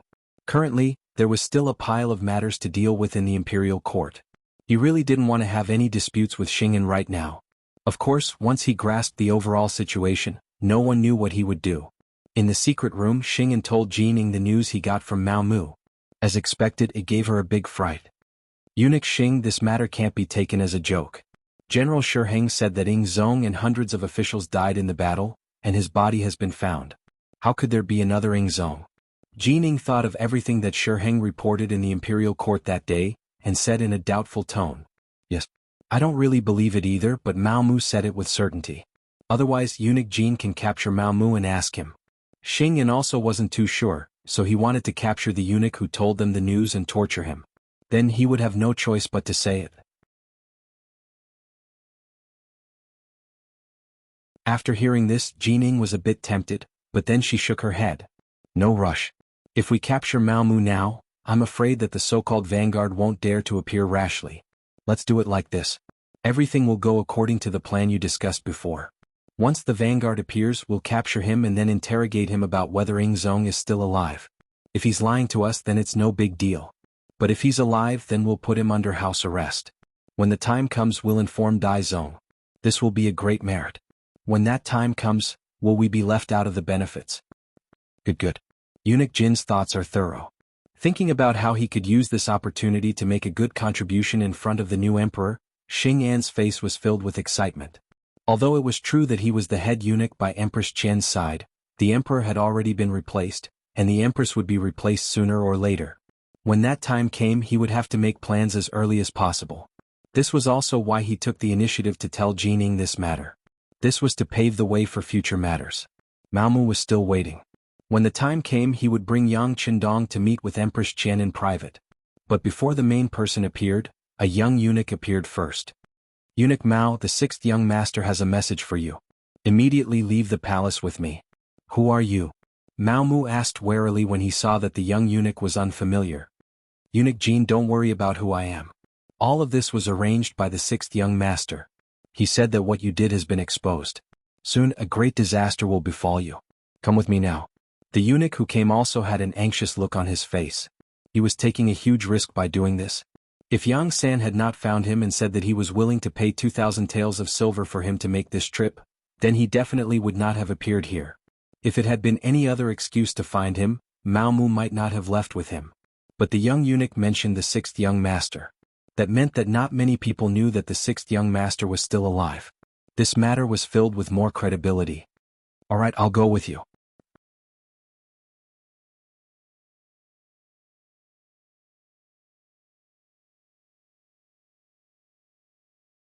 Chapter 154. Yang family manor. A carriage arrived outside the manor, and entered the manor without any inspection. As soon as it stopped, Hu Yen Yang Duo and Xiaoyin hurriedly came up to greet it. However, when the curtains were opened, only 2 women in palace-maid attire were revealed. Hu Yen Yang Duo Xiaoyin greets the empress. After seeing the appearance of one of the palace maids, the 3 immediately bowed. There's no need to be so polite. Where is the Eastern commander? Empress Qian's face was filled with anxiety. After greeting the 3 women, she directly asked for Yang Qindong's location. He is. The young master is in the main hall waiting for the empress. Because he has some urgent matters to attend to, he couldn't come to greet you. Xiaoyin explained for Yang Qindong. No matter. I'll have to trouble you 3 to lead the way. Empress Qian didn't care whether Yang Qindong came to greet her or not. What she cared about was the news the palace maids told her. It was that Ingzong wasn't dead. Just this one sentence was enough for her to take any risk and meet anyone. Speaking of this Empress Qian, she was truly a good woman. She wasn't greedy for money or power. She truly loved Zhu Qizhen wholeheartedly and saw him as her husband, not some emperor or monarch. History recorded that Ingzong was captured by the Walla during the Tuma rebellion. In order to bring Ingzong back, Qian used up all of her wealth to redeem Ingzong. She lived frugally and cried all day long, praying to the gods to protect Ingzong's safe return. When she was tired, she would lie down on the ground, crippling one leg and blinding one eye from crying. When Ming Ingzong ascended the throne, Qian was honored as the Empress Dowager. After Ingzong returned, she and her husband were imprisoned in the southern palace for 7 years, relying on each other for survival. In the 8th year of Jingtai 1457, Ingzong was restored and Qian was reinstated as the empress. In the 8th year of Tianshan 1464, Emperor Ingzong passed away. His posthumous edict read, "After Empress Qian lives for 10,000 years, she shall be buried with Zhen." After Emperor Ingzong ascended the throne, he honored her as the Empress Dowager and gave her the insignia of CIE. It was precisely because he already knew this that Yang Qindong dared to inform Empress Qian that Ingzong was still alive, and not Empress Dowager Sunday. This was because the Security Bureau had already sent news that Empress Dowager's son was currently under strict protection by Jining. It was likely that she would not be able to see her at all. Anyone who met the Empress Dowager in private would be arrested without question. In the main hall, Yang Qindong was listening to Tiger's man's report and the movements of the embroidered uniform guards. Yang Qindong knew that it was only a matter of time before the news of his return leaked out. It would take at most 1 day or at most half a day for someone to point the finger at him. How to strengthen his strength in this period of time became the most important problem. This was also the reason why he let Tang Tong go. He was also gambling. He was gambling that this person would be loyal to Emperor Ingzong and fight for a future. From the information from the Security Bureau, this person was indeed working hard. He had already contacted many embroidered uniform guards Chenhu and Baihu. However, at the same time he had also caused quite a commotion. Jining probably already knew about it. Arrange for Bai Zuo to lead the Ghost Shadow Sniper team out of the manor to provide support. Remember, this is not the time to kill but to warn. Yang Qindong quickly made a decision and prepared for the arrival of Tang Tong and the others. Yes. Tiger's man replied and prepared to make the arrangements. However, before he left, he couldn't help but ask curiously, "Young master, Hu Zhangning is also the embroidered uniform guard's guardian. Why didn't you inform him to come help the emperor?" Forget it. The situation is unclear now. It's better not to let the Hu family get involved in this mess. Yang Qindong shook his head decisively. Of course, he had considered his future father-in-law. However, he could support Emperor Ingzong because he had the means to protect himself. However, the Hu family was different. Moreover, they were in the capital. If Emperor Ingzong got angry and wanted to punish the Hu family, even he couldn't do anything. Since the young master had already made plans, Tiger's man naturally wouldn't ask any more questions. After agreeing, he turned and left. Just as Tiger's man left, Empress Qian, dressed as a palace maid, came to the main hall. It had to be said that the empress was the empress. Even though she was dressed in palace maid attire, it was still difficult to hide her noble aura. In addition, she was indeed very beautiful and young. Her appearance actually made Yang Qindong's eyes light up. The surprise only lasted for a moment. Yang Qindong quickly considered everyone's identity. He immediately knelt on the ground and said, "This subject pays respects to the empress." No need to be so polite. Yang Qindong, you said that Emperor Ingzong is still alive. Do you have any evidence? Empress Qian's face was anxious. Her eyes were like limpid autumn water, expressing her current mood. Yes, please take a look. As Yang Qindong replied, he took out the secret letter written by Zhu Qizhen and handed it to Empress Qian. She received the dense letter with trembling hands. When she opened it and saw the familiar words, Empress Qian couldn't help but cry. This long-awaited handwritten letter was enough to prove that Emperor Yingzong was still alive. For a woman like her, this was the greatest joy. The secret letter had originally been written to Empress Qian. It recorded Emperor Yingzong's recent situation, especially how Yang Qindong had performed a great service and how he had protected Zhu Qizhen to safely escape from the Tumu castle. Now, he had been conferred the title of Count of Loyalty and Courage, a trustworthy person. No matter what the situation in the capital was like, this person was trustworthy. He hoped that Empress Qian and Empress Dowager's son would cooperate with the Count of Loyalty and Courage. At the end, he wrote that in a few days he would return to the capital under the protection of the officials. At that time, it would be time for husband and wife to be reunited. Emperor Yingzong was indeed fine and would soon return to the capital. This allowed the large stone hanging in Empress Qian's heart to be put down. She tightly grasped the letter in her hand. When she looked at Yang Qindong, she was about to kneel on the ground to express her gratitude. Empress, you must not do this. Yang Qindong had long been prepared for this. Everything he had done could not be resolved with a single kneel. It would be better to leave this kneel so that Emperor Yingzong and Empress Qian could continue to express their gratitude. With Yang Qindong's shout, Hu Yen, Xiaoyin and the other girls came over to help Empress Qian up. Being supported by the girls, Empress Qian knew that kneeling to express her gratitude would not do.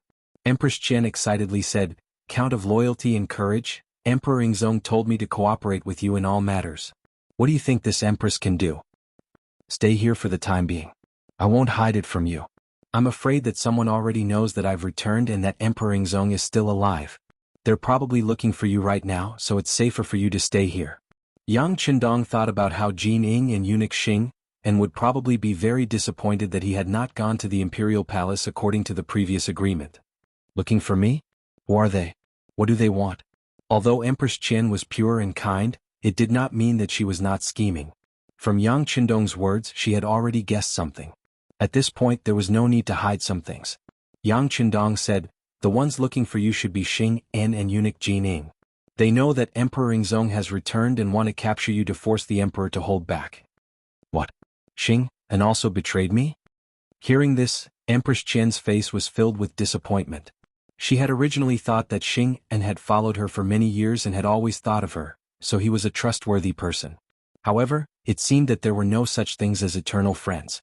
There were only eternal benefits. In the imperial palace, the appointed time had arrived. Not only had the mysterious vanguard not appeared, but even Mao Mu had disappeared. Jin Ying and Xing En were both shocked.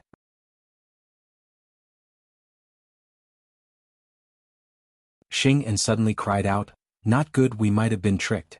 Quick, come with me to the imperial palace to see if the empress is still there. Xing An's reaction wasn't slow, but Yang Qindong had changed his plans long ago. How could he have predicted this?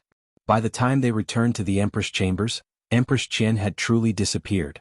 For a moment, the two eunuchs slapped their knees in hatred, hating themselves for being so careless. At this moment, another eunuch came to report that the embroidered uniform guard had important matters to report. Qianhu Tang Tong was currently holding a meeting with the other Qianhu and Baihu, and it was clear that he intended to leave the capital. How rebellious. Let's go and see what these people are up to. When Jin Ying heard that even the embroidered uniform guard was beginning to disobey her, she was instantly furious. These series of events had already proven that Emperor Yingzong was still alive. Otherwise, what was the point of setting up such a large game of chess? Jin Ying sensed that the situation was about to spiral out of control, so she hastily left the Empress chambers and ran into an agent of the embroidered uniform guard. While they were still some distance away, the agent anxiously said, Eunuch Jin, your subordinate has already investigated. Nearly 1,000 embroidered uniform guards have gone to the Yang Clan Manor 15 li south of the city. The Yang Clan Manor? Yang Qindong? He's actually still alive. When Jin Ying heard this, she suddenly had a feeling of realization. She had been speculating about which vanguard Emperor Yingzong would send back to the capital. For this matter, she had already arranged for all the soldiers guarding the city to interrogate anyone who had come from outside, but they had found nothing. But if this person was Yang Qindong, then everything made sense. This person had never entered the capital, so how could she find him? Good, very good. Jining was not angry. On the contrary, she was rather happy. She had been afraid that she wouldn't be able to find this troublemaker. As long as this person was found, the matter would be easy to handle. She just needed to capture this person or directly kill him, severing Emperor Ingzong's foundation. Then she would have rendered a great service to Dai Zong. Come. Gather 3,000 embroidered uniform guards and pursue them out of the city. We must exterminate Tang Tong and the other rebels. Not mentioning Yang Qindong was part of Jin Ying's selfishness. If she could suppress the news that this person had returned to the capital and that Emperor Ingzong was still alive, then it was best to do so. Following Jin Ying's command, the embroidered uniform guards became busy. Mobilizing 3,000 men in one go was impossible even if one did not want to be known by outsiders. Such a large movement quickly reached the ears of Chao Jixiang, the #1 eunuch in the ceremony directorate. You're tuning in to the Han Li's Wuxia Adventures YouTube channel. We're so grateful for your support, and don't forget to subscribe to join us on this incredible journey through captivating stories. Your generosity through donations truly makes a world of difference, as it's the primary source of revenue that allows me to expand and enhance this channel for you. Thank you from the bottom of my heart for being a part of this adventure.